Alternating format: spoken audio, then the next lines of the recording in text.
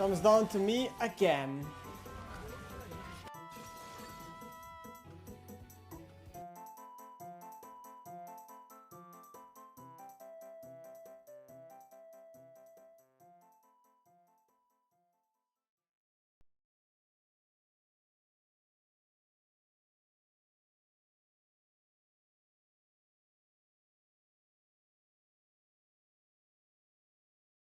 Greetings from Chile. How you doing, mate? What time is it in Chile?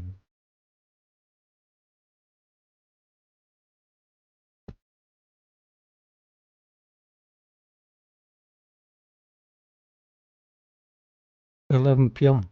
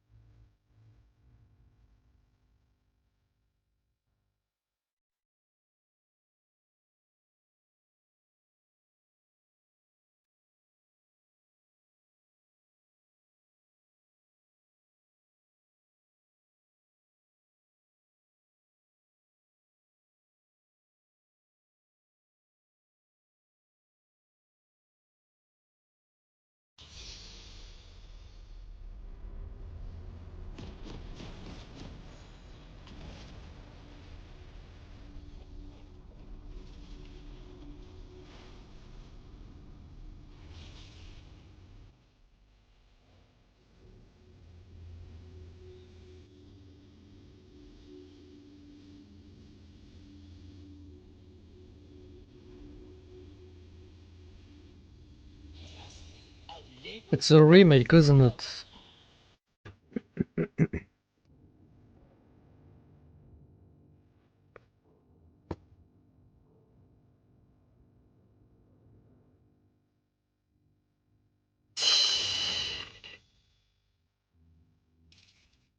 Now you see me.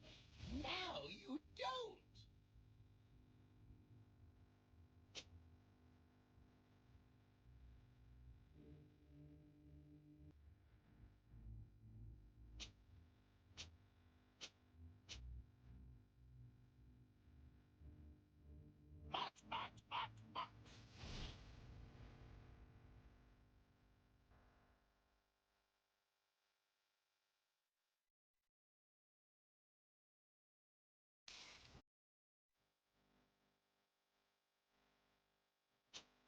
The joke's on you.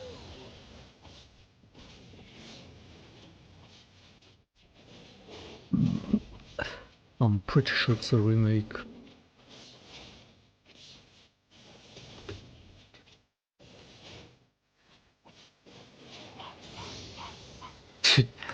Dude, these 80 carries, I swear to god. Oh, 80 carries so weak, there is no good 80 carries. But then every game it's at least 2 80 carries on both teams. Or my 80 carry mate, top. This will be 80 weak in it. Now at this point 80 carries are easily more whiny than top laners even. the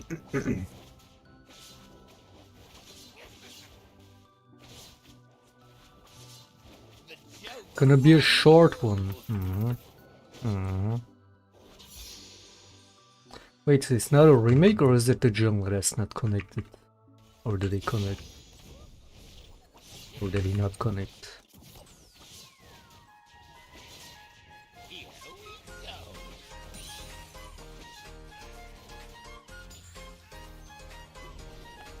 I actually wanna play mid lane again, man.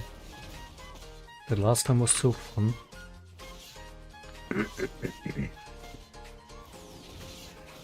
Even though I don't really win with that because the jungles that I get are just always fucking... You know. It's just... Whenever I'm not jungle, it just always turns into jungle diff. And when I am jungle, it's always team diff. I mean, it's... Can't win. But at least, like... Mid lane shaco is more... It's playable. At least we have fun. It's never really about the win, as long as you're having fun. Also, it's not a remake.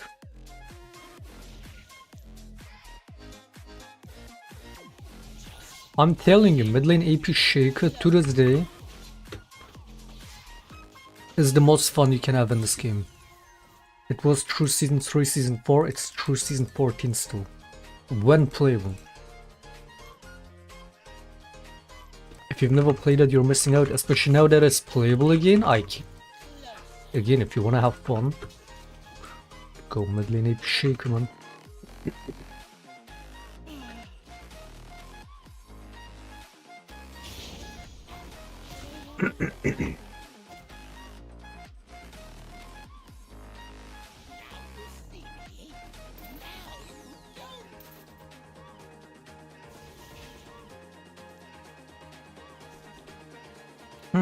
Do I take the free grump or do I go... Wait, she's a recall. Yeah, no reason to force, to be honest. What is this guy doing? What the fuck is your problem? How do you even know? Ghosting? They're buffing Black Cleaver. I saw the change of them removing the 1 millisecond delay, whatever the fuck. Is that what you mean by buff, or is there more? Joke's on you.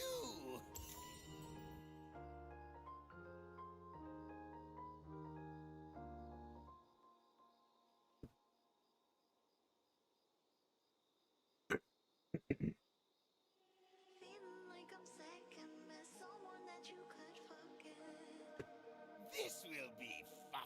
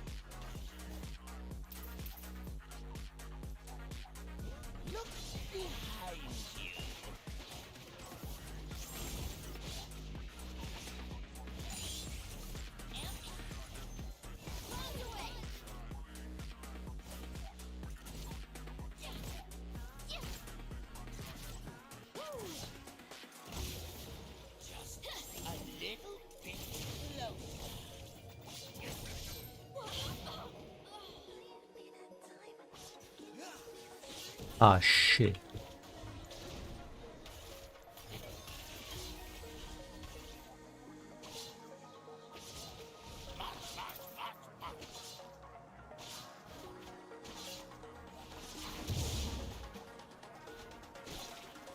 Why the fuck is Riot Games?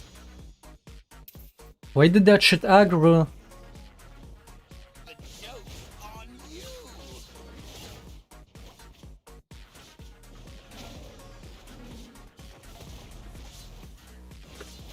Get there in time? What do you mean in time? They caught me on the Grump, so of course he's gonna be over there taking my Grump. Here we go.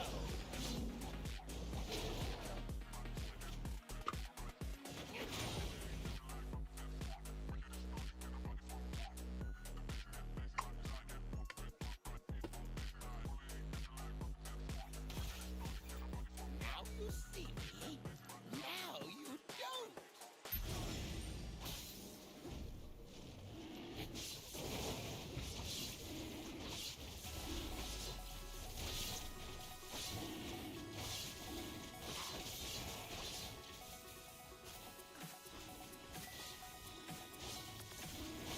Always, fucking always.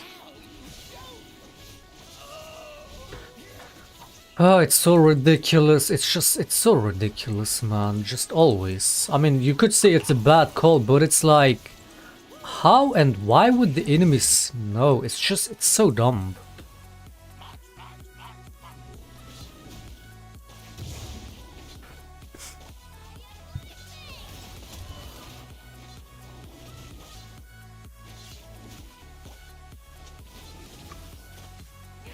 Whenever I go to this bot lane, they recall. I mean, that's typical. My team always sleeping. That's the usual. But how do these enemies always know, man?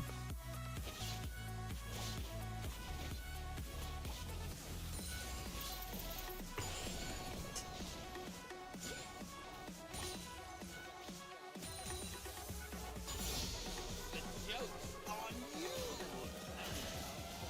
Same for the kid on the Grump. Like, fuck off. May the tides be at my mercy.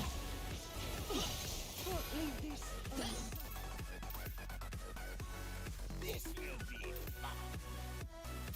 It's like my team most of the time doesn't even have a minimap. Meanwhile, enemy doesn't just have a minimap. You see everything on the map, always.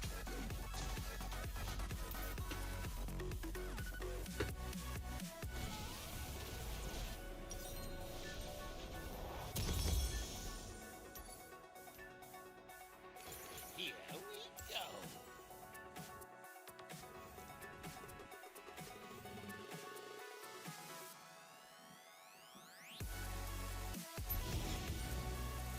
We lose grubs too, nice. A little bit slower.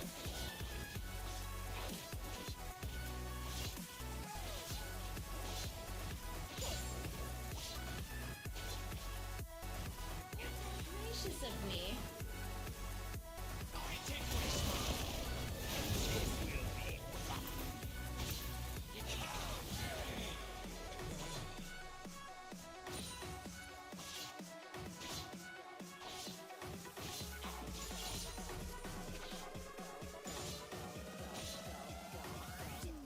Now you see me. Now you don't.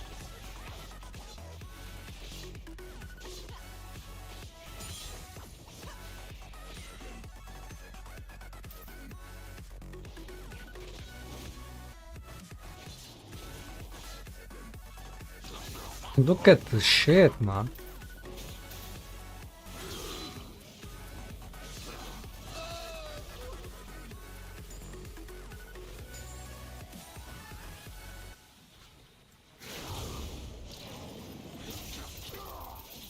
The joke's on you. Burn it up.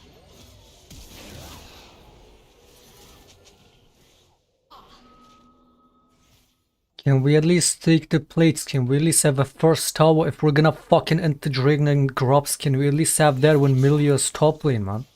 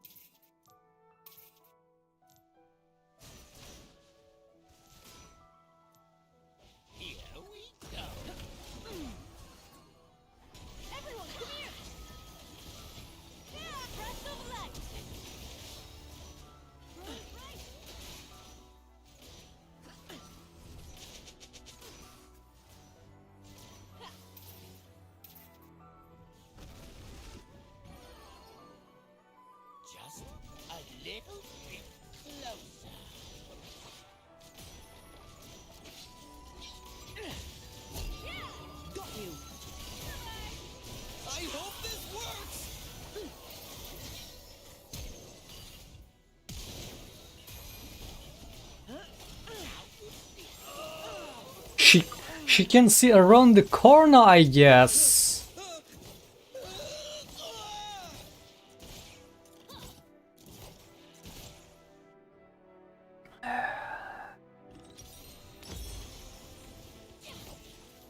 I've been more present on this bot lane than my own bot lane, let alone on the rest of the map.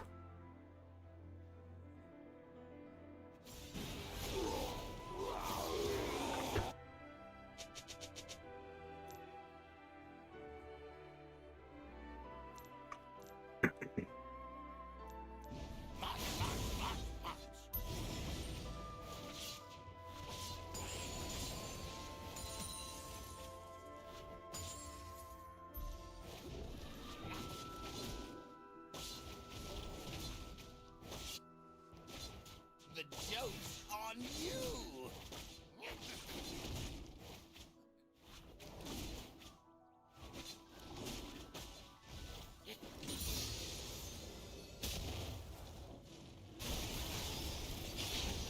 Surely we don't die to that 1-5 Caitlyn, right? Surely.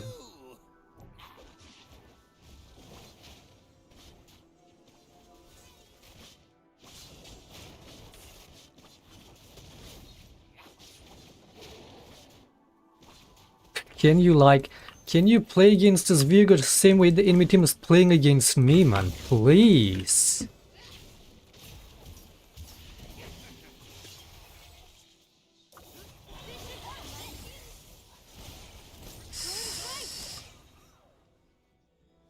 Here we go. Eat this. I got you.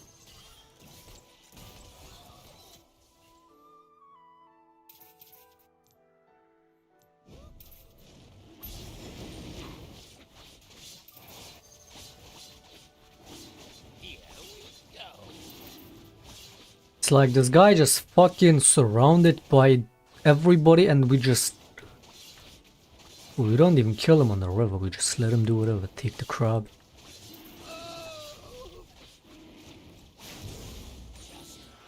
Quick, quick. Running on empty.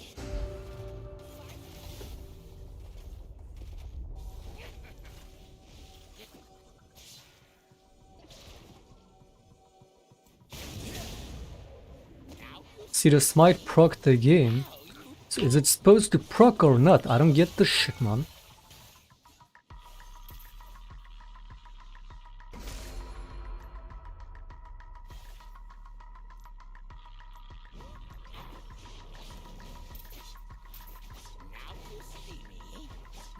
Because I saw they fixed it this patch, because before this patch it wasn't proccing half the time, if not even more than half the time. But I saw it bug again, or just not proc when it should.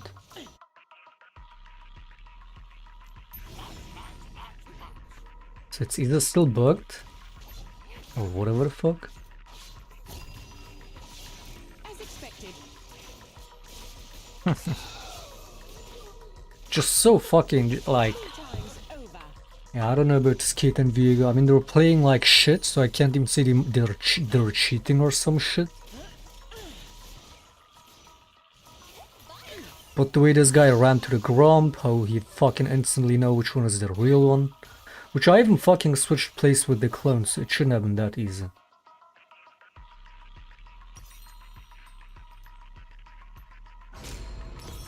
The joke's on you. We let him have Herald, why not?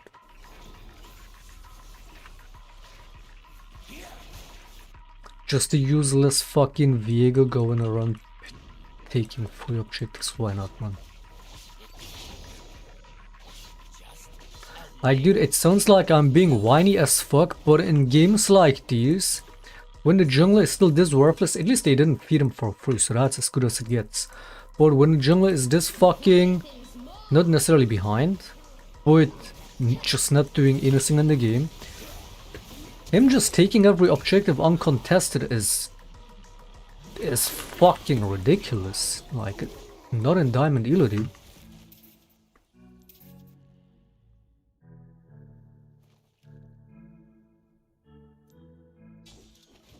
Here we go.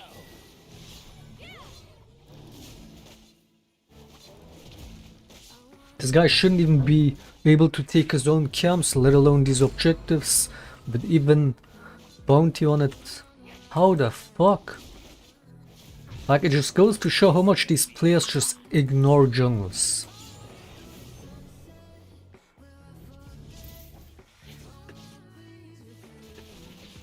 On Isa team.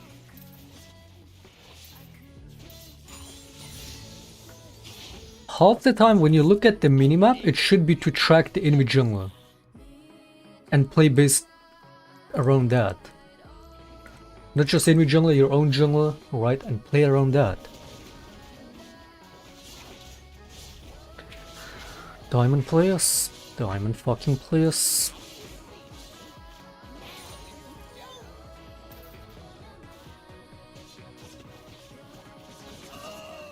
If it's uncontested, take 2. But what? Take 2 what?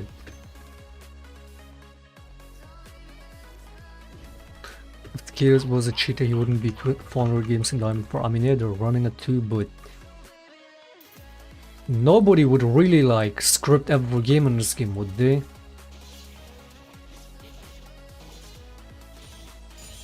If they were to script. Because you would make it way too obvious if you script every game. But I mean, yeah, it's unlikely that she's scripting. It's just these kind of moments is so dumb, it doesn't make sense.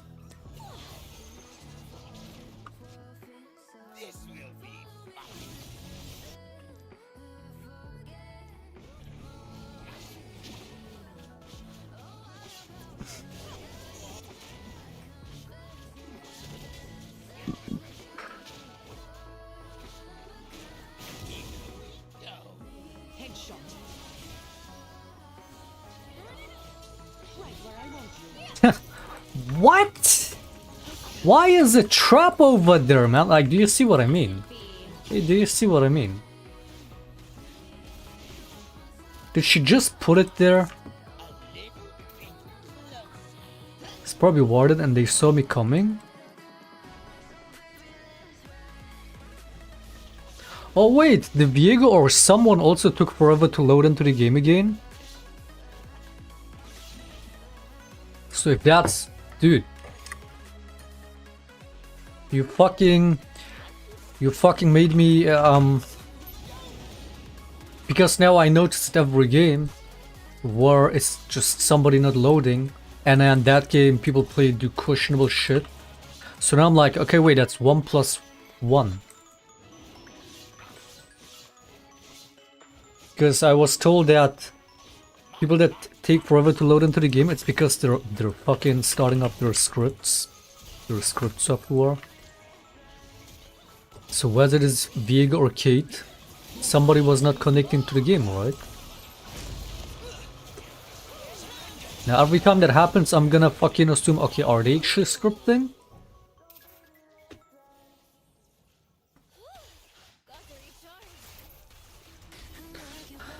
I mean, we will check the replay on this fucking... the Kate and Viego. Again, it's absurd to say they're scripting, the guy is 211 on.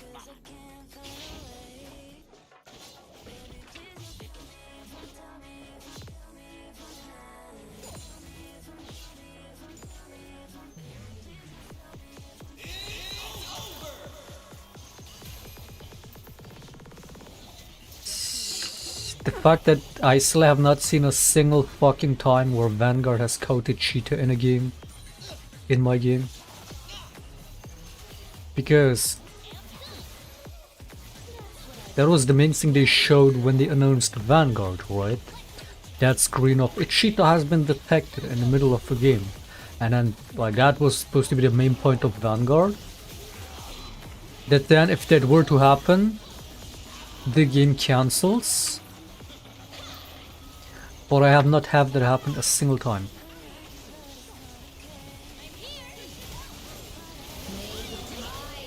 Someone said it happened in a Tyler 1 game, isn't there? Like, isn't a video there on YouTube about that? Sure. Wait, let me actually search.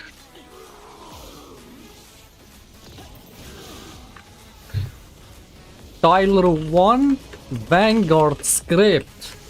cheater.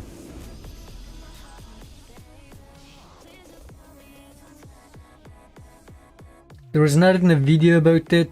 Someone said it happened at least once in a stream. Surely someone would post it.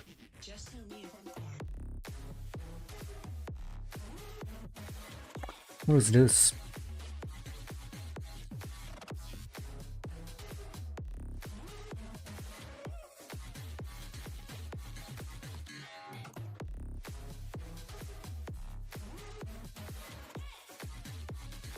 There is not even a video of that, man.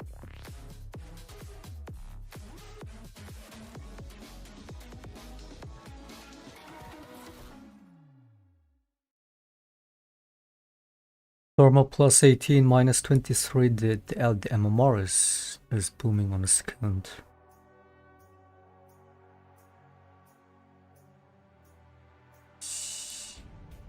Tyler War. Right. Right.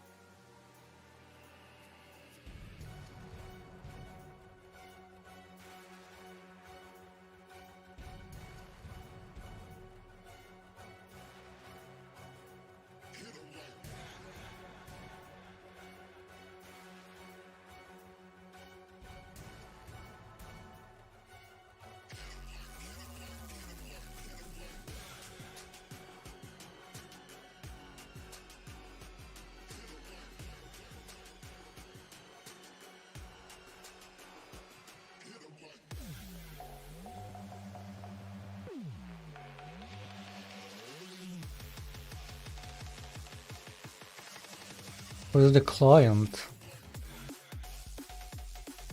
Oh wait, I switched scene, right? Am I dumb?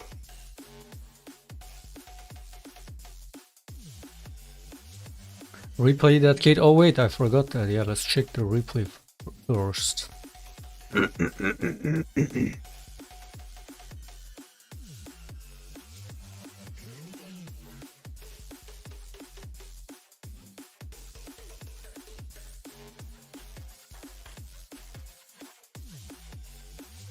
I mean, same for the dragon. Like, dude, it's every game, man. They just, whenever I go for dragons, just the enemies always sprint to it with no vision, no nothing. It's every game. It's like, is that really the players being that good? Is that it? They're not ghosting. They're not like cheating of some kind. It's just them being good, I guess. But yeah, there's Grump here too.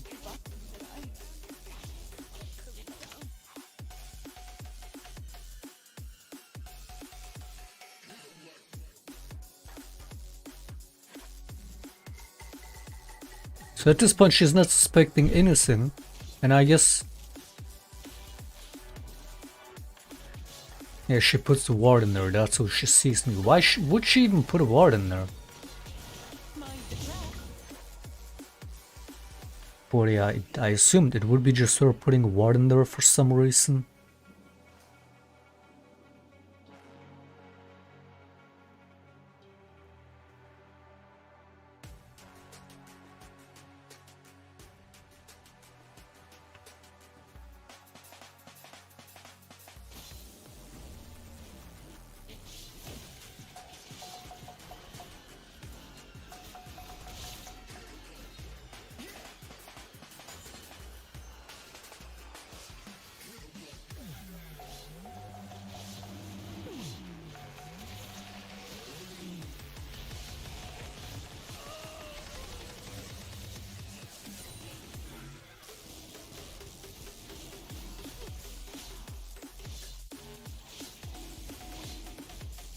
I guess I'm just that unlucky, man. It is what it is. It's just wherever I go, just enemies always show up at the perfect time. Always, it is what it is.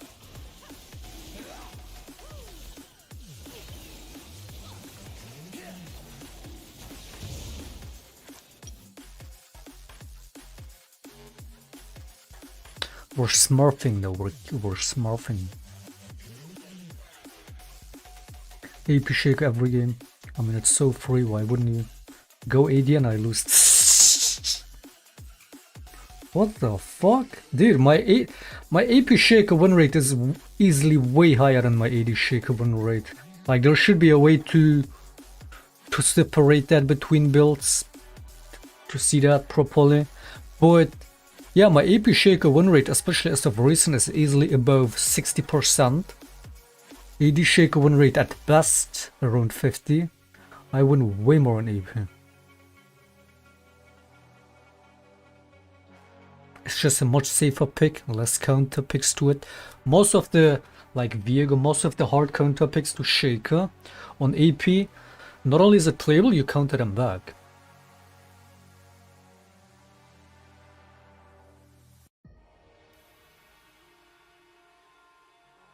This scripting montage. Somebody said this is the Zeri on my last game.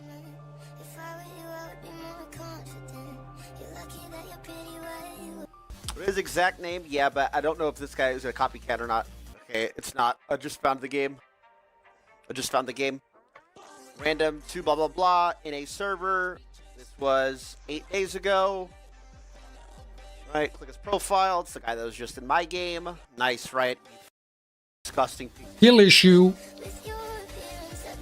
How cringe is this? Right, be This like guy- skill issue. This guy's blatantly scripting on streams against all NA high elo. On He's uploading streams. scripting montages. Like, bro, you like. This is where we're at with League of Legends high. I mean, that's like if you guys remember what I said like yesterday or a couple days ago about it, about let alone scripters, but even like griefers, not just soft inters, hard inters, people that run down dozens of games back to back, losing every game single-handedly, and Riot doesn't even ban those. I've said it, alright. It's their laziness, it's their, you know, degree that plays into it, them just trying to save money rather than spend money. Because doing all this kind of monitoring, which I mean, it wouldn't take much to do it in terms of, you know, even like the most clueless player would see this and say, yeah, the guy's scripting. I mean, what else, right? If he's streaming it, if he makes videos of it, even without seeing the script itself, when you look at their gameplay, most people would be able to tell somebody if they're scripting or somebody that's just actively trying to lose. It doesn't take much in that, but it takes a lot of manpower, resources to always monitor it in real time, all right? And that's where Riot doesn't want to fucking waste money on. And it's the same not just for hard inters, it's the same for scripters. So people can just blatantly script in this game. I mean, we had EOS the rank 1 being a scripter too, right? And they don't even get banned because that's how abandoned the game is. That's so much Riot focuses on automation. They want to automate everything from their entire player behavior system and whatnot. And now with the Vanguard, just let it all be automated. I mean, one good part of that to make it automated is that it removes the bias aspect. Right, that way a Riot they can just go around target banning people they don't like, as they have been with many players, myself included. But yeah, the downside of it is that a lot of times these kind of players don't get punished at all because there's just nobody fucking ultimately monitoring solo queue entirely. Be it about hard griefers, be it about scripters.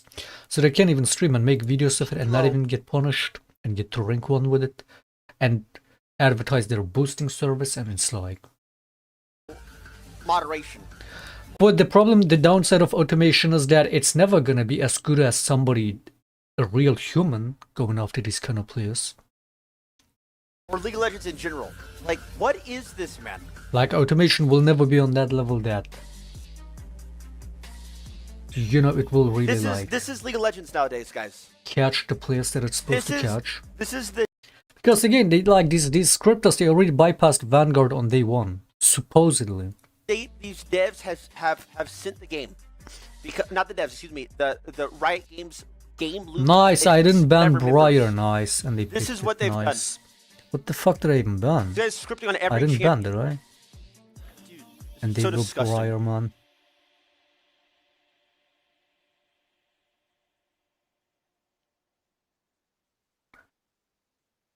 Only in League can somebody blatantly script and win trade games and not get banned. For hundreds of games. Hundreds of games.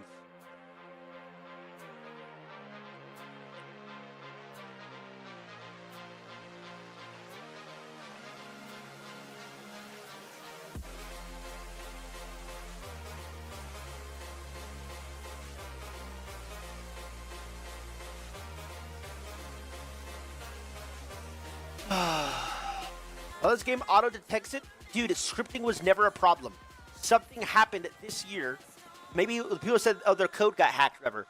But bro, something happened and it This is season 13, by the way. so long. There's so many scripters. Like whatever. Bro, before you have to at least hide it. That guy is shamelessly uploading videos like that, doing it perma. Like I could tell instantly when he talks. Where do they get the scripts from and from what website? And how do you download them? I'm gonna report it to Riot. So in case you missed, I sent Only in League, man.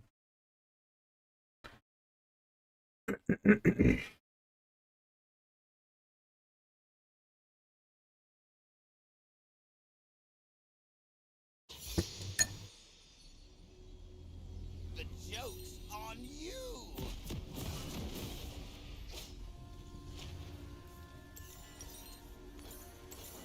Yeah, this one is gonna be fun.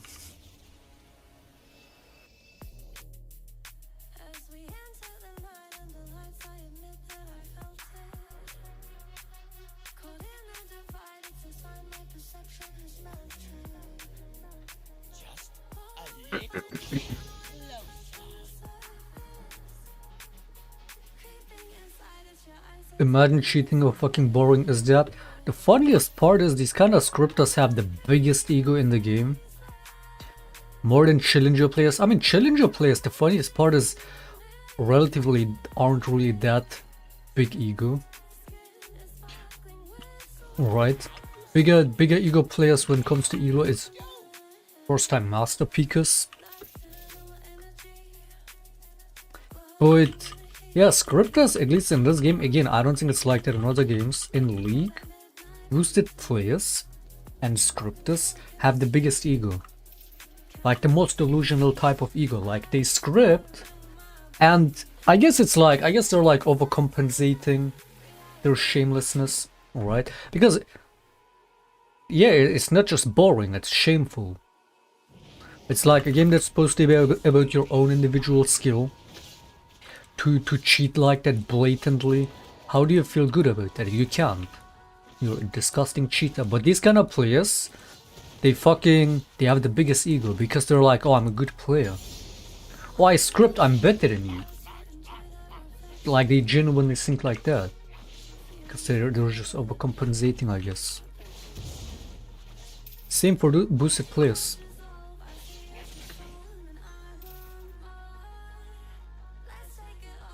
They will be boosted from silver to diamond, 40% win rate, run you down, you flame them, and they're elo shaming, they're like, I'm better than you. Look at your win rate, and they're like 40%. Dude, it's, you see the most insane fucking players in this game. Oh yeah, scripting is boring as fuck. And just fucking stupid. But the funnier part being, they just have the biggest ego, man.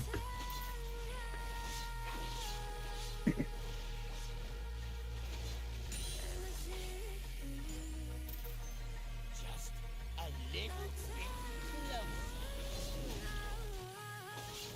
Scripters have big ego because they feel like they deserve to cheat and that they are good enough. Yeah, I guess, yeah, I've literally talked to scripters, yeah, they kinda like talk like that. They think that, oh, but scripting is part of the tryhard. If you want high elo, you gotta script. And yeah, they think they're good players because of that.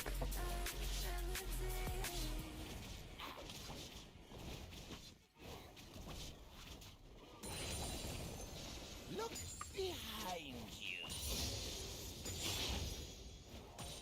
I mean, when you start scripting, you just admit you're a shit player, but these people just, like, their mental is just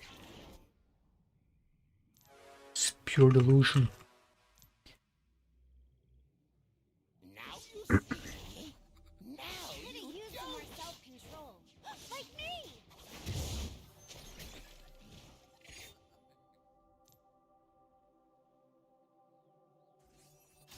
2 kills on the Briar already, nice. This will be fun.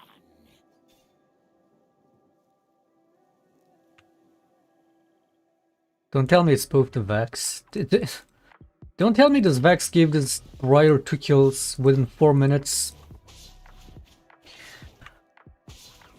It is. Nice. Fucking dude, it's so disgusting. We can go next.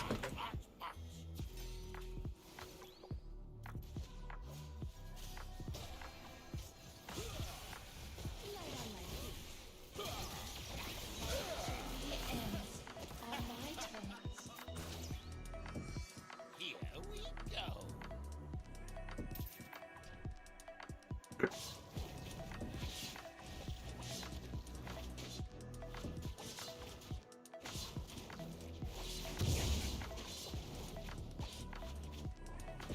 The joke's on you.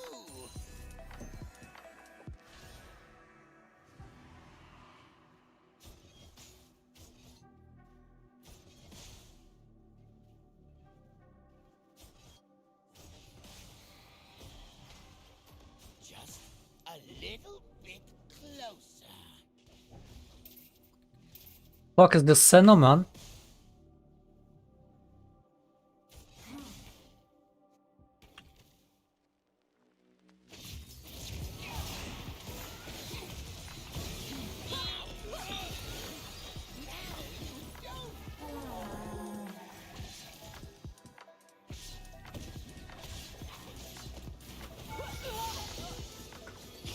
What I leveled my character. Just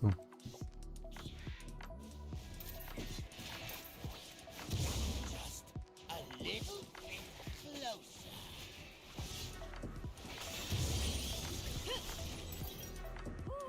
Oh god.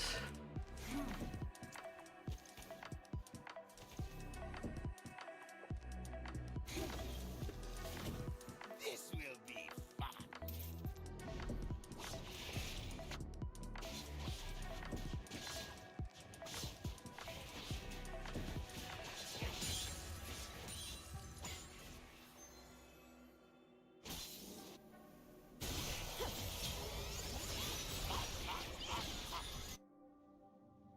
Team, I got an idea. We should give the Briar more kills. Team, I got an amazing idea. We should feed the Briar even harder. Let's go, 1 kill per minute. Let's do it.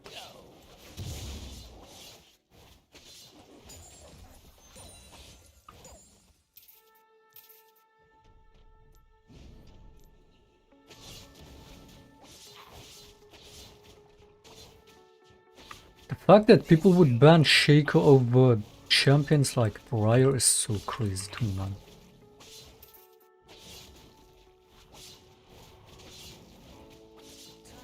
As a programmer, I mean, is that what you're gonna say, that you should be proud of scripting as a programmer? That's the only time where it would make sense. Yeah, if you program the script yourself, at least you can be proud of your programming skills. Sure, you're still a disgusting, dirty scripter, but at least you got that. At least that's a skill you can brag about. There's skill involved when you program it yourself, but most scripters don't. They buy it on some random site, and then they think they're good players and they get ego. I mean, I've made this argument many times before. The only time it would make sense to be a proud scripter is if you programmed it yourself.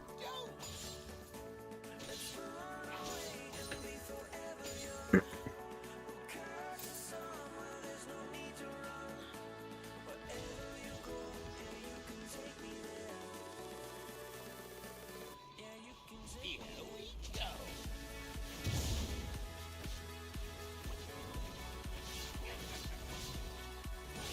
we go. Lost trading too nice. Soraka popping off, Soraka popping off.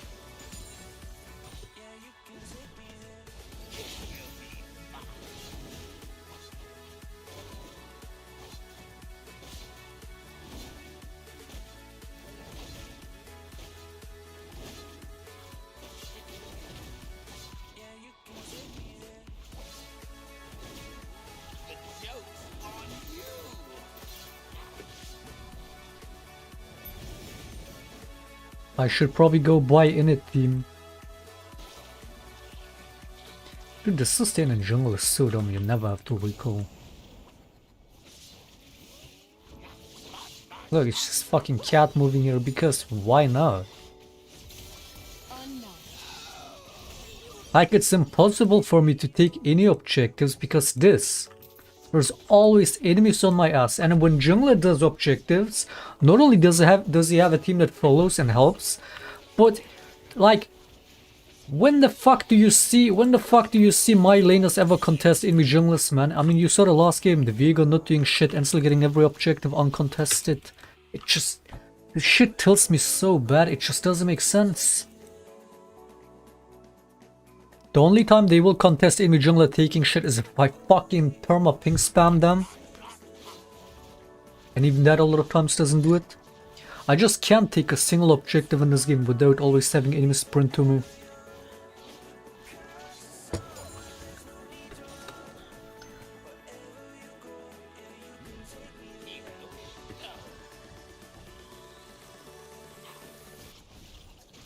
Team diff, it's just always team diff. Okay, nice.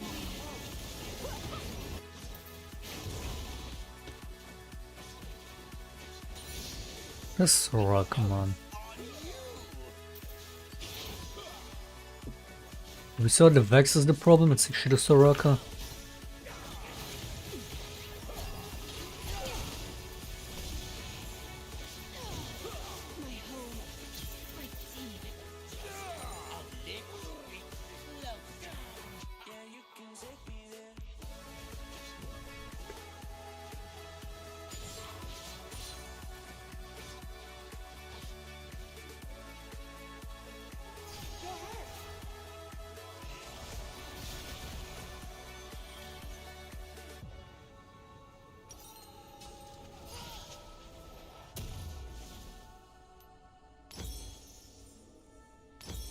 This is why you lose, Shaco, because you never buy items.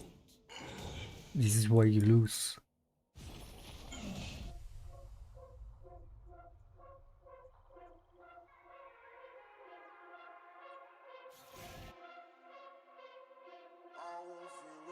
Banger tweets, bro, thanks, mate. Can you like all them? Can you like all the tweets? I make the funniest tweets, I swear. Since people most of the time don't get that I'm just never being serious.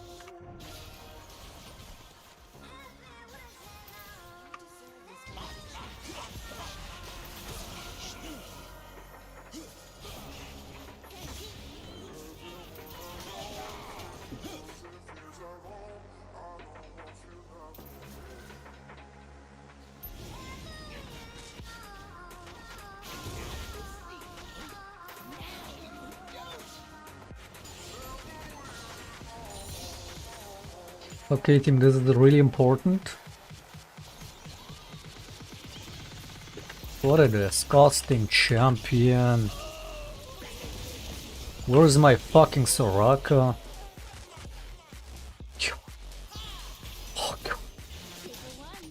Oh god.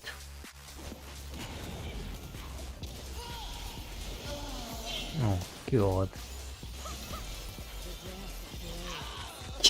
Get me out, get me out, get me out. This guy is win trading, isn't it?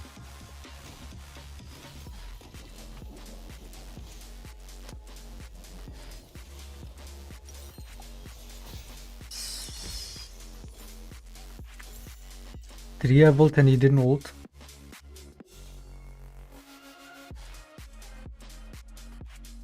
The joke's on you.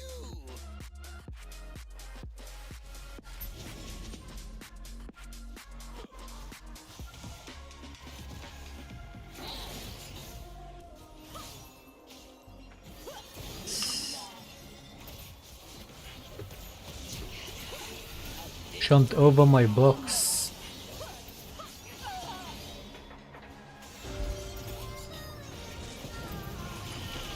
Can we just go next?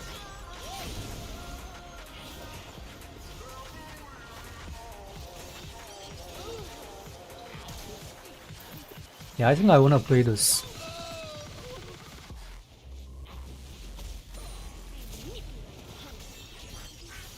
I think I wanna play this, man.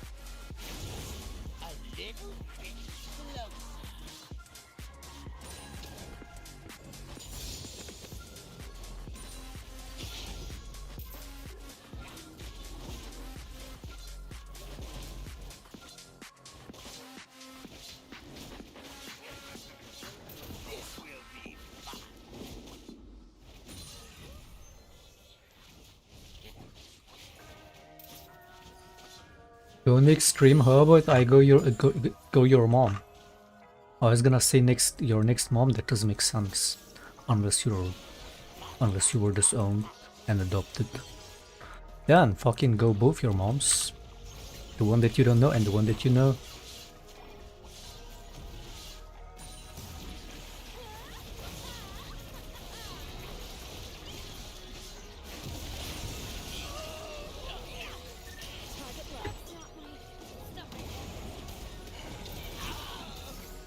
Tank, by the way, he's a tank. Dealt as much damage as the disgusting Briar, but he's a tank.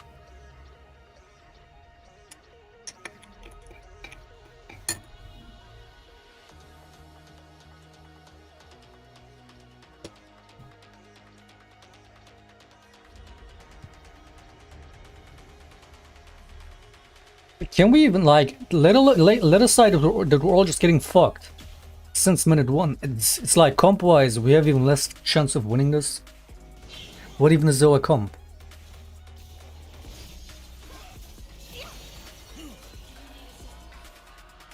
This was already lost in Chem Select.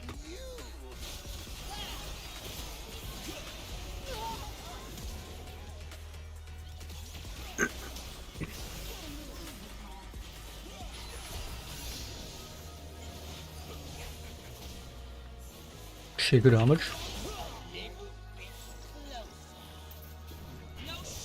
What the fuck? What is... I have no damage. Like, I actually have no damage. This is so disgusting, man. My home. My team.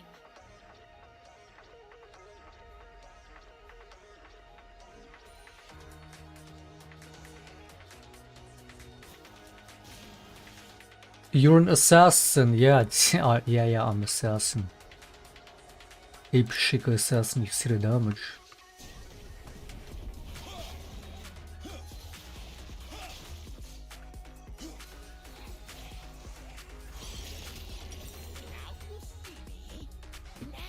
Ape Shaco assassin used to be a thing with DFG.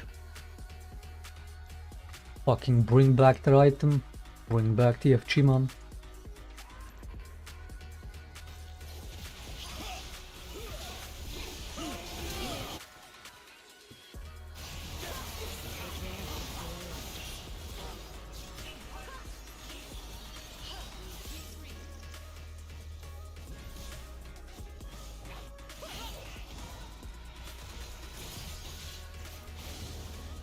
Okay, so Smite always procs now, so they fixed it.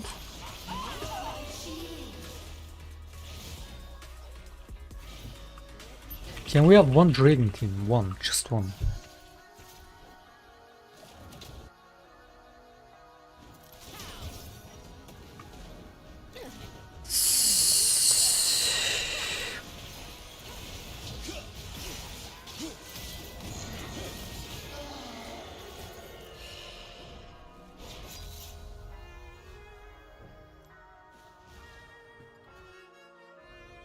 The joke's on you.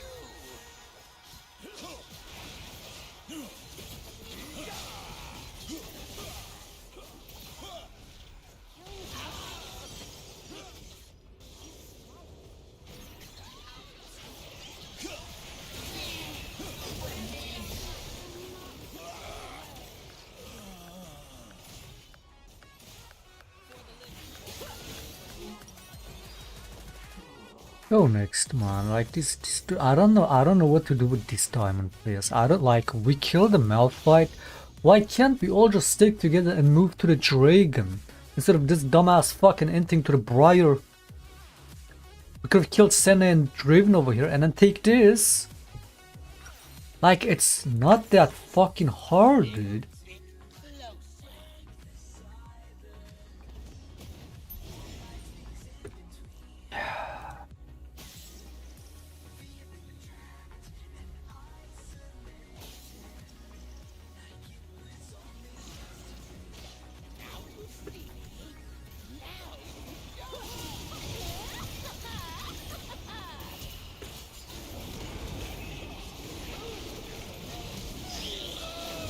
Nice. Is my fucking mouse bugged? What is going on? That E went on a Senna. The E went on a Senna, dude.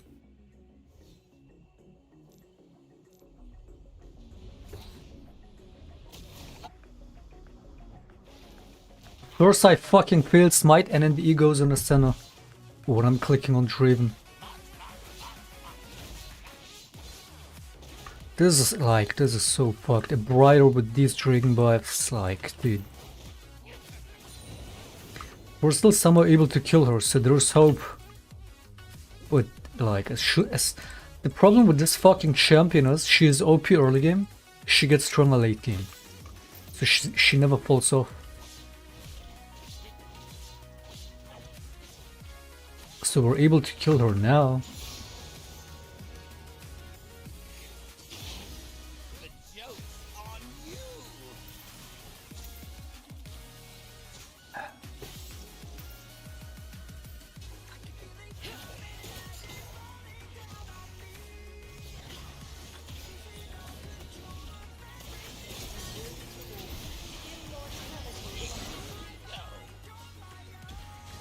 I can't.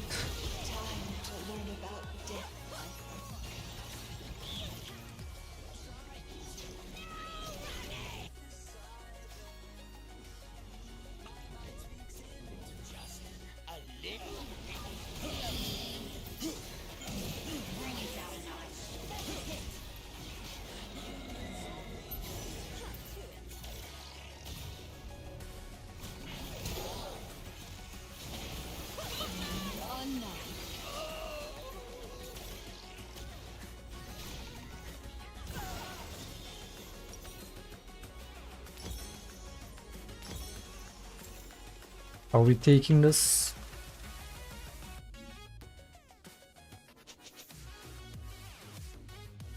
What is Briar's fucking win rate?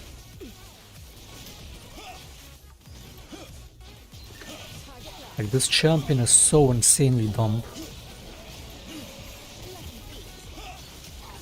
5.9, 8% win rate. Meanwhile, a ban rate. Meanwhile, Shaco's win rate is what? 20+%.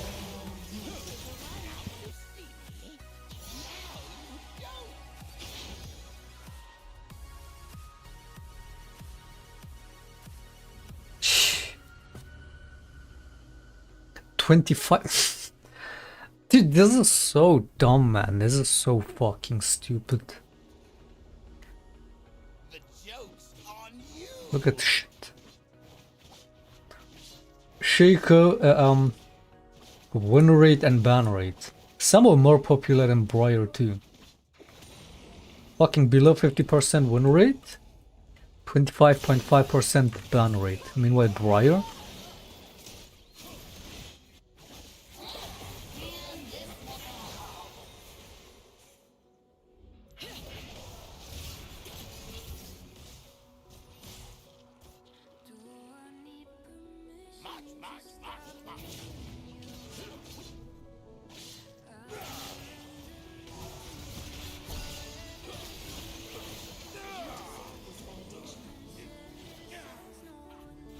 Shaco has more than 3 times the ban rate of Briar, while being low win rate.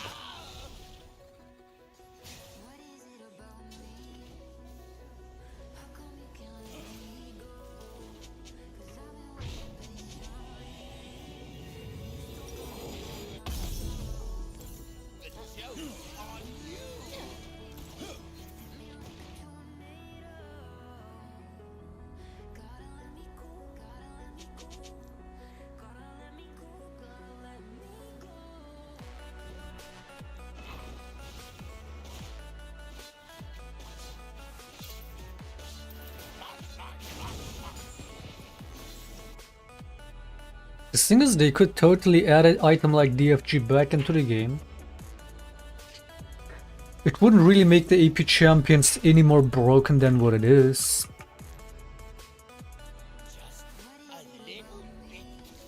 It would make some other AP champions more playable again.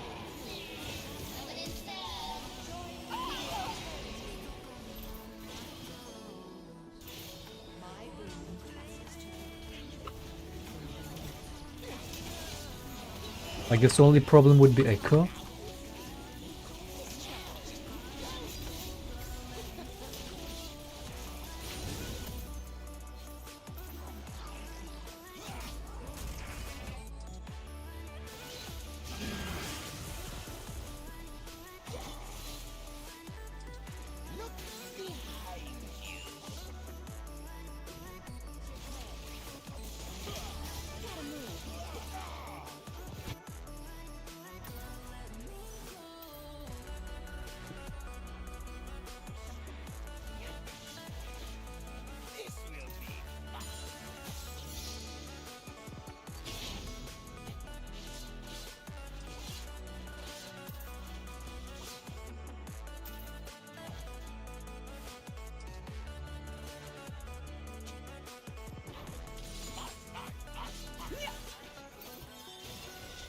What the fuck? I came out of that ultimate with 60% of my HP gone. And she didn't even ult yet. That is so fucking disgusting, man. 560 from items, 200 from runes. What item? This is so dumb.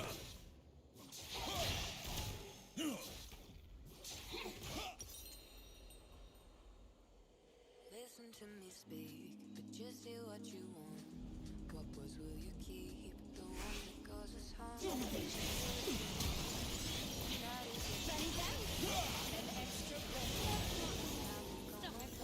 Good thing this Briar is not very good, man. And I guess my team is performing. Pantheon is always handling that actually.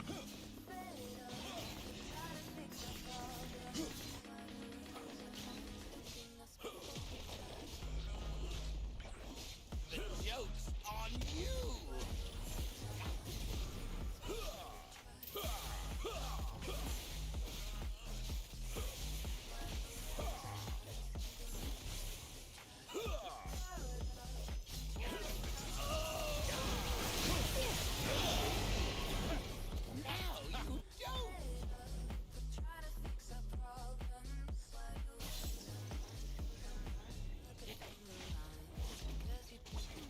Rip.champions. Oh yeah, they're nerfing Fated Ashes.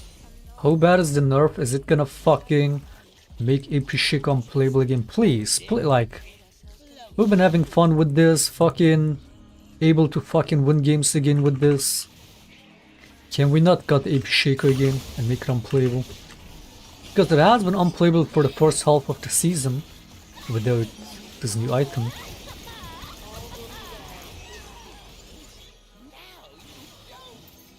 But they said Fated Ashes nerf, not Black Fire, not this item nerf, so that item will still be the same.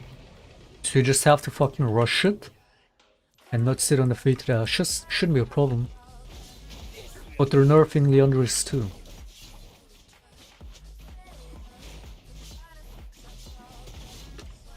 Maybe I go Malignance instead then if the nerfs are big.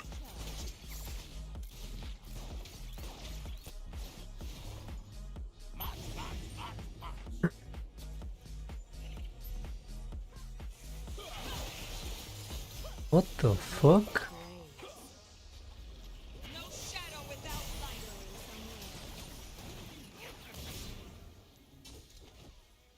Here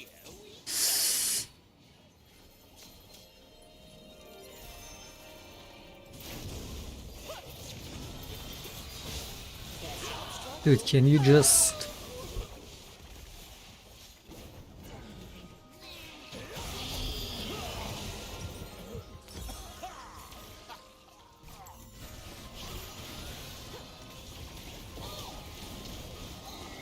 Any adults in the chat? Mate, do you really think I have any kid viewers with this type of content, with this kind of commentary? Do you really think I have any fucking, even people below fucking...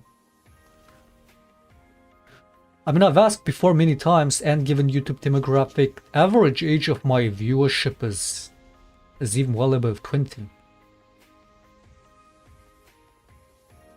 It's like what, average 2022? 2022?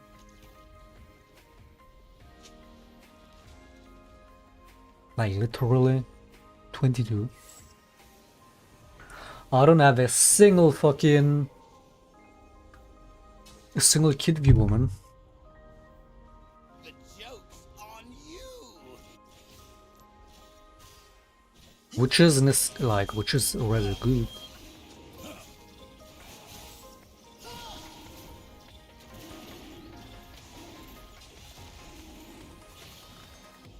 Just a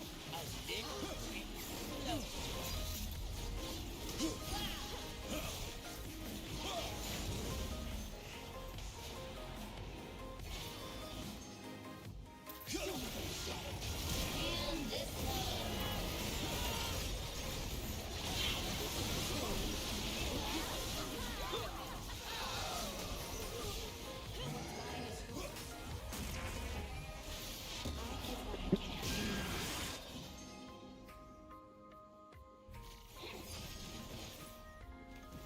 We're high-earning, productive members of society, not kids. Yet you never sub to the stream. How come?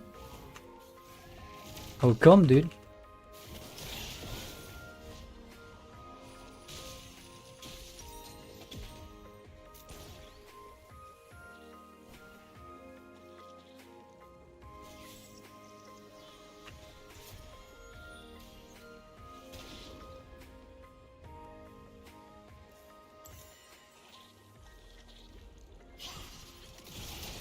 No, dude, I couldn't be streaming to kids. I couldn't.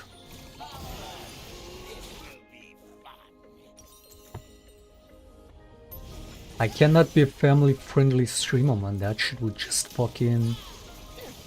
Like, that would be unfun as fuck. Too low energy, I mean, yeah, that too. Gotta be fucking perma-high energy and always watch your language. I could never do that. And then having to like deal with those kind of questions children would ask on a stream, which like couldn't even get to talk about the kind of topics I talk about on my streams.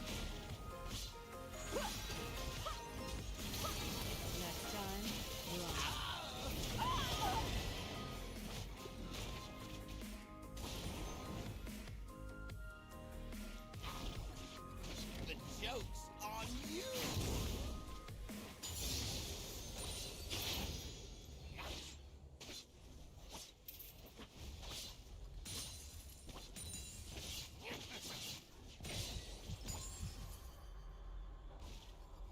Just a little bit closer. Thingy.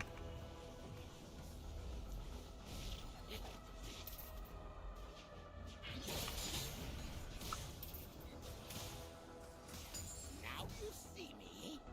Now you don't.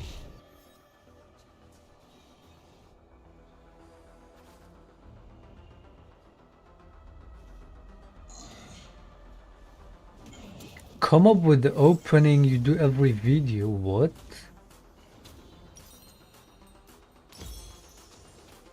That's exactly the kind of shit I can't be doing. This will be fun.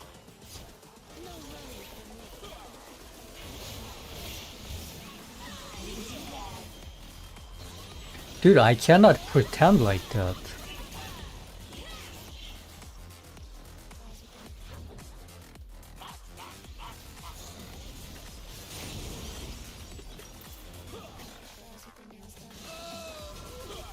Like, I don't like it when I feel like I'm being fake.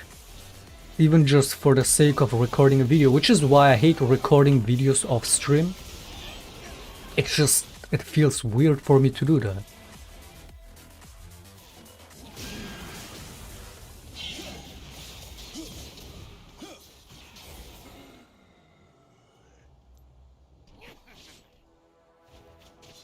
Just a little bit closer.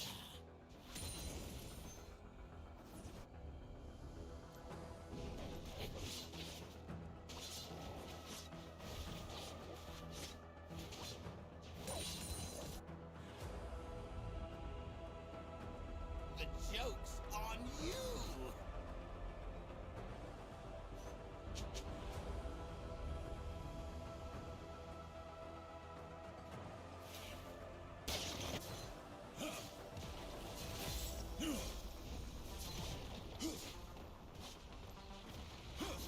Just a little bit closer.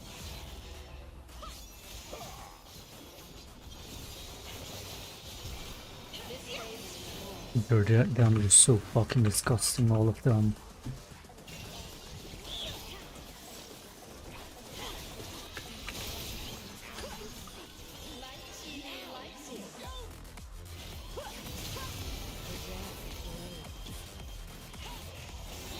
Is my team following? We have so much heal though. We got the double script bloom, we got Soraka. Does that stack? So if this were to proc twice on 2 players, do you still get both, like the full heal on both?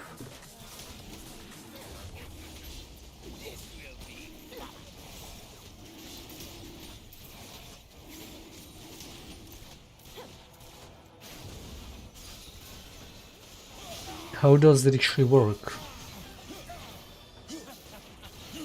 Let me aid you.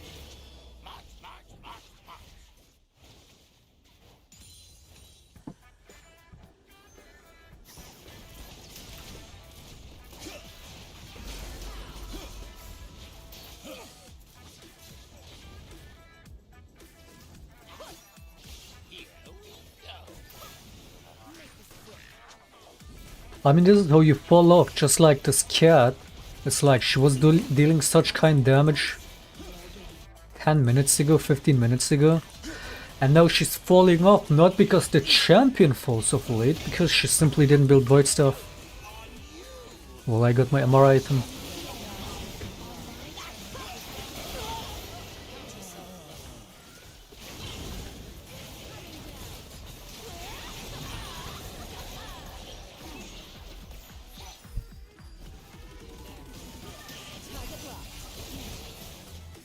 Most broken AP item. I wouldn't say it's broken, but it's a good item.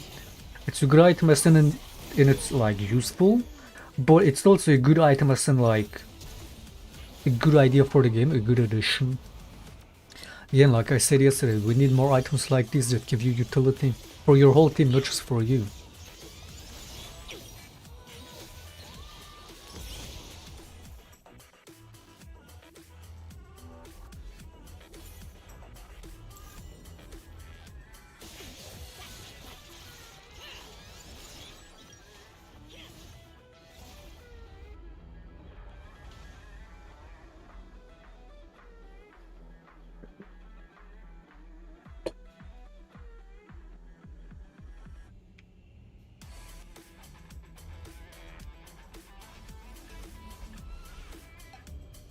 Just a little bit closer.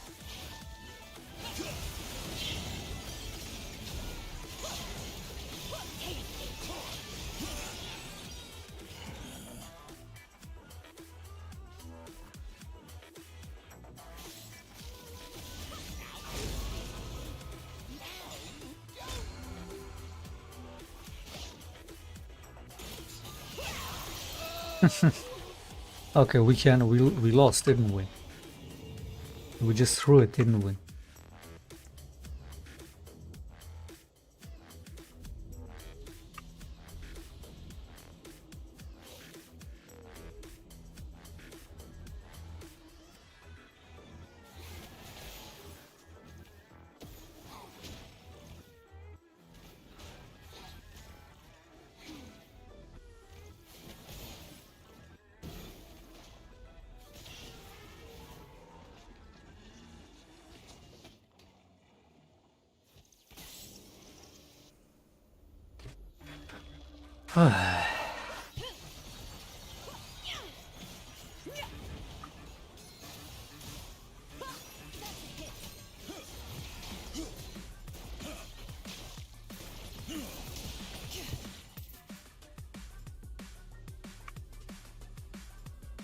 This will be fun.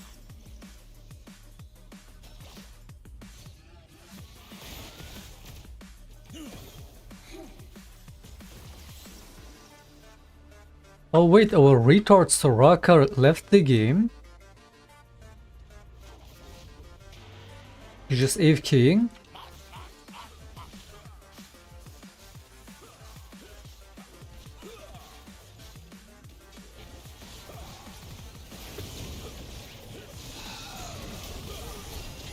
Is anybody attacking this Raven? You fucking retards.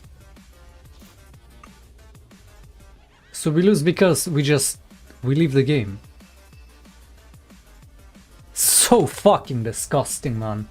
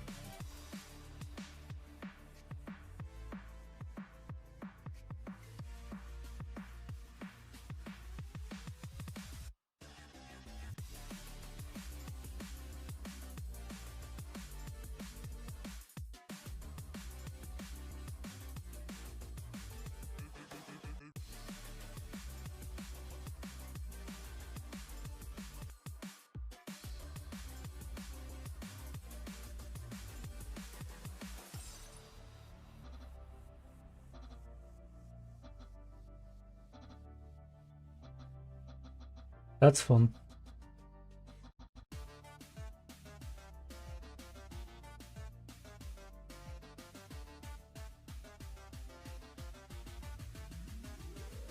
Yeah, I love losing a game at 40 minutes because of a retard support rage quit thing. I love that.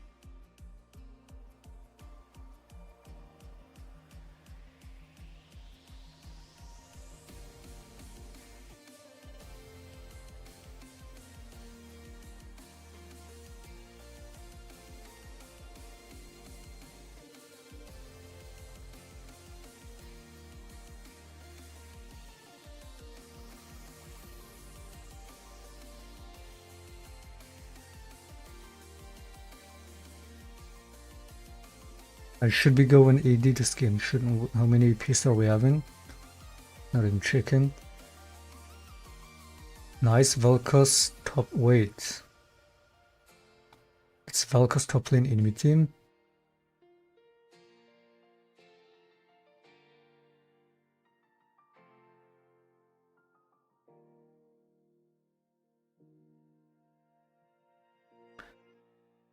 Surely a Fiora doesn't lose to a Vel'Koz, right? Sure.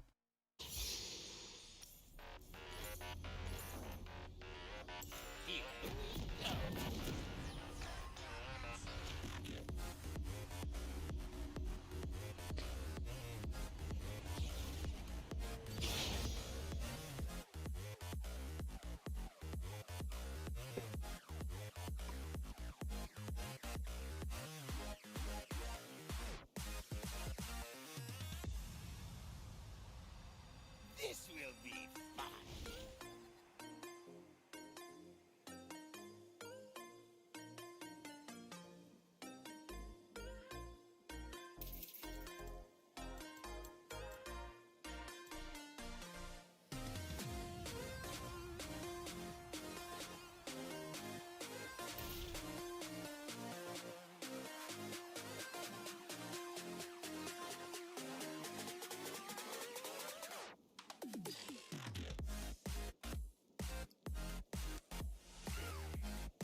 Yeah, I should have gone AD. Now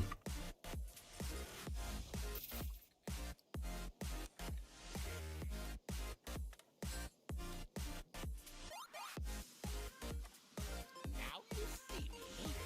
Now you don't.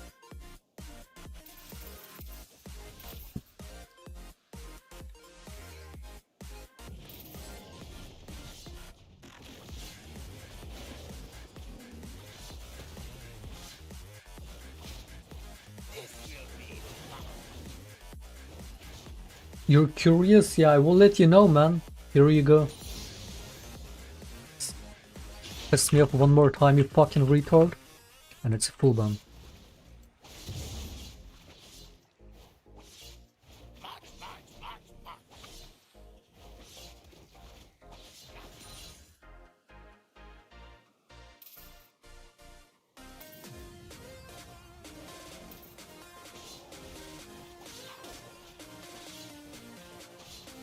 Now you see me.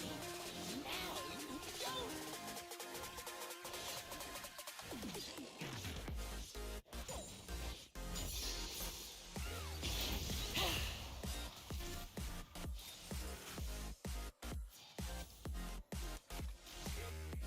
Just a little bit closer.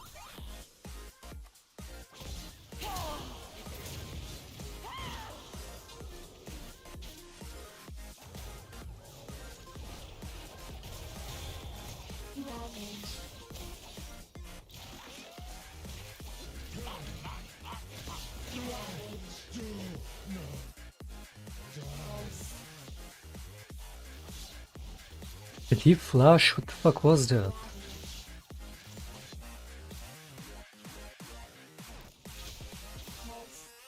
The joke's on you.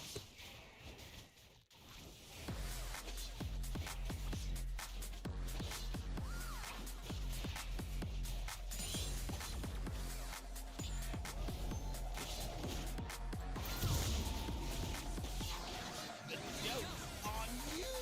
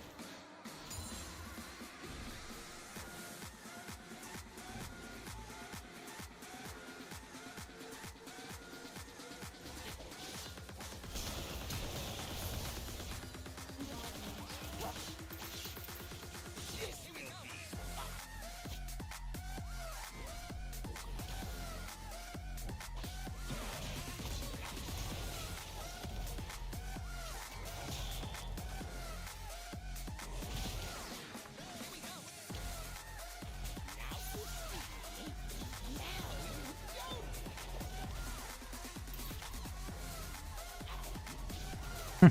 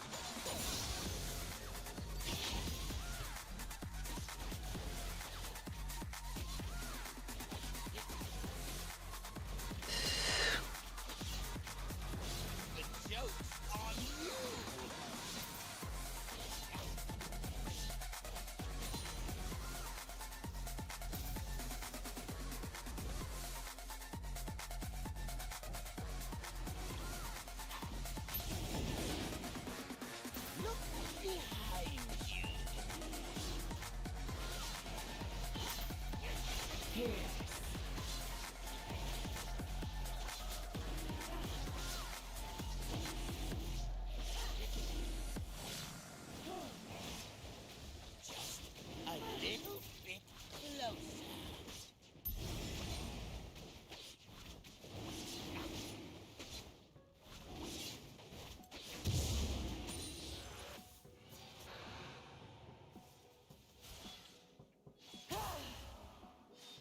Here we go.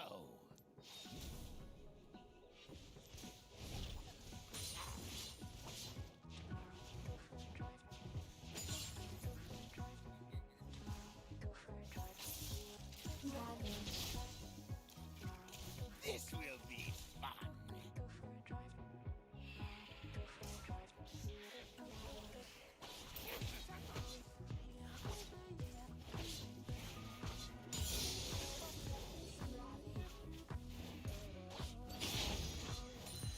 Now you see me. Now you don't.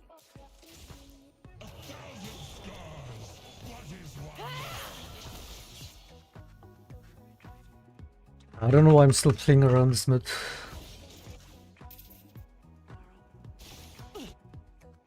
Just a little bit closer.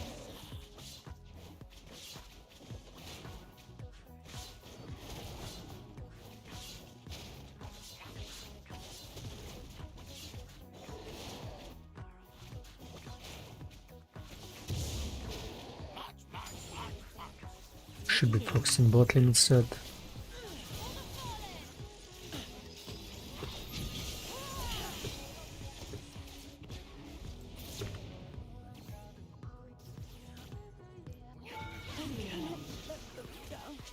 The joke's on you.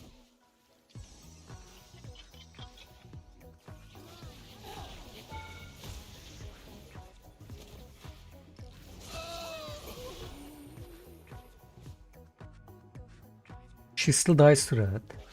How? What a bomb. Here we go.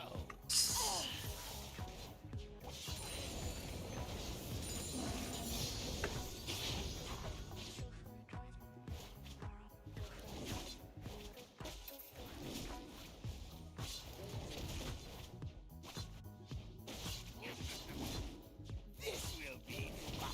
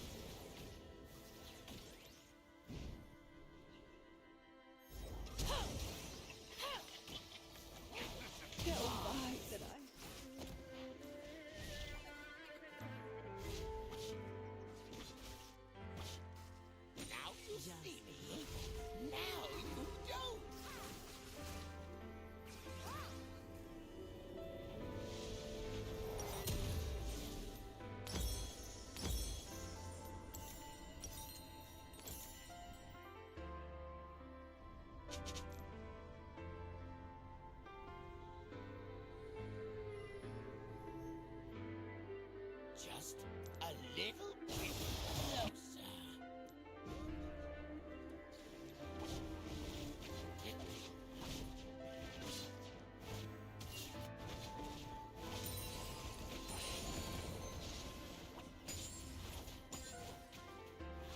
March, march, march, march.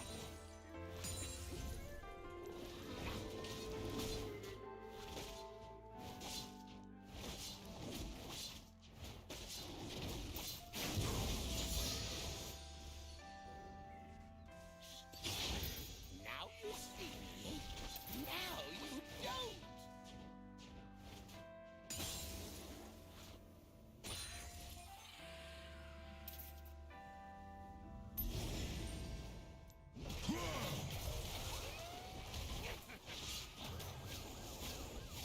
March, march, march, march.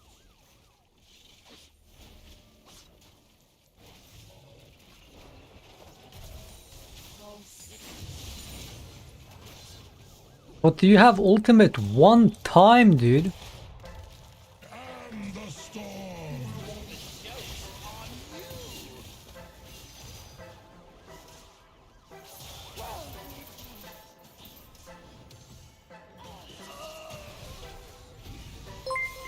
This mid lane diff is insane. $1 for a rope to Saraku at previous game, kissing face.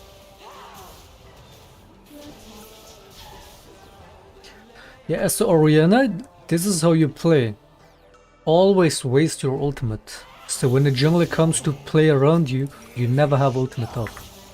This is how you play. If you play Oriana, do it just like this guy. Always waste your ultimates and then be fucking useless in the fights, in the actual fights. Good player.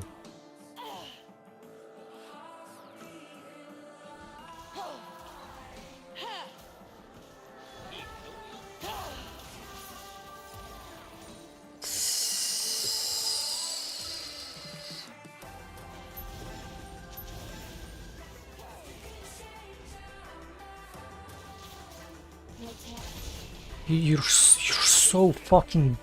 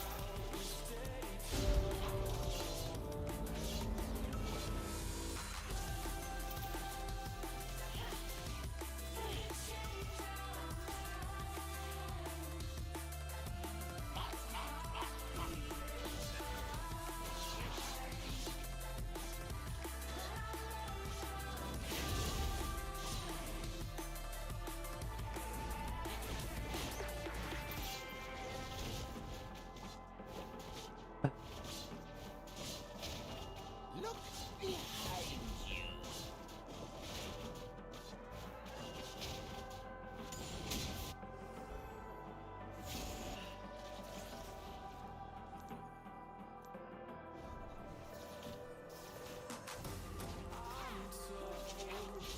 The joke's on you.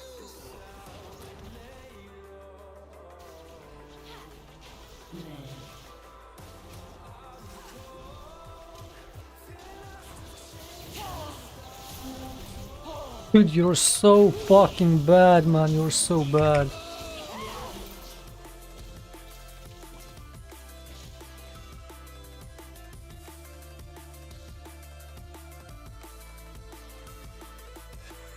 That's not a flame, by the way. That's observation.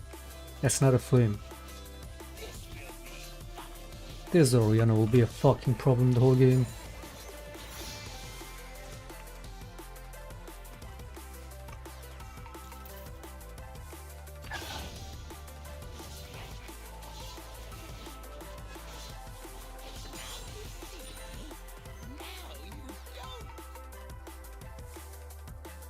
Dude, it's humanly so impossible to not blame players like this. It's so impossible.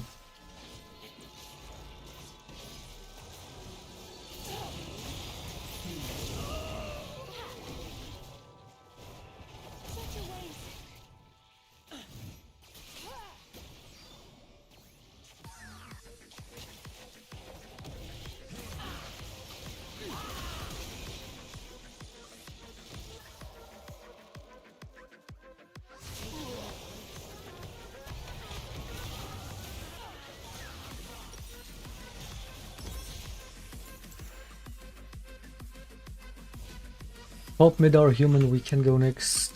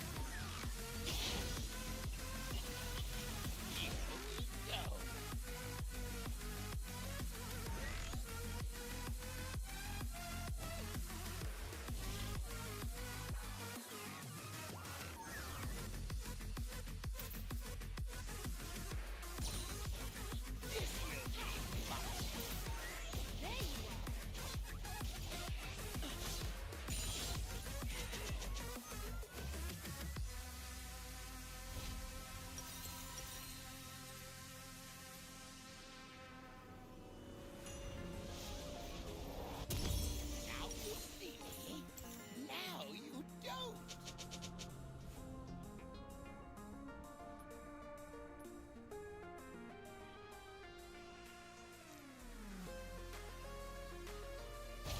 I'll get you.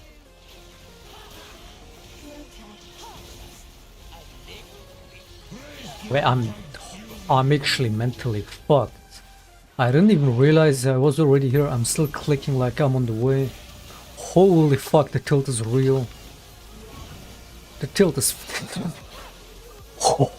yeah, I'm gonna need a break after this. That last game tilted me so fucking bad, you can tell.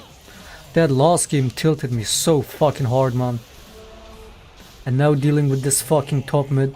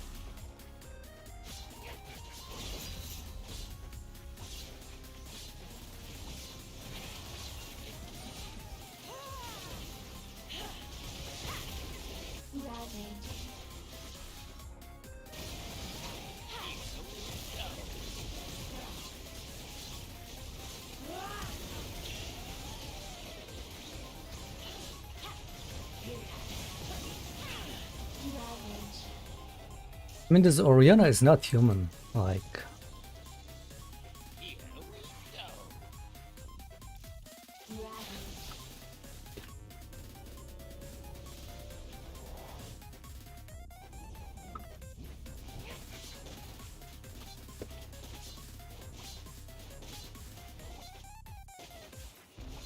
oh, now the guy is running it.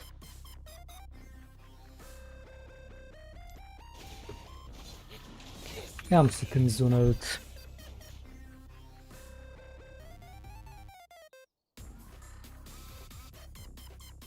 Unworthy of getting carried, unworthy. Now you don't.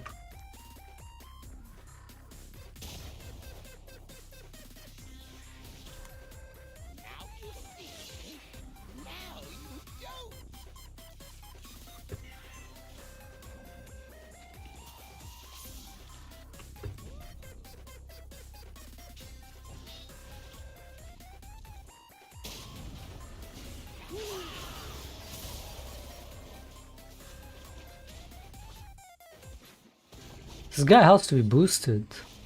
This has to be boosted. This creature.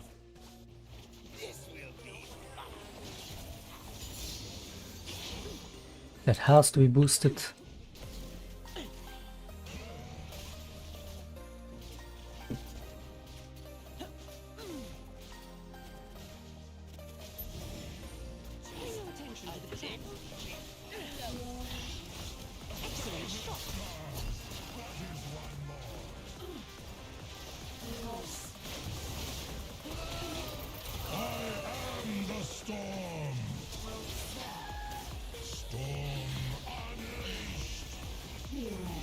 I'll get you.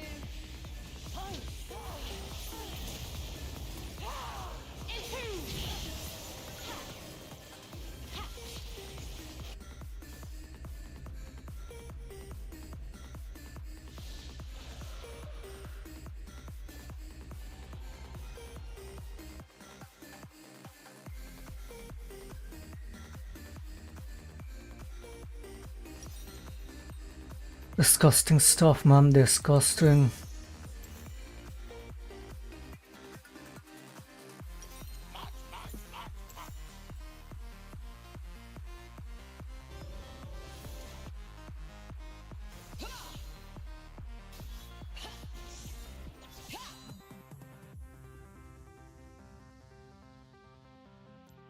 The joke's on you.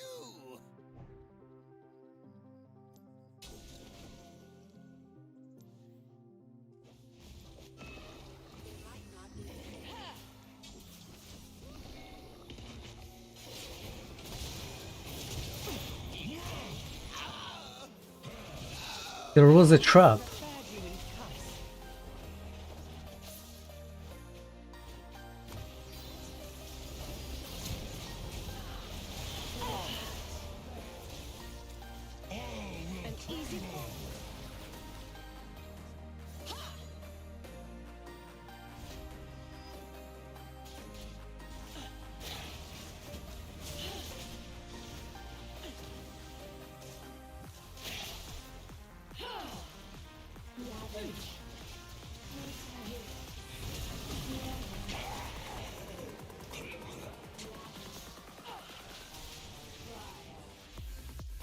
Target marked. Exemplary. Boom. Headshot.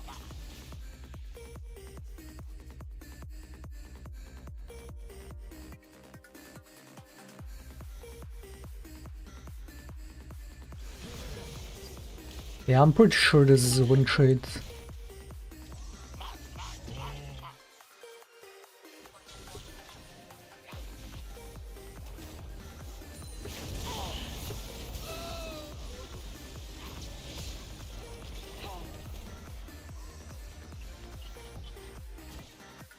Now you see me.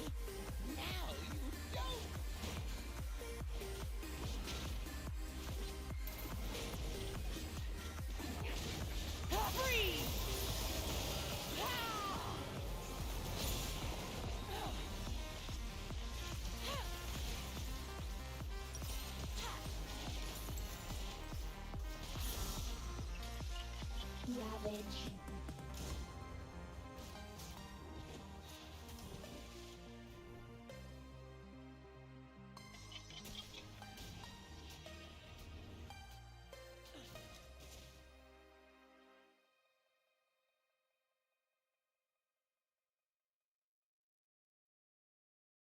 Yeah, this guy is a win trader. I mean, this guy is whether win trading me or Oriana, but so this guy is Evelyn mid lane player, and this creature banned his mid lane, and is also it's just an int account. And you see how he's playing his 1-7 or some shit.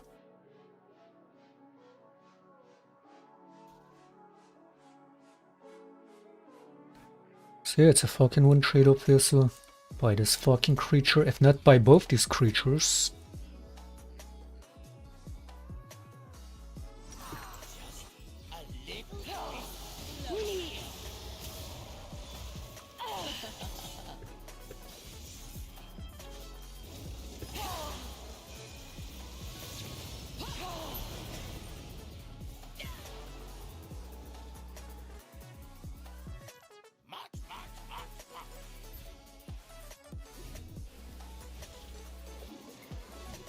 Dota 2 is better. I'm sure it's better. I'm sure the players over there aren't as deranged and disgusting as in this game. I'm sure.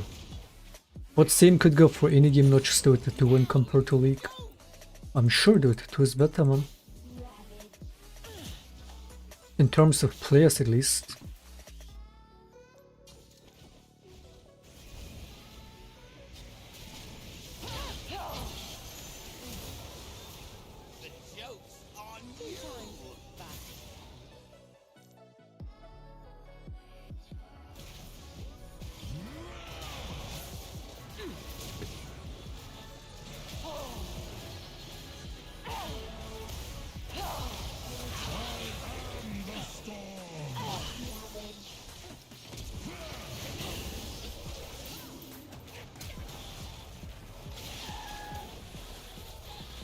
I mean, it's a win trade. What's the point? This will be fun.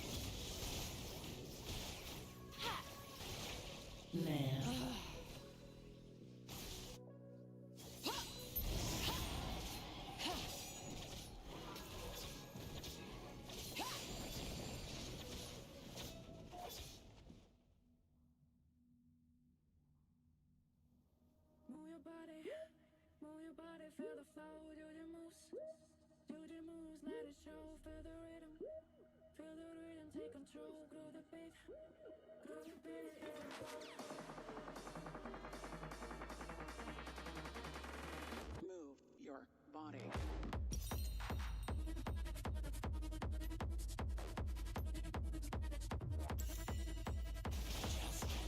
Just wait. Steady. Immaculate.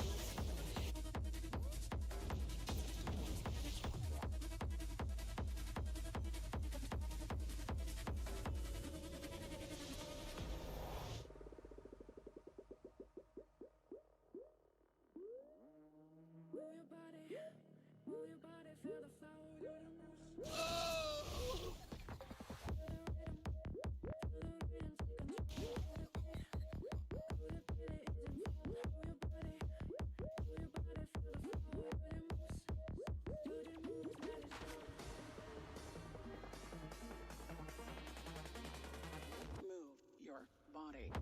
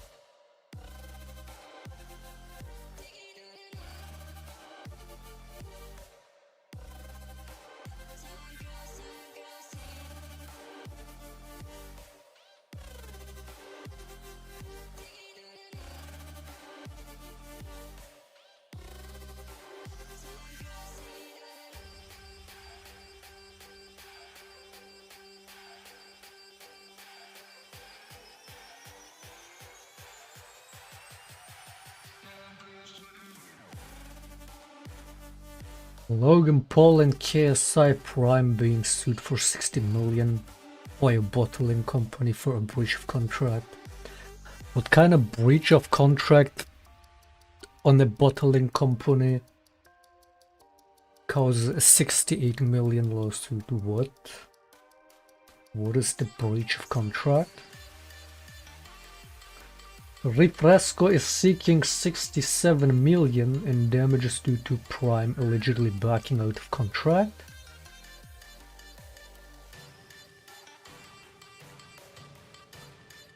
They're asking for interest as well, making the total request over 68 million.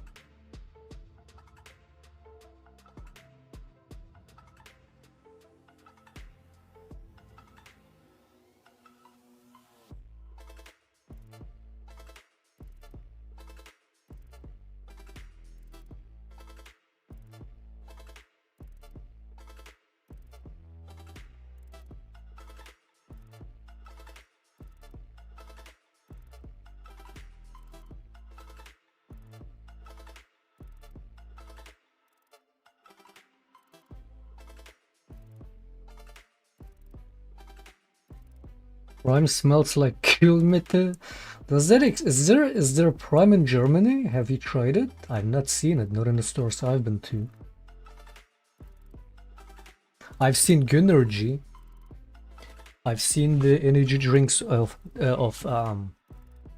Montana Black. Gunnergy. Haven't tried it though. I don't know, people that have tried Prime mostly have said it's good. Yeah, I don't know. Another free loss? Yeah, nice. Luzuski isn't real. Yeah, we're gonna dodge. There's no point in playing on the main after those two games and now this. Let's get to Smurf to Diamond.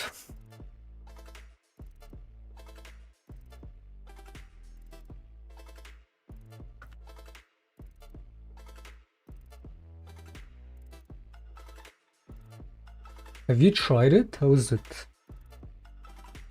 I bought it first time today and only sniffed. And you bought it and you only sniffed, you didn't drink it? Wait, and there's... It away? It obviously... What the fuck are you saying, man? What do you mean it's poison? There's a lot of these fucking people that are hating on it and saying like, oh, it's very bad for you. I mean, which energy drink in that isn't bad for you? Like, it's not even it's supposed to be an energy drinks, right? It's like, it's supposed to be a sports drink. But they're like, I mean, they market it as, you know, having really simple clean ingredients, and then these videos are like, oh no, there's actually this ingredient which is really bad, it's basically poison.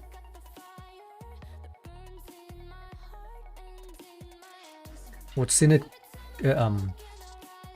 Coconut water and like whatever you would have in any other drink, isn't it? It's just supposed to be in it.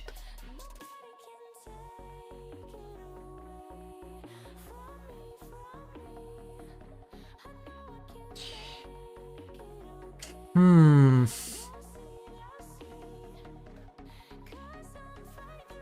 Usually never throw stuff away, but that smell like organ failure. It's probably highly contaminated. Mate, are you okay? So you bought it, you smelled it, and then you threw it away. You didn't even drink.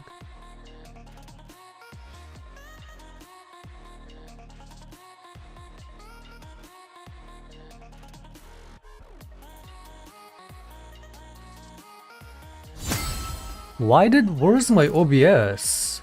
Why did my OBS window disappear? What the fuck?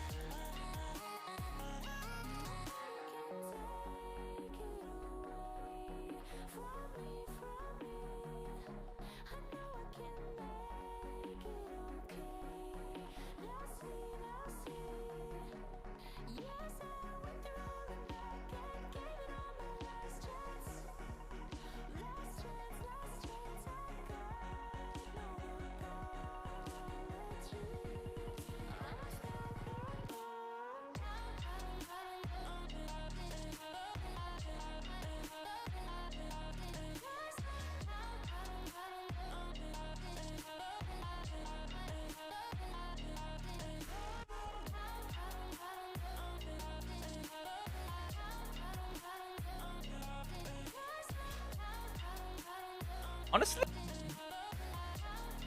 Oh yeah, he's playing. It's him. Honestly?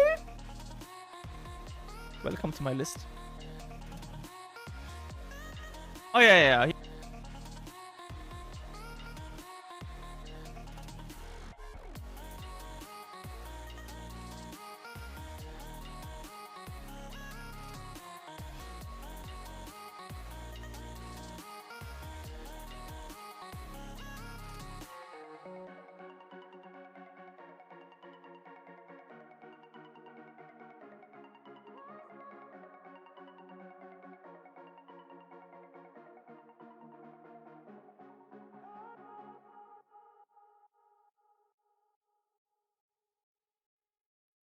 From Zed to Yasuo.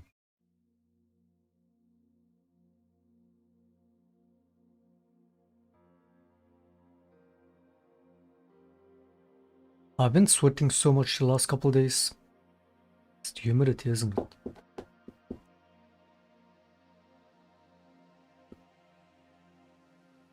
-21 degrees. It's colder than the previous days, but I've been sweating, man.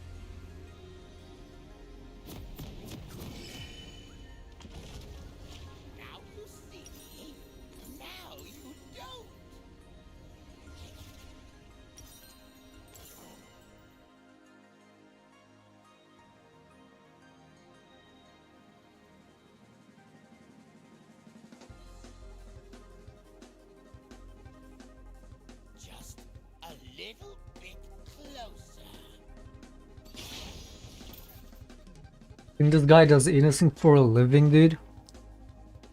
This guy makes endless new accounts whenever he gets banned. For months. It's been a year almost. On Twitch, Discord, YouTube, Twitter. It's been easily more than 1,000 accounts that this guy has made that keep getting banned. Because he's an unfunny retard. You think this guy has a life?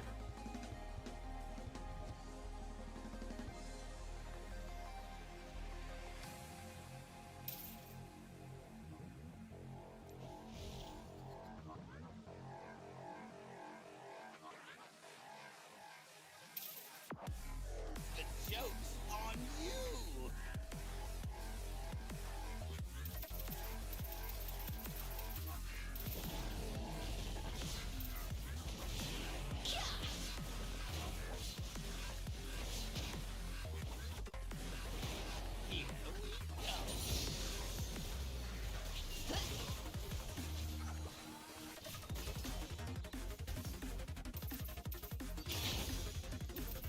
Okay, my shit is working.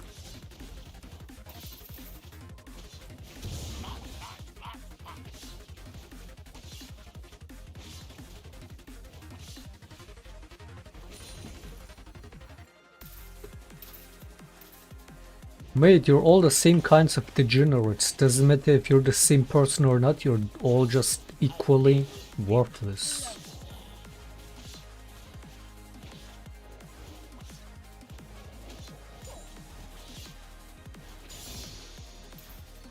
And you know who I mean. Look behind you.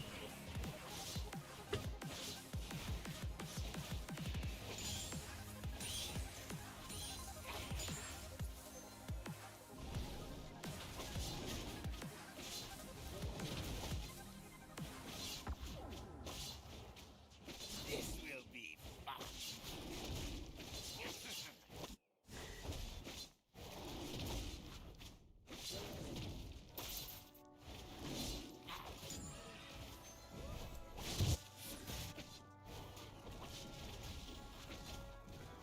Now you see. Now you don't.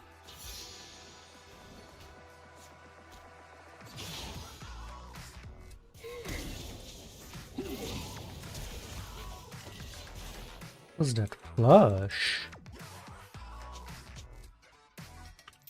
Now you see.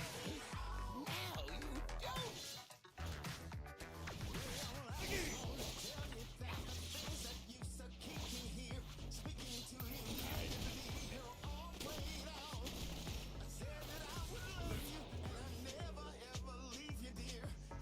Just a little bit closer.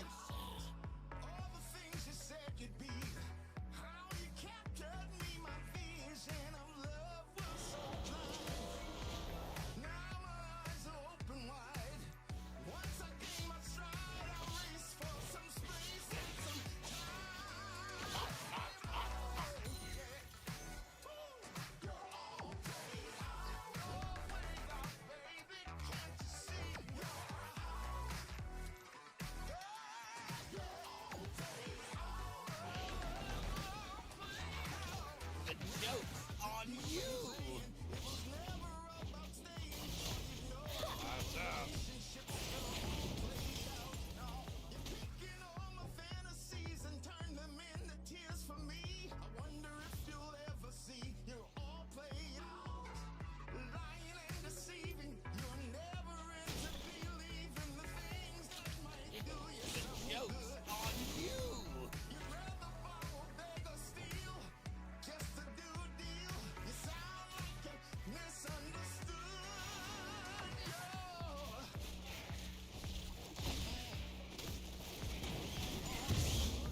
Here we go.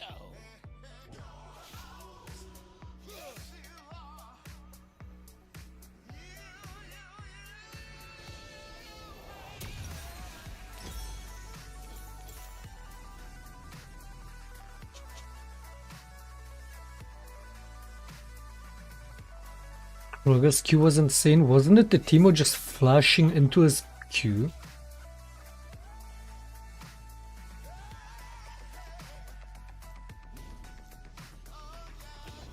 E-flash engage was good, but the team will literally just flash into his Q. Or not.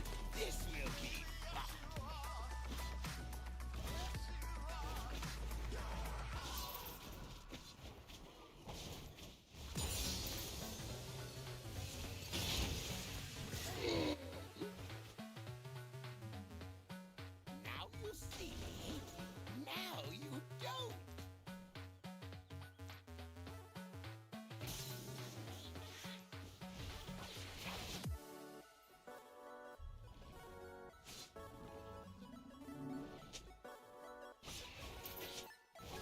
Just a little bit closer.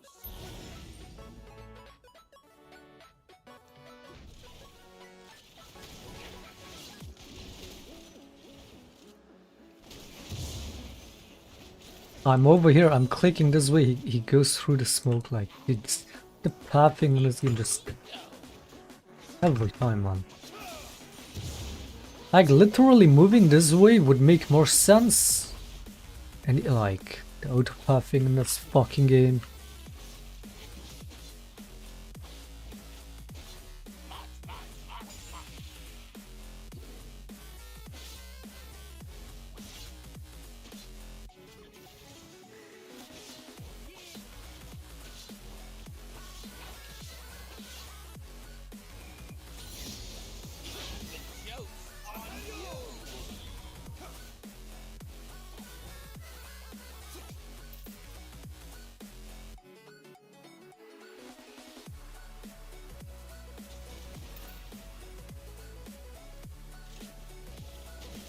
Here we go.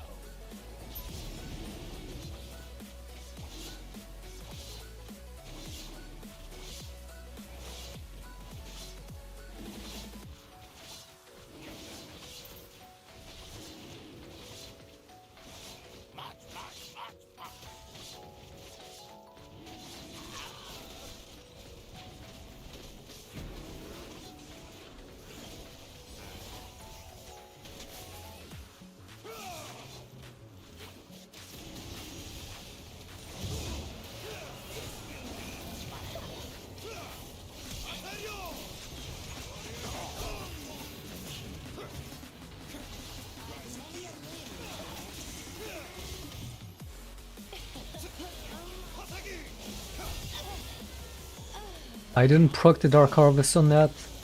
Gracious of me.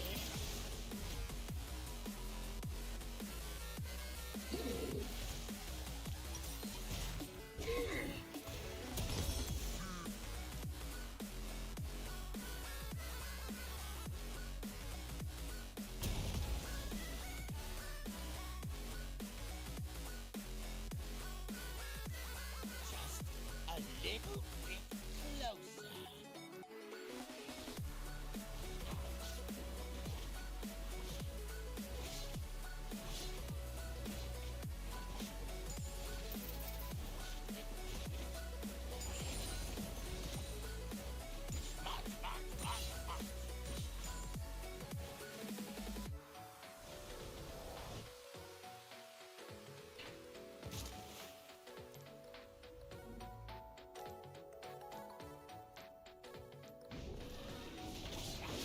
Just a little bit. Since when is Emerald more playable than Diamond?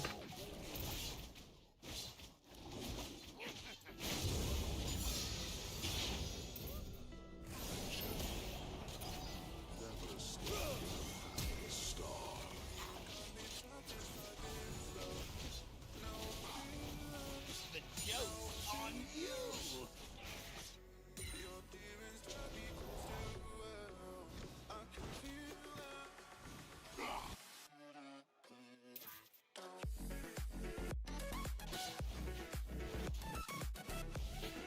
Look behind you.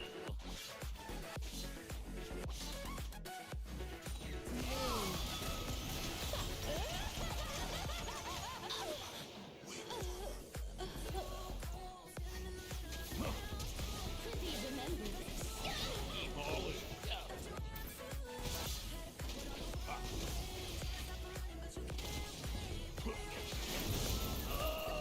How is the clone still alive, man?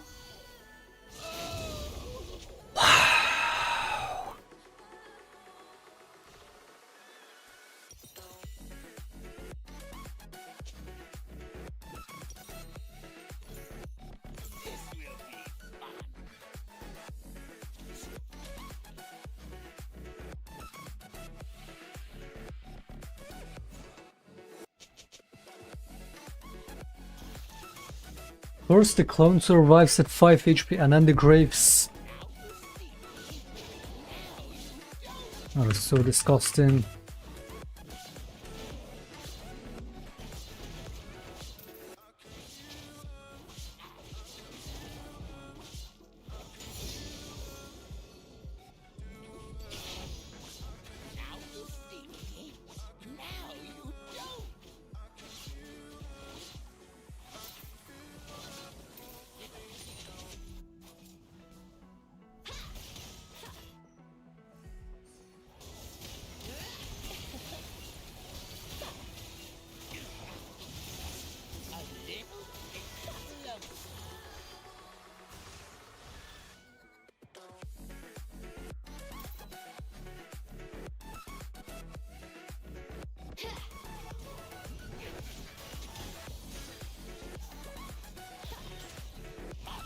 May the tides be at my mercy. For life. That's so crazy, man. This game needs more healing. We don't have enough healing in the game.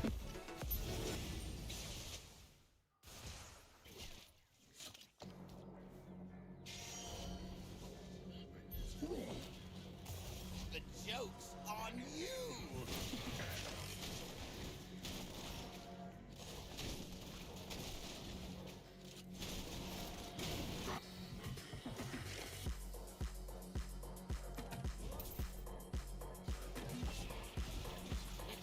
The joke's on you.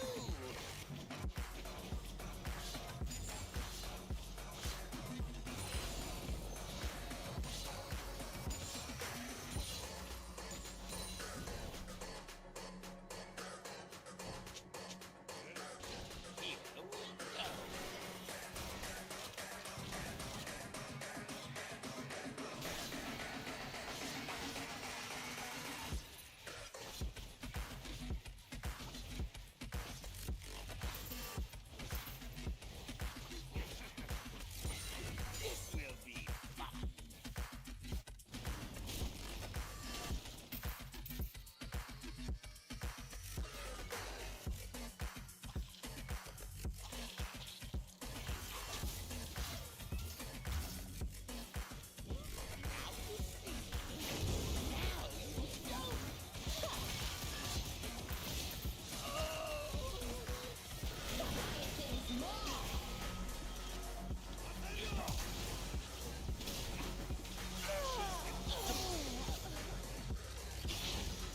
This will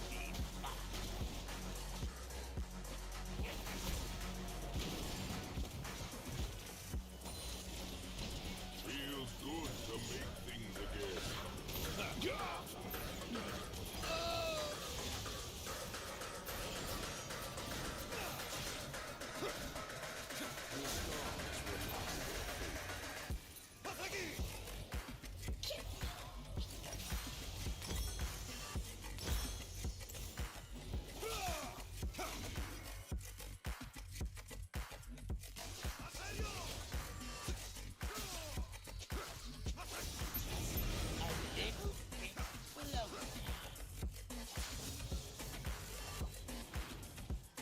Bad feeling for this match. I mean, if you see we're gonna lose this, of course, look at the last two games.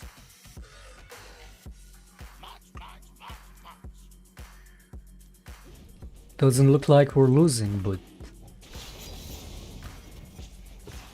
you never know what these players do, man.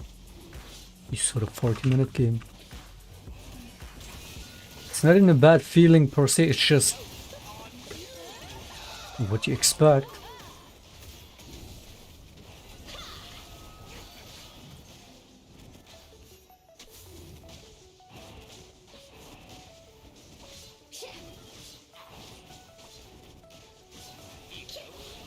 But we switched accounts, so surely it won't happen. Surely we just win this.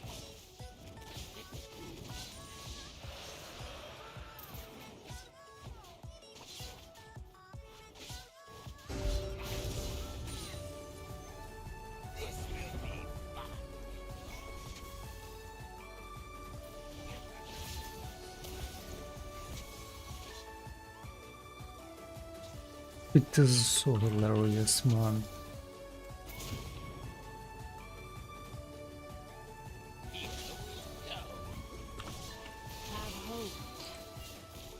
Ah, man, I love having a team. I just love it.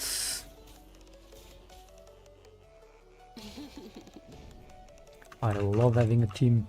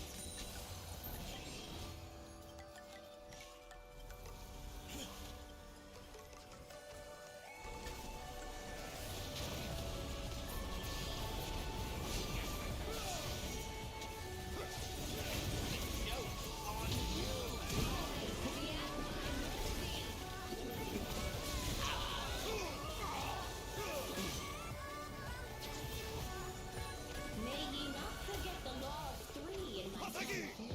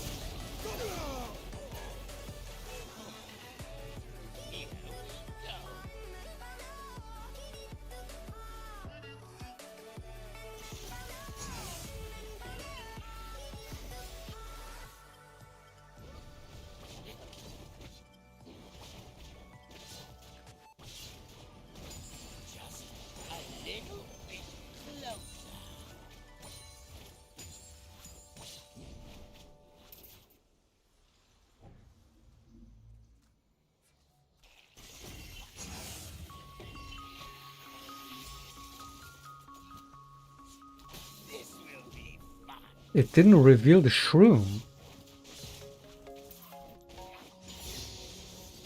The plant didn't reveal the shroom, man.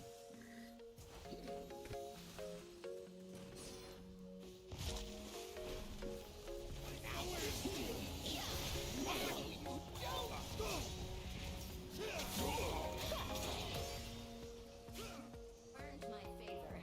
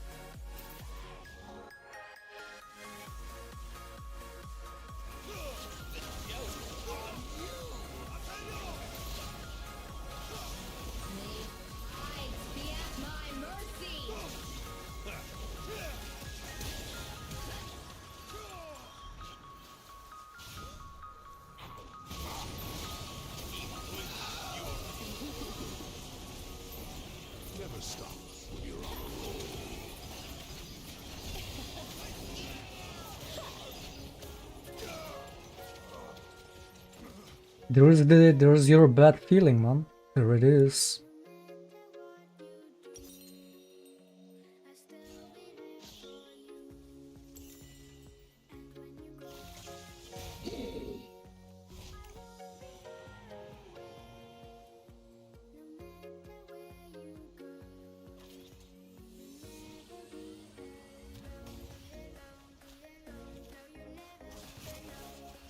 Incel just showing. Mate, the only incel here is you and your father, who clearly left you when you were 2. You literally grew up fatherless. You wanna talk about incels? You literally had no father figure, man. It's so obvious from how you behave in this chat.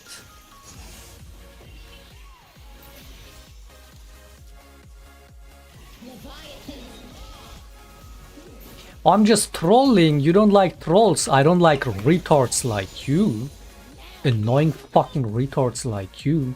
Who clearly had no father figure, so they became this kind of fucking cringe ass retard like you. Wanna talk about incel Joe? Mate.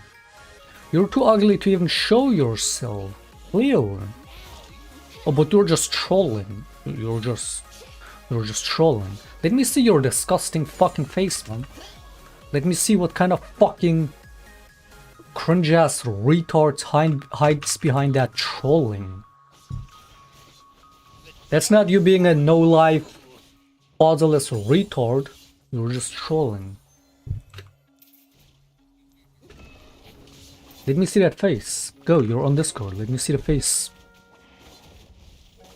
Post that face in the server if you dare. Go do it. Let me see what a chat Joe looks like. Let me see it.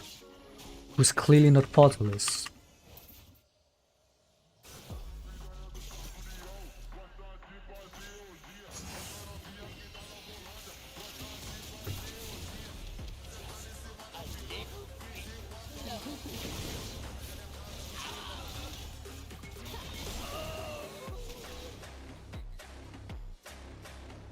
This retard Nami refuses to play around her jungler, like you might as well just lose.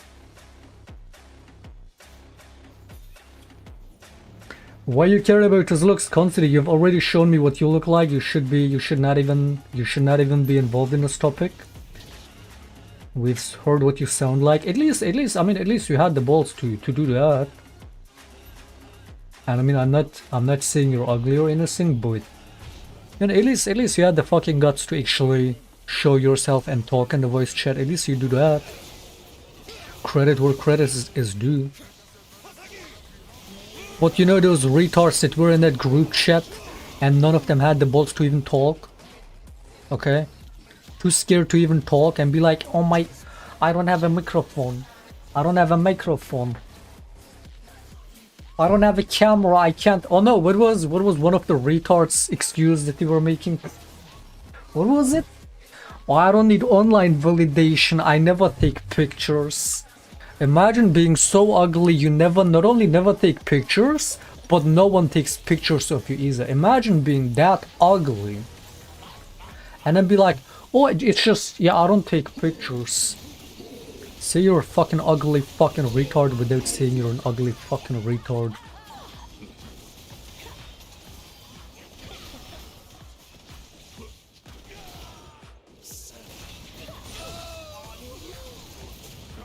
Playable game though, it's playable.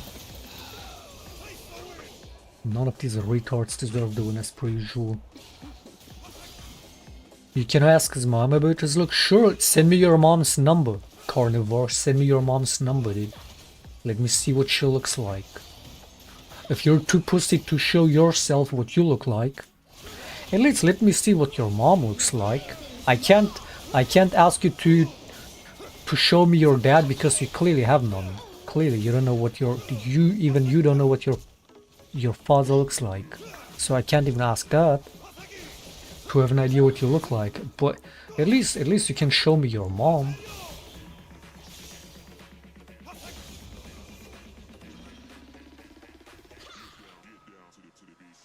Shaclone knows how I look like. And he told me I look good. Wait, Why the fuck you lying? I think the only people that have shown me what they look like were Concity and Minelska, which were both out of nowhere. It's not like I'm asking people genuinely to show what they look like. Especially if it's a guy. What the fuck? But if it's a retard like this that wanna talk about looks, let me see what you look like. Let's not perma hide behind the anonymity and say, oh, it's for trolling. Let me see what that face looks like.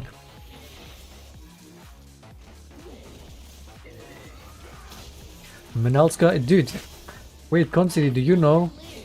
Minelska shaved bald for some reason, and he showed me a picture that he went bald or buzz cut. You're having an inspiration on my views, or being an inspiration for my views.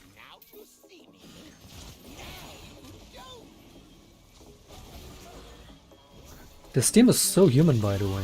They're so human. So amazing.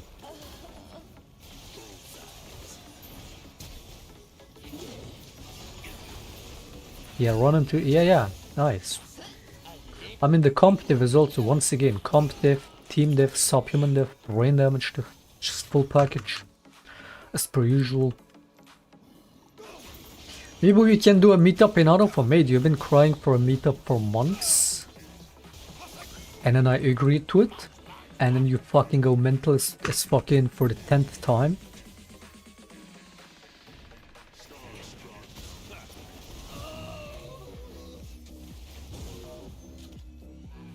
He's still talking about meetup. Why the fuck are you being butthurt again? I'm not even blaming you in this one.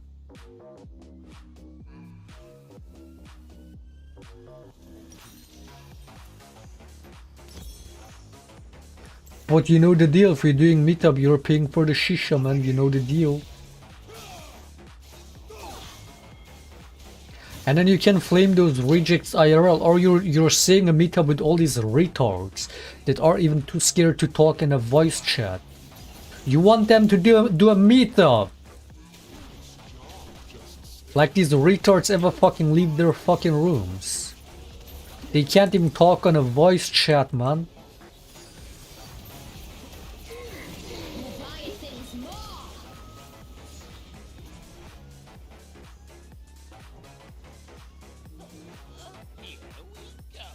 First, let's see what they fucking look like, what they sound like, if they even have the balls.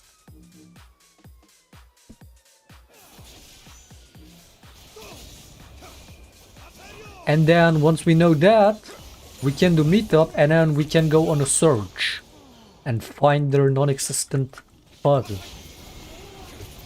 Like finding Nemo. But instead of Nemo, we're finding their non-existent parents. How does that sound? We go on an adventure.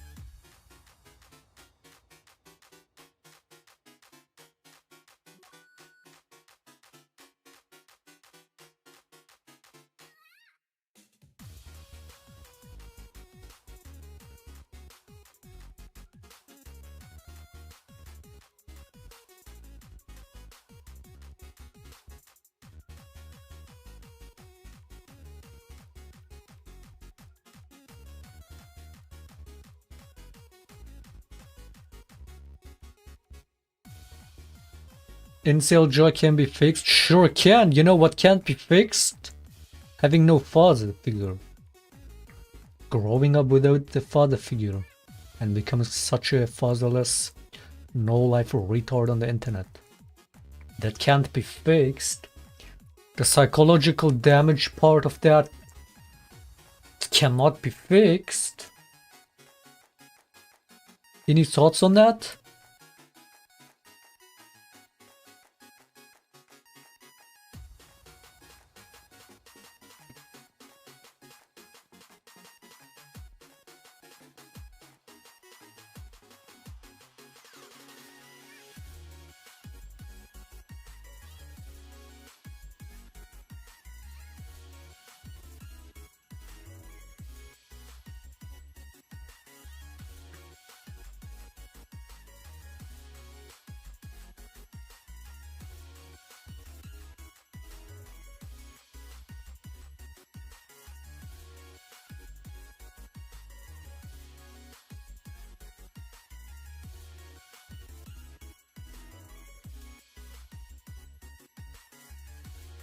One recently called LCS pros fucking disgusting, social anxiety-ridden faces, and has accused one pro in particular of actively griefing his rank games. Some people have backed him up, others have criticized him. One of them is none other than Doublelift. Here's what happened.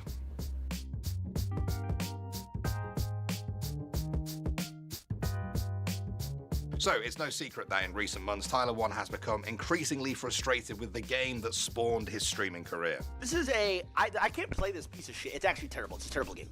The devs have fucking killed it.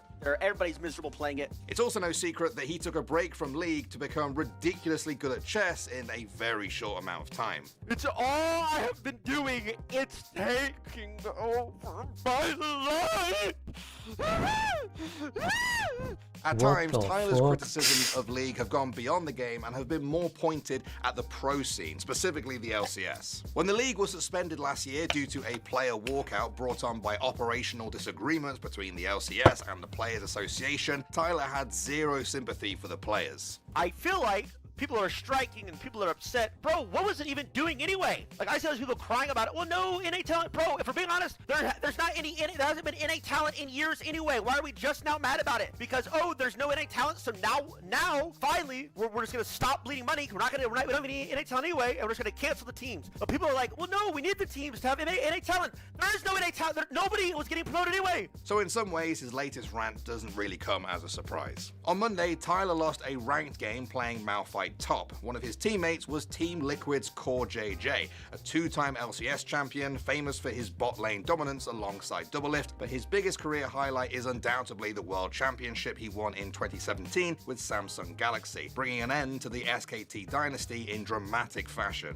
But none of that was on Tyler's mind on Monday. He was on a Dude, four-game my losing back is streak and had just just lost a game fully with Core wet. JJ as his teammate. What In the the following game, fuck? he was quick to call out Core JJ for his deaths. T1 Senna plus shit ass Core JJ.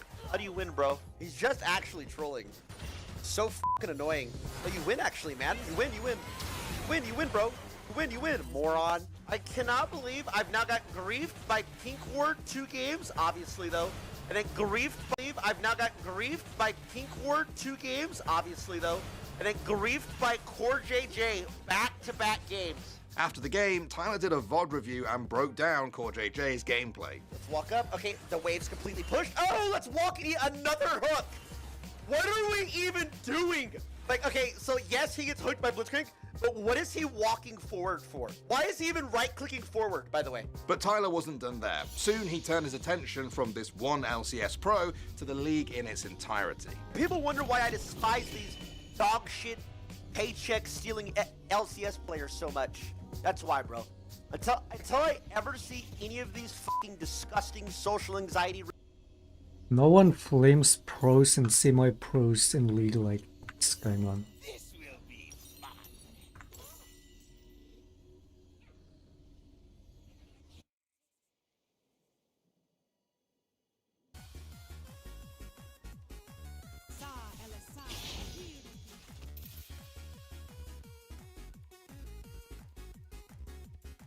I agree with the meetup. You should agree on a meetup with your father, dude. You should go find your dad.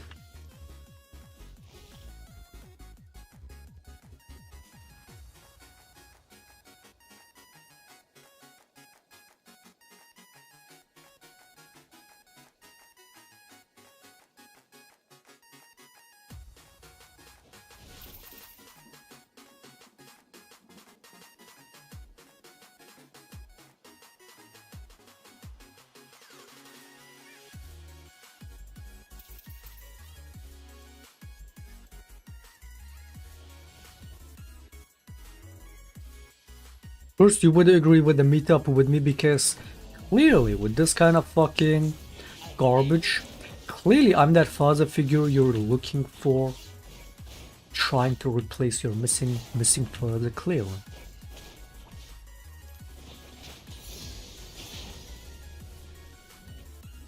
I get it, man. I get it. You know what? Just for you, I will go with it. Okay? Just for you, I will play the role of being your dad. On the one condition, if I get to fuck your mom. Because if I'm your dad, then I'm your mom's lover. So if I get to fuck her, that's a deal. I will play the father figure for you. Is that a deal? But we can talk it out on the meetup, innit? If you bring your mom.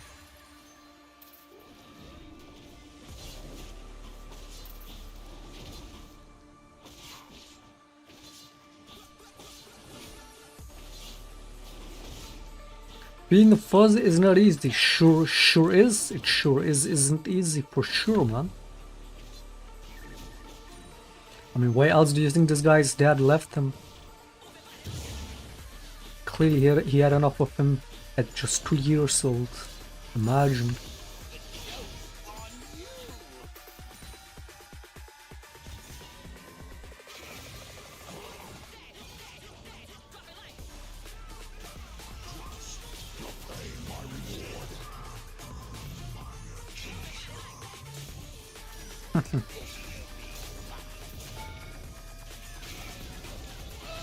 That is bang.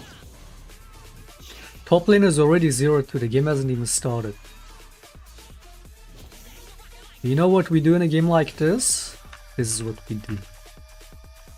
Ridden faces perform, but unfortunately they all do the same shit.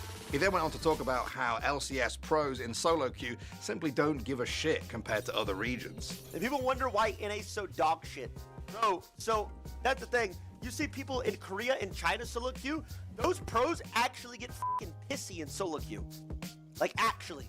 You see so many of those pros like get a like riot punishment because they were flaming in solo queue. You will never see an NA pro flaming in solo queue, by the way.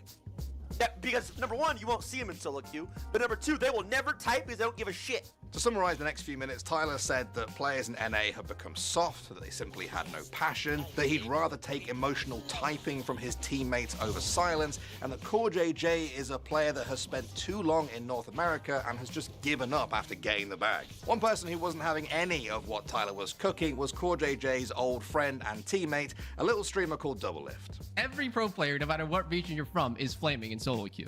Are you serious? Like, you just don't know what accounts that they're on, and they're trying not to do it in a way that's going to get them banned. Doublelift went on to VOD review Tyler's VOD review, and his assessment was that CoreJJ simply had a bad game, and that all things considered, that's something that Tyler has been guilty of too. I've played a lot of games with and against Tyler 1. I'd say like a good chunk of them, he's also just inting. I can distinctly remember a game where he's playing Karthus, and I Jhin ulti on him, and he just stands still and eats all bullets and dies. Like, he literally doesn't even try to dodge, he just stands still. And as for Tyler's argument that North America is the only region where pros don't try hard in solo queue, Doublelift clapped back at that too. Like, you guys think that LCK pros never run it down in solo queue? I've literally watched like T1 videos where Guma is laning versus an LCK AD carry, and the guy is like 0-12. Like, they run it down, no mercy, in every region, in every level of pro play, from the very top pro players to the amateurs to, you know, academy players, aspiring players. Like, I don't think that's like unique to NA.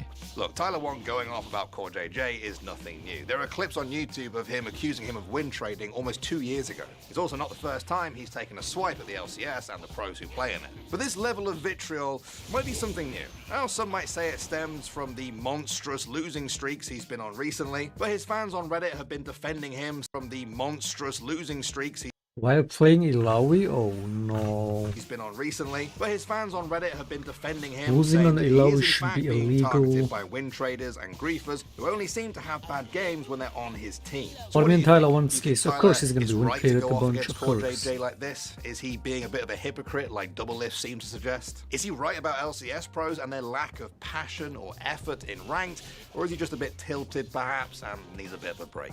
Let me know your thoughts.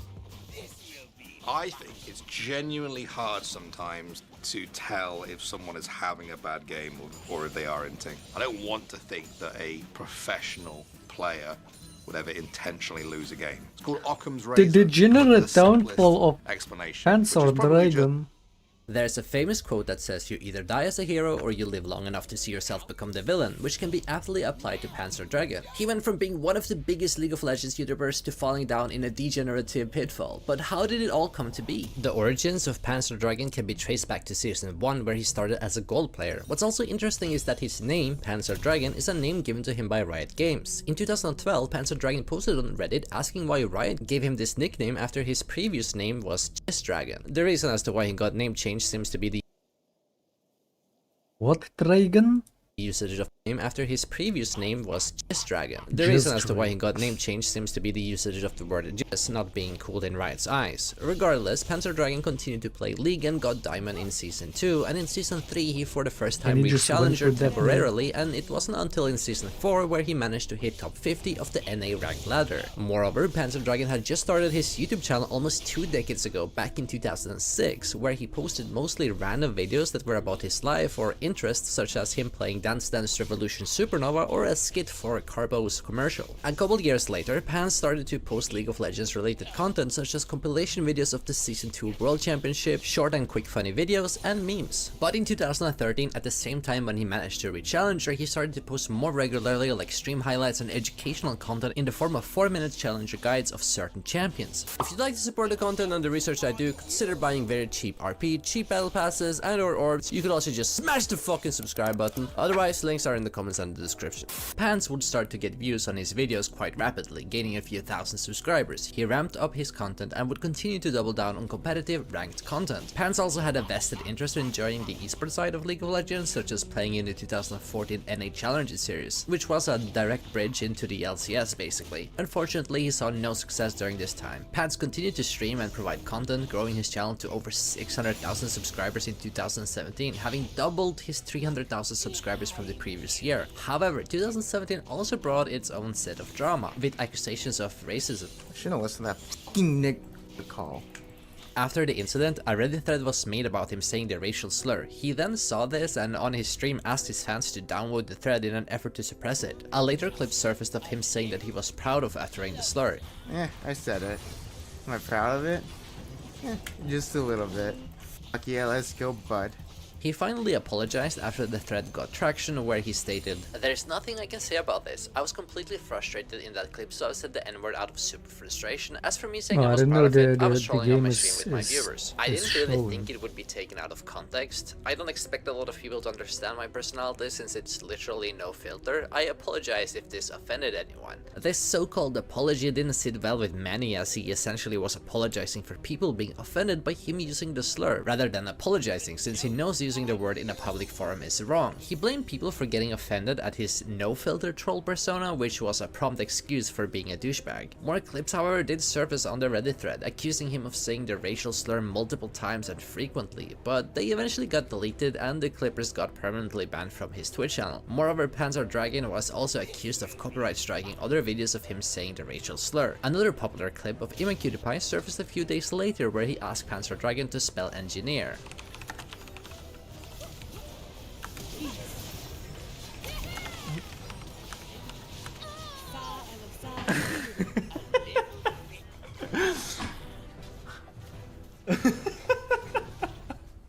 Panzer Dragon looked away from this, but still this incident was ingrained in people's mind.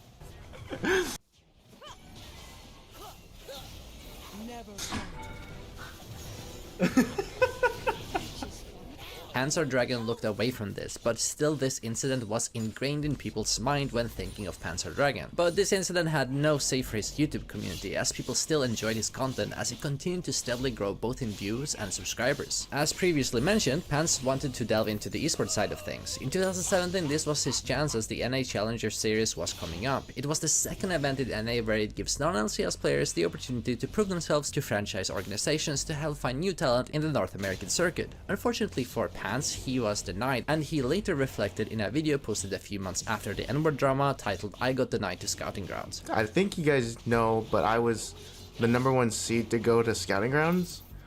And yeah, I was definitely looking really forward to it. Unfortunately, I got denied because I said a bad word a few months ago, and obviously that's my fault. It's so stupid of me to say it in the first place. He seemed to genuinely have some sort of remorse for the drama, but Reddit again reacted to this, remembering the incident of him maliciously attempting to suppress evidence, was nonchalant about even saying it, trolling about the usage of the slur, but only when attention was brought to the issue he decided to apologize half-assedly. His content was still great, inventive and creative to say the least, providing fun challenges and even competitive ones that were compelling for an audience to watch. The 2016 to 2017 years would have a lot of viral videos being published, such as him facing Faker, playing a champion for 24 hours, or spectating Bronze 5s. His content was just different and more interesting than the usual highlights videos that we see nowadays. In June 2016, however, his most popular series would start. The Challenger to Rank 1 series was a popular series where Pans documented his own climb in an effort to reach Rank 1 in NA. The series has over 800 videos and took several years to complete. In fact, until December 24th, 2018, he managed to reach Rank 1. This was also during the Season 9 preseason, no less, which commonly attributes rank achievements done in this period to be void or of lesser importance. However, there would be also some accusations of win trading against Panzer Dragon, although it wasn't directly related to his recent rank climb. In the same year, League community members mentioned how Panzer Dragon had a win trading arc with another League player named Fee. Oh, that's right!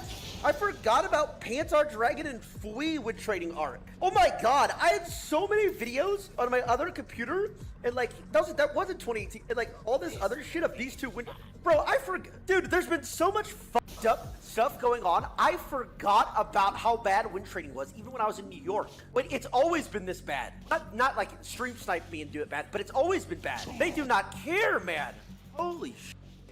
Ay, ay, ay. I'm all about that dumb shit. In another case, I Will Dominate lashed out to Panzer Dragon, saying he is a disgusting win trading / ghosting animal that needs to be punished, continuing to say that he was caught in both mine and TF Blade chat while playing versus us. Panzer Dragon responded to this, of course, by saying that he always has people's streams up simply because he is bored when waiting in queue. Apparently I knew where he was, whatever.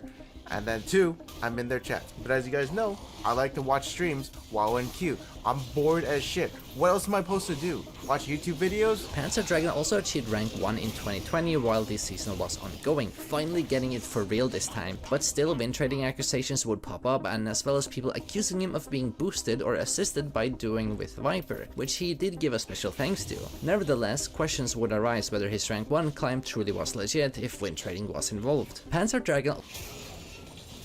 Wait, how the fuck? I mean, I guess he's doing a full recap on the lore.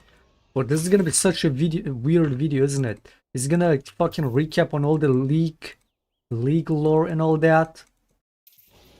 He said this, is he racist, win trading, challenger, also he got caught being PDF.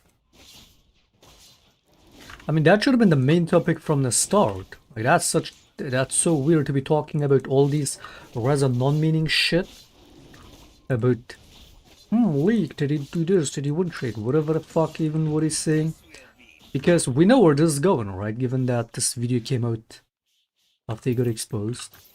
Also has a change in his content at this point, going from the competitive educational content to a more clickbait style type of videos that involved smurfing and trying out absurd builds on specific champions. This somewhat alienated his audience, who was there for the high elo gameplay and educational content rather than the entertainment type of content. This had its own success, of course, as his clickbait, but over time his content would stagnate. It would become boring, re-uploaded VODs from his stream with minimal editing, reaction and the content which bore almost no reaction in the the videos themselves, which makes you wonder if they're outright a copyright violation. There was no creativity, no inventive take on his content anymore, and it showed. Most of his recent videos barely reached 10,000 views for a big content creator with over 800,000 subs, and his That's because the game is fucking dead, man. Holy fuck, the fact that League people still hyperfixate on content creators' views. Like, oh my god, did he get cancelled? Is it because he's toxic? People don't like his content? Mate, League is fucking dead. LCS has no viewership. All these pro tournaments have no viewership. We're still fucking hyperfixating, speculating about why League streamers and League YouTubers have shit views nowadays. Because nobody fucking gives a fuck about the game anymore, dude. Holy fuck. You're gonna hear the same fucking garbage about any fucking League streamer YouTuber that's brought up about why is views low. Because people have been quitting the game in masses for years. What the fuck more do you need to know? Abrasive and had no So interesting annoying, quality dude. to it, which made almost nothing left to be desired. The final nail to the coffin though was PDF allegations brought forward by an NSFW Twitter account. What, are we next gonna say Tyler One is a dad streamer because he went from having 20-30k to now having 10k? Like, what is this dumb shit? As Panzer Dragon was a part of the League Partner Program, he had skin gift codes given out via giveaways. One of these accounts went to a girl by the nickname of Lindsay. She was 18 by the time they talked, and their interaction quickly developed into being a conversation, although Pans showed disinterest and responded to Lindsay in an NPC way by giving one-liners and the driest text possible. Lindsay tweeted out her experience with Panzer Dragon in February 2024 and revealed misconduct in her 44-page Google Docs document, which received over 3.1 million views. In her statement, she Everyone went from even to exactly, yes, that's what I was saying, literally. Even Tyler went from 30k to 10k. What? Oh, is he toxic? That's why. It's like, the game is dead. Like, holy fuck, dude. We will blame it on innocent but the game. How Panzer Dragon asked and wanted explicit images of Lindsay when she was underage. It's 4 years old, so give me it. I like it. I have just 2 old ones. She was underage. Now we get to the juicy part. Which received over 3.9 had scored by an NSFW was cold, abrasive, and had no interesting quality to it, which made almost nothing left to be desired. The final nail to the coffin though was PDF allegations brought forward by an NSFW Twitter account, as Panzer Dragon was a part of the Can League. we stop constantly saying PDF allegations, man? Like, it started with a joke, now we unironically say that instead of calling a pedophile.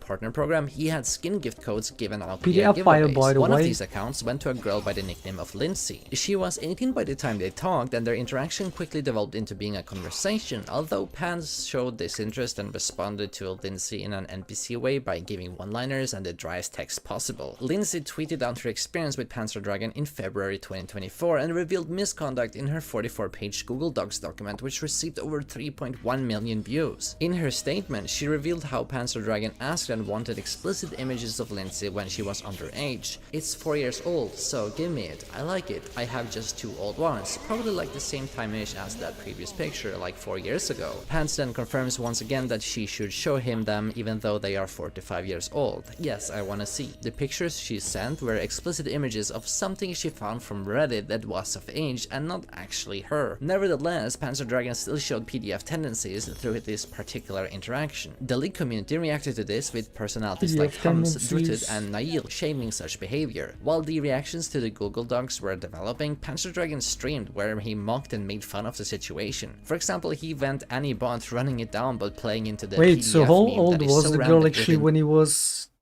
I didn't even see the text or whatever. How bad was it? previous picture, like 4 years ago. Pants then confirms once again that she should show him Oh yeah, them. he asked for nudes and stuff when she was how old in these?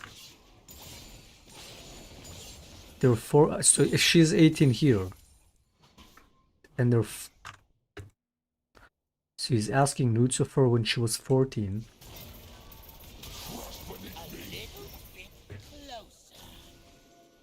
even though they are 4 to 5 years old. Yes, I wanna see. The pictures she sent were explicit images of something she found And from she did Reddit that was send. of age and not actually her. Oh. Nevertheless, Panzer Dragon still showed PDF tendencies through this particular interaction. The League community reacted to this with personalities like Hums, Drutud, and Nail shaming such behavior. While the reactions to the Google Docs were developing, Panzer Dragon streamed where he mocked and made fun of the situation. For example, he went Annie Bond running it down but playing into the PDF meme that is so rampant within the League community, joking whether he should go the Predator route or not. He also shortly responded to the allegations by saying that it was all fake, photoshopped, and that she was of age. Dude, I don't give a f. It doesn't do anything.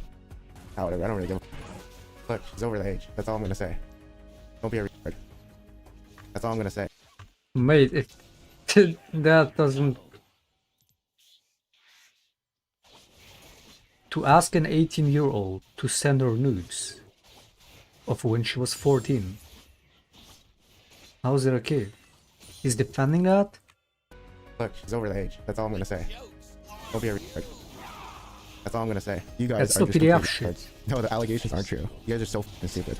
Like, literally, some of it are photoshopped. And it's crazy. Like, literally, some of it are photoshopped. And it's crazy.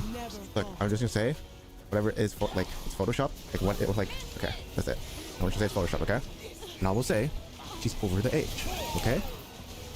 She's over the age. Pants then attempted to make a more coherent response by releasing a video. This video mainly went over how she didn't show everything, which showcased how she was obsessed over him and always attempting to get his attention. But this was nothing new, as the community already thought that this woman was mentally ill and her image wasn't looking good either, many being surprised that she released the Google Docs in the first place. His response, however, to the asking for underage explicit pictures didn't make any sense whatsoever. He somehow perceived her to be 22 years old, which conveniently would put her at 18 years old if 4 years had passed, making the explicit images okay to send. Here's the thing. Okay, here it is. So she's leaving this big thing out. We're calling out, or unless you don't respond in 30 seconds, I'm calling someone else. So sorry, but I'm in bed now. You're calling. I'll call later. Earlier, I did this. You did not answer. Good night though. Send a pic, then question mark, like a pic of you. Why do you want to see a picture of me? Because you're hot. Okay. That's so fucking weird, man.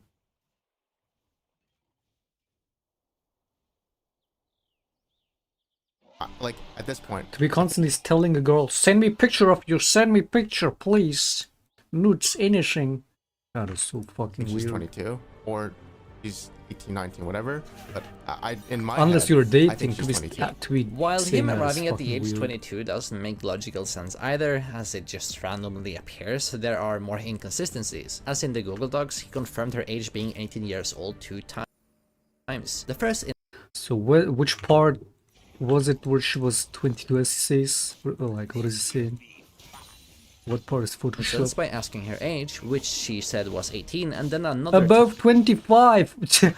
Just say your age. Why is this thing above 25? Dude, that is so fucking weird.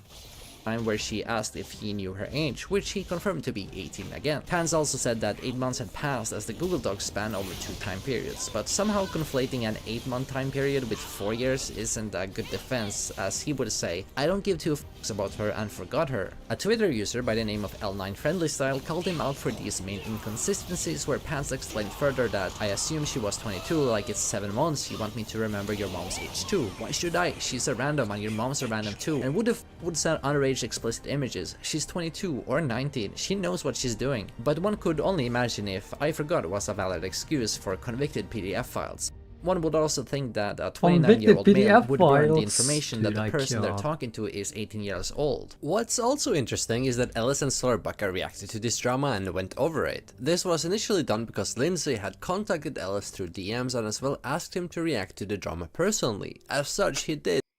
Above 25, 60. Could mean anything, just say your age. and both Solarbaka and Ellis agreed that Pants was cooked, but they noted an interesting predator possibility that behavior. Lindsay was intentionally pedo-baiting Panzer Dragon, as there were some time discrepancies shown. For instance, Solarbaka got a DM from her about 24 hours, and Ellis received a DM 48 hours before she dropped the tweet and the Google Docs with it. So while she was messaging people on Twitter, she was also responding to Panzer Dragon during the asking for explicit pictures section. But this is just speculation, and two things can be true at the same time. She was deliberately trying to bait a PDF. When she didn't get anything of value, she exposed him. And two, Pants was acting like a PDF. There is also a counter argument to this, as she was really desperate for his attention, which one can see in screenshots revealed, which makes it hard to think that someone was going through all this effort to intentionally pedo bait Panzer Dragon. And after her Google Docs went viral, she also decided to leave Twitter and also delete her account. This final nail to the coffin cemented Panzer Dragon's image and reputation. Not only was his YouTube career seemingly gone into degeneracy by having an abrasive personality, reaction ended without any qualitative input, posting low quality content, all reflected by the views of his recent videos, and now also the fact of his misconduct with Lindsay.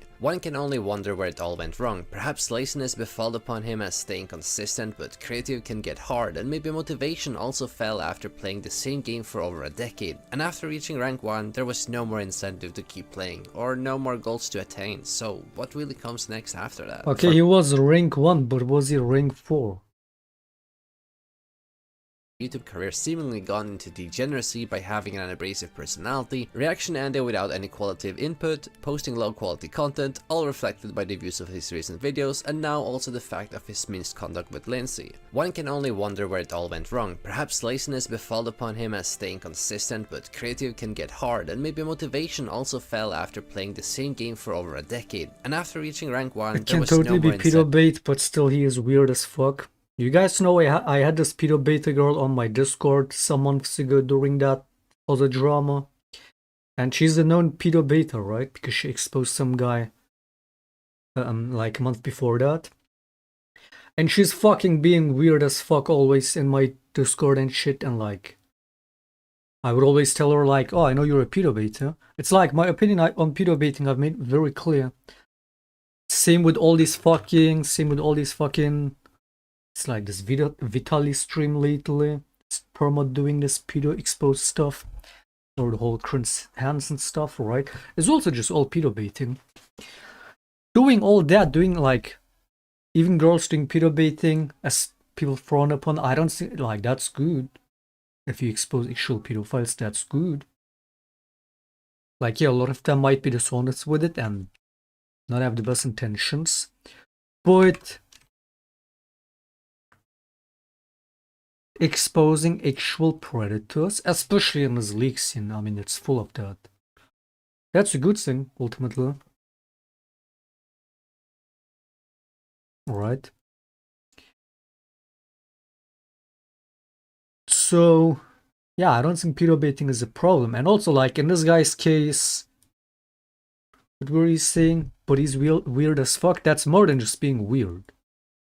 If you ask an 18-year-old girl to send her nudes when she was that were 4 years older, and you're still okay with that? Nah, that's pedophile.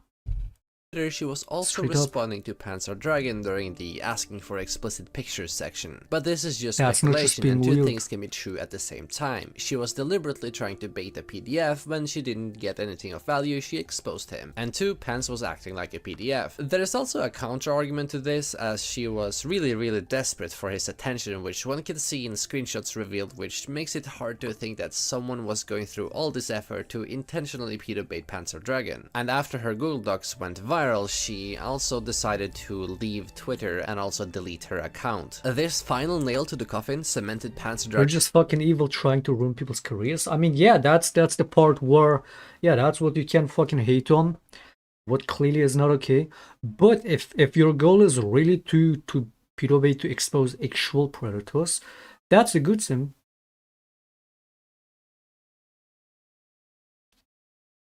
But yeah, those who just do it with bad intent, yeah, that's fucking BS.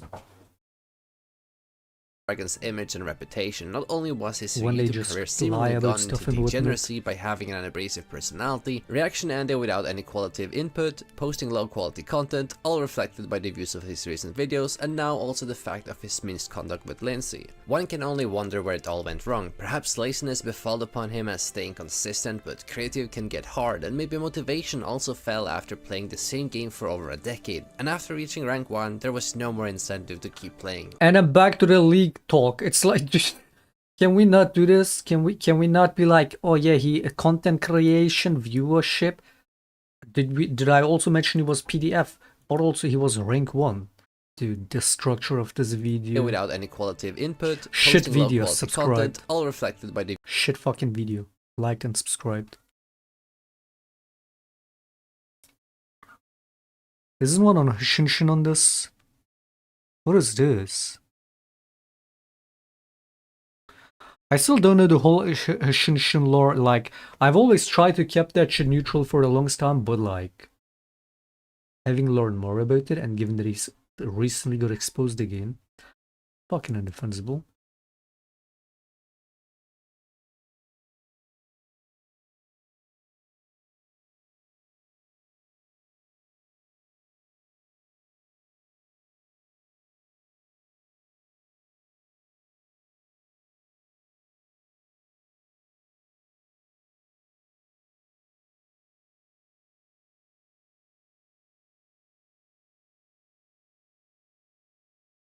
YouTube montage edit of the leaked PDFs with the bad quality and everything too.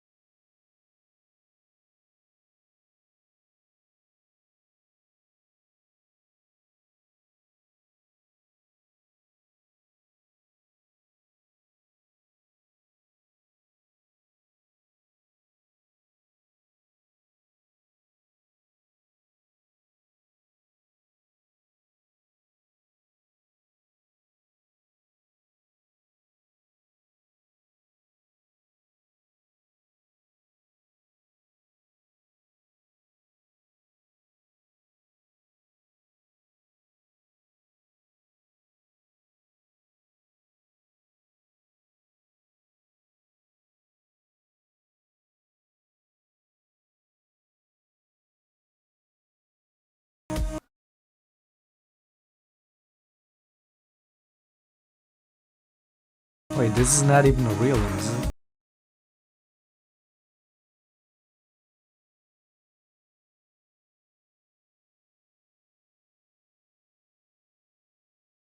it? His exposed text is just actually just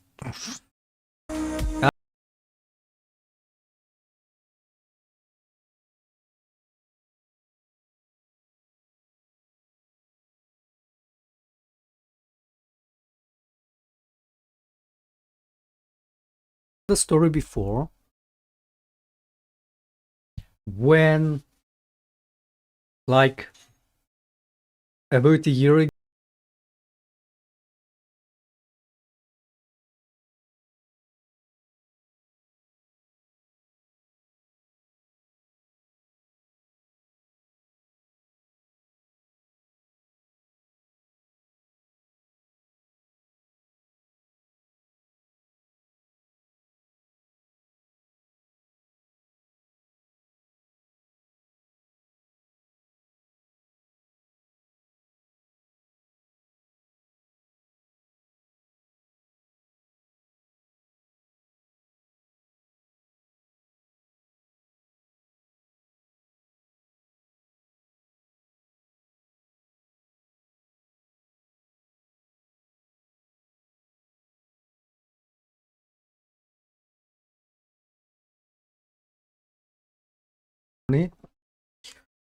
almost a year ago by now, right? When I was like making some stupid jokes that clearly went too far, even as a joke, even for a joke. And some retard haters of mine on Twitter took that joke and just ran with it and spread everywhere, tweeting about it, saying, "Oh, Shaclone PDF doesn't that because I made a stupid joke." And one of those people that were in the forefront of pushing that, not a week later, his ex that he was with for like 2 weeks, that then broke up with him, and another week later after all that, and after they had broken up, his ex exposed him for having dated a 17-year-old.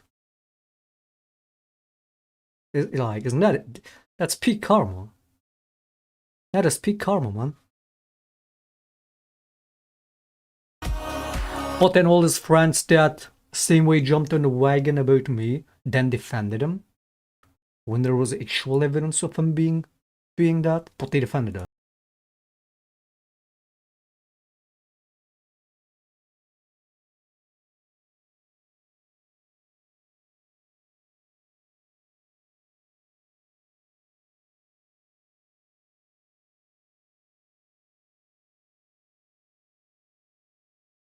This is where the meme comes from.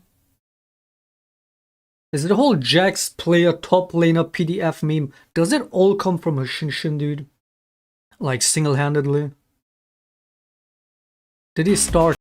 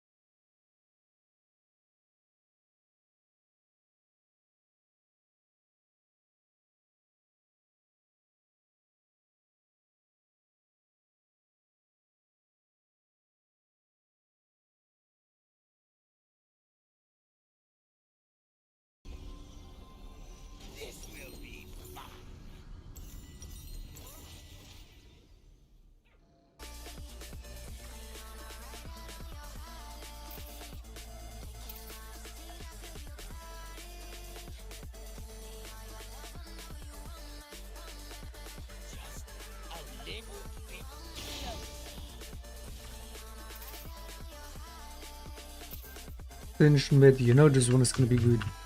We're already on loss number 3. This one will be playable, or even 4, wait.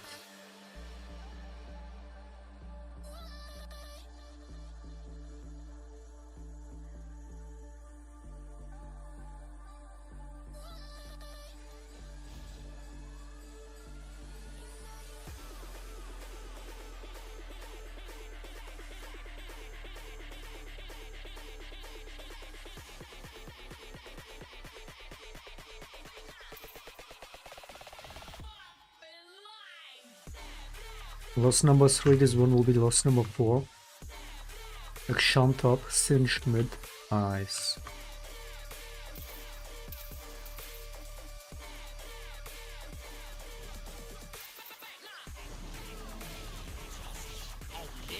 There was another guy maining Jax. There was PDF. Ooh. Oh, is it that Stevens Jax guy? I don't know shit about that one, is it, to be honest.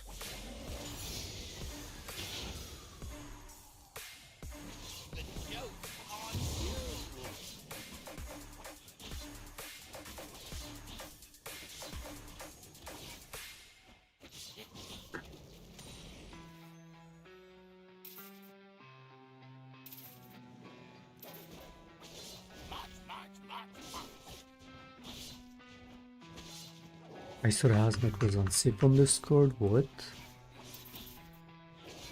Mate, it's a meme, that shit. It's copy pasted, dude.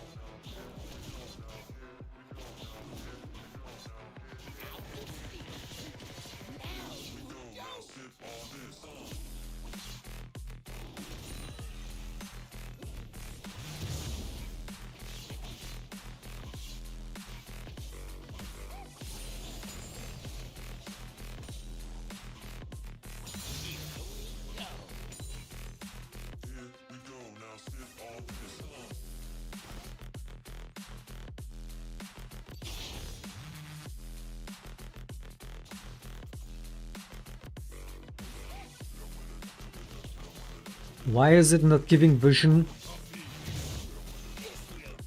The fuck is this?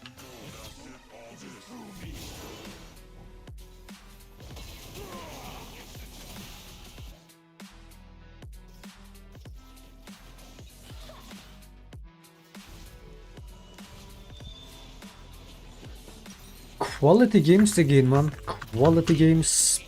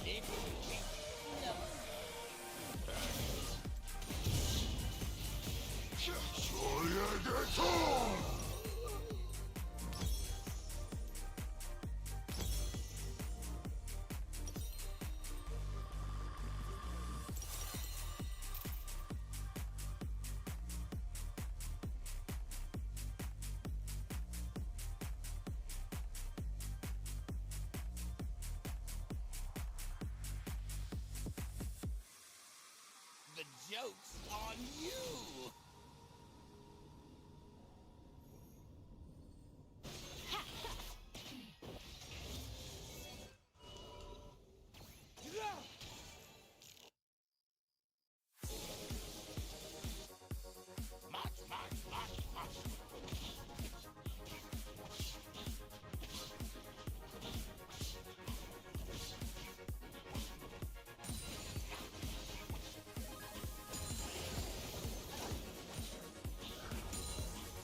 Now you see me. Now you don't.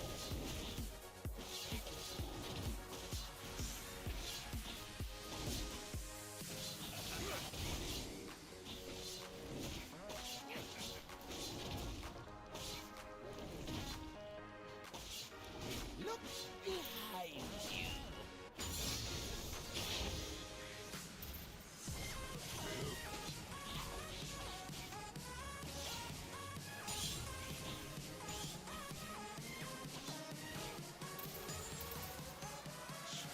Here we go.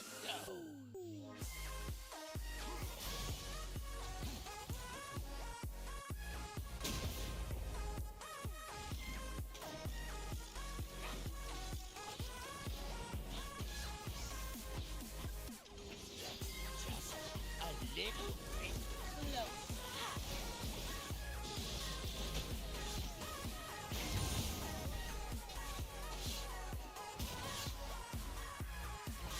Shot.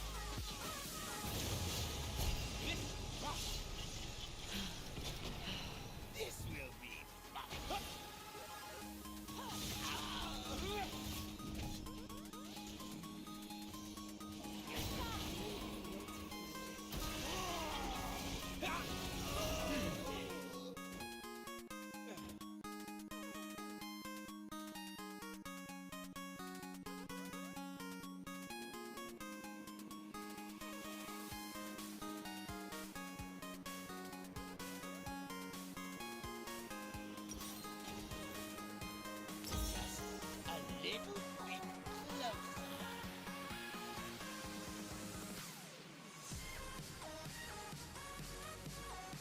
Games are so playable.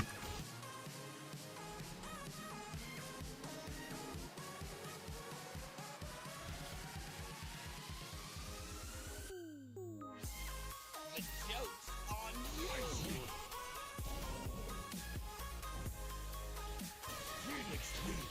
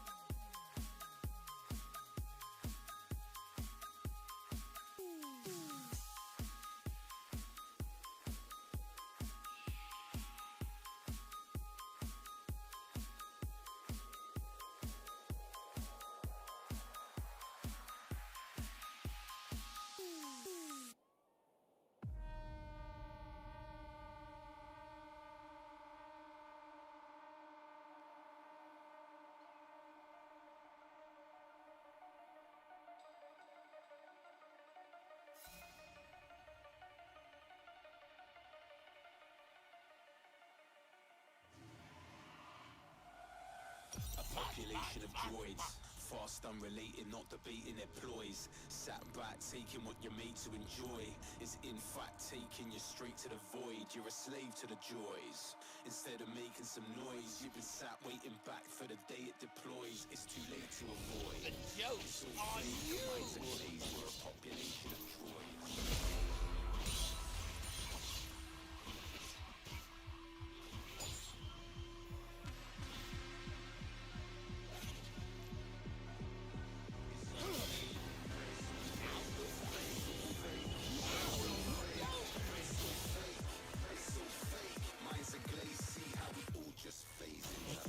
Rages through me.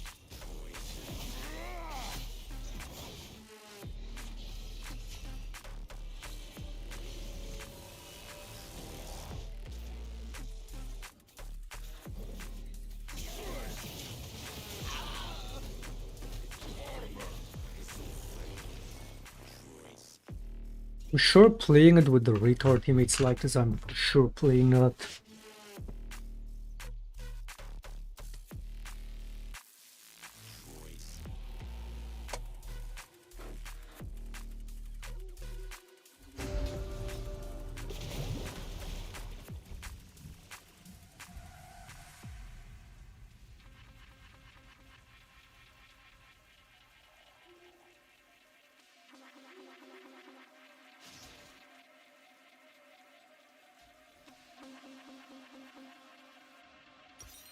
Here we go.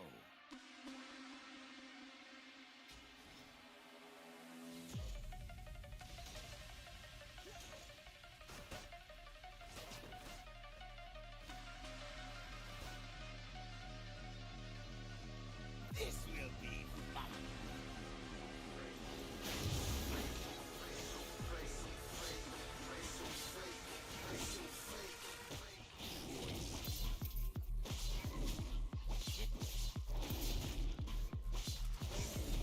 Just a little closer.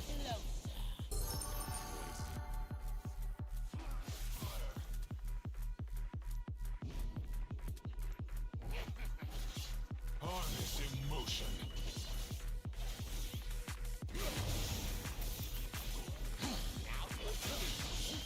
Now you don't.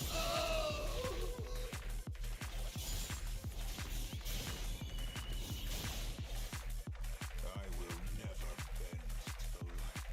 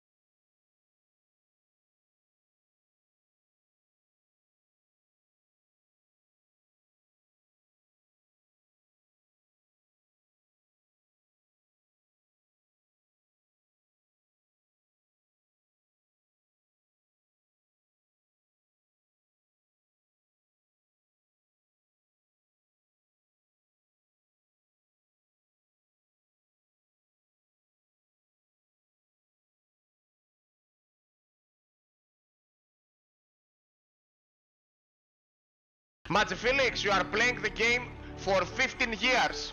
Stop playing it. Consider your life. And a lot of it was inspired by the rank 1 player in EU, Magi Felix. I've been watching a lot of his games and I really like the way he interprets the meta. We're witnessing history in the making. EU West solo queue prodigy Magi Felix is about to break 2,000 LP for the first time ever in the Western scene. See what happened to Magi Felix? He disappeared again, right?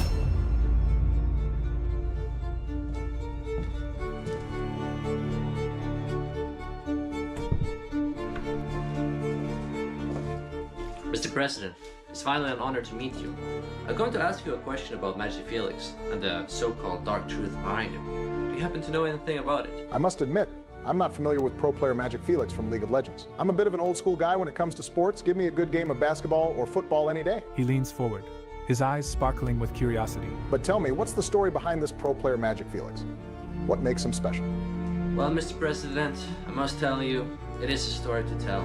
So sit back, relax, and let me get down to it.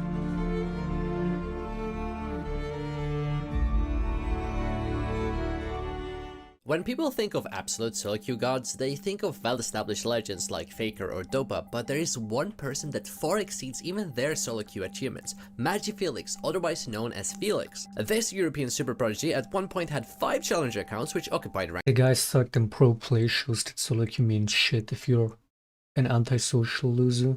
What the fuck? I've played with Magi Felix in season 10 when I was getting challenger. It was always free win with a top laner like that. He was playing top lane at that time. He's played every role, right? Didn't he also get challenge on every role or something? Like Tyler 1.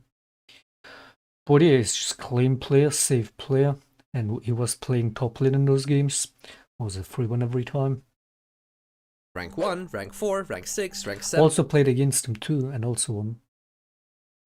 So... I mean, yeah, it's like... Yeah, solo queue is completely different world to pro play, sure is. What do you mean he sucked pro play? I don't really follow, so I don't know. All I know is the solo queue menace, played with and against him in season 10. He's a clean player, why wouldn't he be good in pro play?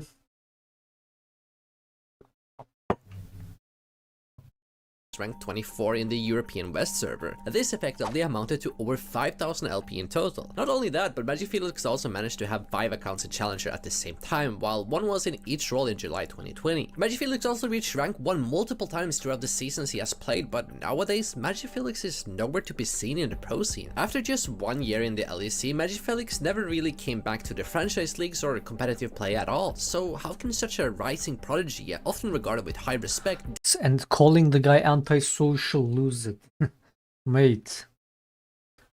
I'm not gonna get him. decay his talents to just solo queue? What really happened to Magi Felix and what's the dark truth behind him? Before we continue, let's have a look at today's sponsor, CyberGhost VPN. Virtual private network months free for their 2 end of his tenure. Fuck you and your ad. And started casually playing League of Legends in 2012 when he was just 12 years old. His dad introduced him to the game and they played until level 15, and from then onwards, Magi Felix set out for himself and continued to play League. Towards the end of Season 3, which was in 2013, Magi Felix climbed from Gold to Diamond 1 in a couple of months' time. From there on out, he would consistently manage to stay within the high Challenger area as the seasons went by. He actually says that he first hit Challenger on the European, Nordic and East server, which is often nowadays considered as a mediocre server, but he would likewise reach Challenger on EU West after he transferred his account in Season 4. After this period of solo queue, he decided to venture into competitive League of Legends. Magi Felix recalls that he dude queued a lot in Challenger with Cedrion, and after some time they eventually ended up being picked up by Euronox Gaming. Oh yeah, and if you didn't know, before in League of Legends you could actually do it in Challenger and even Masters tier. Magi Felix spent a year for the team Euronox Gaming, which participated in the national leagues in Germany called ESL Meisterschaft. Towards the end of his tenure, year in Euronics, Magifelix played in the Europe Challenger Series 2017 qualifiers. Sadly, his team would barely qualify for the spring season, reaching 3rd place after being unable to beat Nerve and Fnatic Academy, which was, favored to win at the time. But it didn't have much to say for Magifelix, as Red Bull had a spot in the EUCS, and thus picked him up for the ensuing season. The European Challenger Series scene to Magifelix was pretty much aligned with his expectations. According to an interview by Red Bull, Magifelix stated that my only problem was that the best of 2 system is inferior to best of 3. While I understand that people see it as a more fair system, it leaves a lot of room for upsets, and you can frequently go 1-1, even if you're clearly the better team. In League of Legends overall, you cannot afford to make big mistakes, but sometimes they're inevitable and you lose. I think that in a best of 3 format, this upset window is narrowed down to a minimum. In the beginning of Season 7, while being with Red Bull, he went to Korea for a month. They were originally there to try out players Mojin and Tal. These players were of high caliber to say the least, as Tal would end up later playing for SKT and Hanwha Life, whereas Mojin also later played for Hanwha Life. Red Bull ended up practicing by scrimming versus the Chinese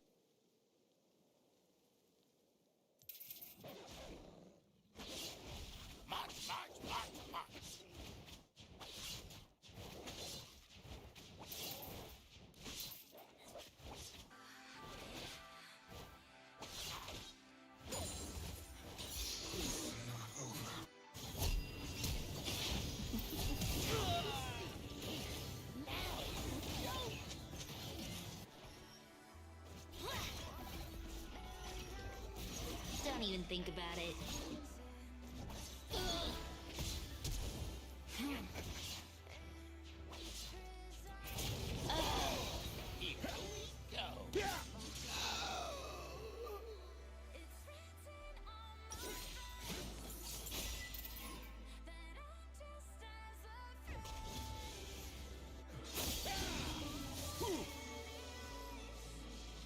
The joke's on you.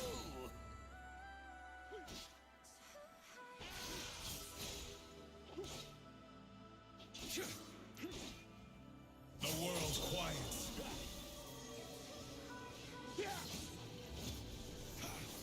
This will be fun.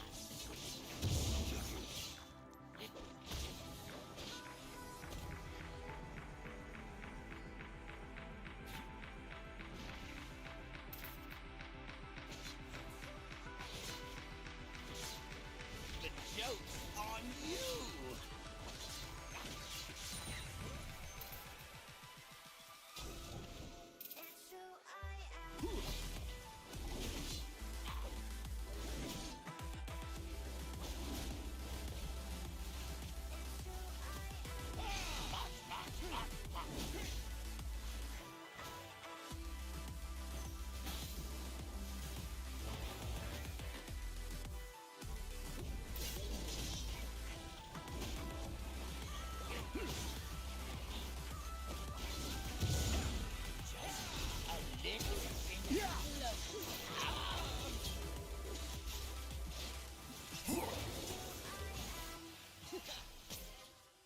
Quality game Süleyman. Quality stuff. Just fucking peak quality. This is what I love about League. It's so fucking fun. 5 games in a row now.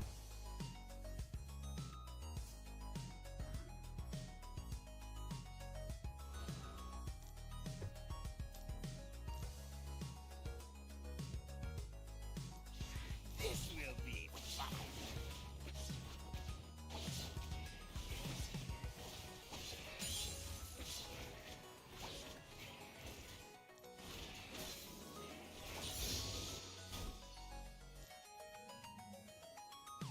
Here we go.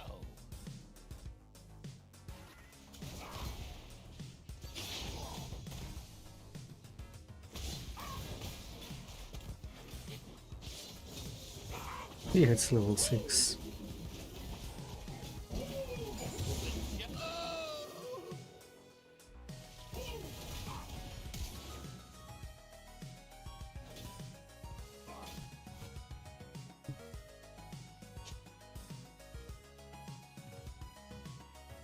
This will be fun.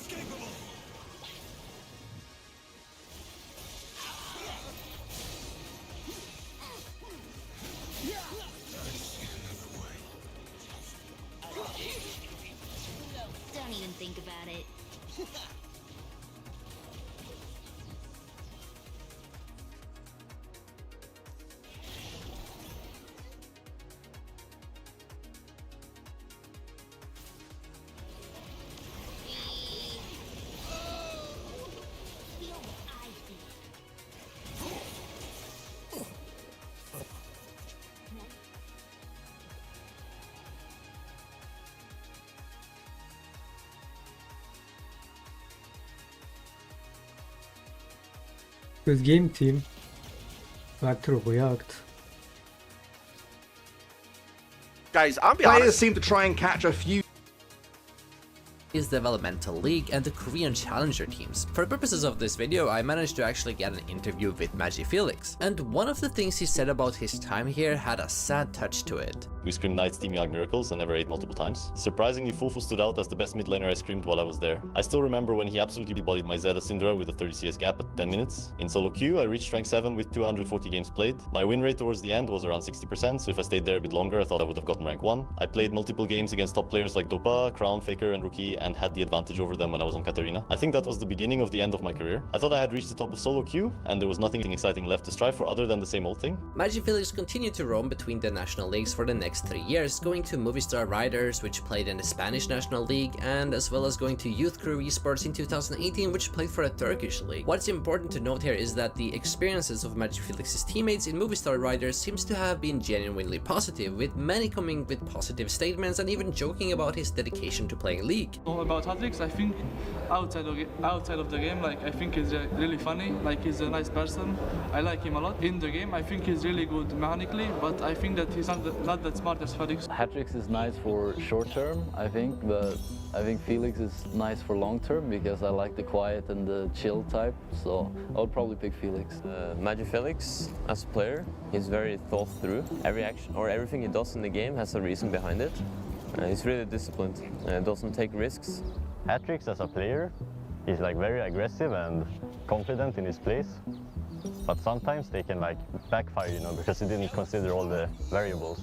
Movistar Riders though was fielding a 10-man roster though, and it was somewhat like a switching thing or like a substitute thing as far as I'm concerned, but for MagiFelix he was the starting mid laner for Movistar Riders, but they later decided to go with Hatrix, which was the substitute mid laner since he was a more aggressive mid laner that fit their playstyle more. MagiFelix's early period in the Spanish league was not off to a good start, but regardless he continued to have the confidence of the coaching staff, and over time his skill rose and ended up being a key piece, especially in Movistar Riders' victory over Giants Gaming in Barcelona. It's important to note that the 10-man roster was chopped down to just 5, with even Flaxish and Blue Razor leaving Movistar Riders too. In 2019 though, Fnatic gave him a chance in their academy team Fnatic Rising. This team would play under the British National League UKLC, which turned out to be a great success for this team. MagiFelix and his team would consistently win the UKLC at the #1 spot throughout his time there, while contending in the European Masters with varied results. But all in all, MagiFelix's time in the National Leagues would be a double-edged sword. On one side, it would have a dark stigma attached to him that seemingly would be consequential, but on a more positive side, he learned to separate solo queue from competitive play and became a much better team player. During this whole amateur esports arc, MagiFelix had garnered an extremely prestigious reputation from his solo queue achievements. Reddit had posted about his shocking achievement in September of 2018 that he had 5 accounts occupying rank 1, 4, 6, 7 and as well as rank 24 in the US, effectively amounting to over 5,000 LP in total. As far as I'm concerned, no one has really achieved this except for MagiFelix. And when preseason for season 9 came around, MagiFelix tweeted that he got rank 1 in the offseason just in time before the LP reset. And with that in mind, one could see his MagiFaker account as rank 1, his MagiFelix account rank 6, MagiFelix account at rank 8, MagiFelix 5 at rank 9, and the— Yeah, but was he rank 4? What was he rank 4? Shiz, the boss was rank 7, and what season is this? Season 10?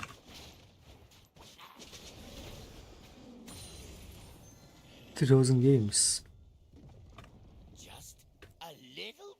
the original MagiFelix account at rank 10, all in the same screenshot, and every of his 5 accounts were in top 10 at this point. You could see that in total he had 3,229 ranked games played on all of these accounts combined. So let's say if you assume that a league game is on average 27 minutes long, MagiFelix would have had played for about 60 days straight of League of Legends. Obviously this is just a ballpark estimate, as challenger games have 1 in 3 games ended in a surrender vote. But you see, there is a counter argument to this, because there is also a thing that MagiFelix would have quote-unquote invented, the MagiFelix mentality. My name is MagiFelix, and Not this code, man. I'm gonna show you guys how to win most of your games. You just don't let your teammates' gameplay affect your gameplay. You're just gonna play worse. But I want to hit you. I don't care if you end, I'm just gonna play my game. It's not within my control if I lose the game, is it? But I have one IQ.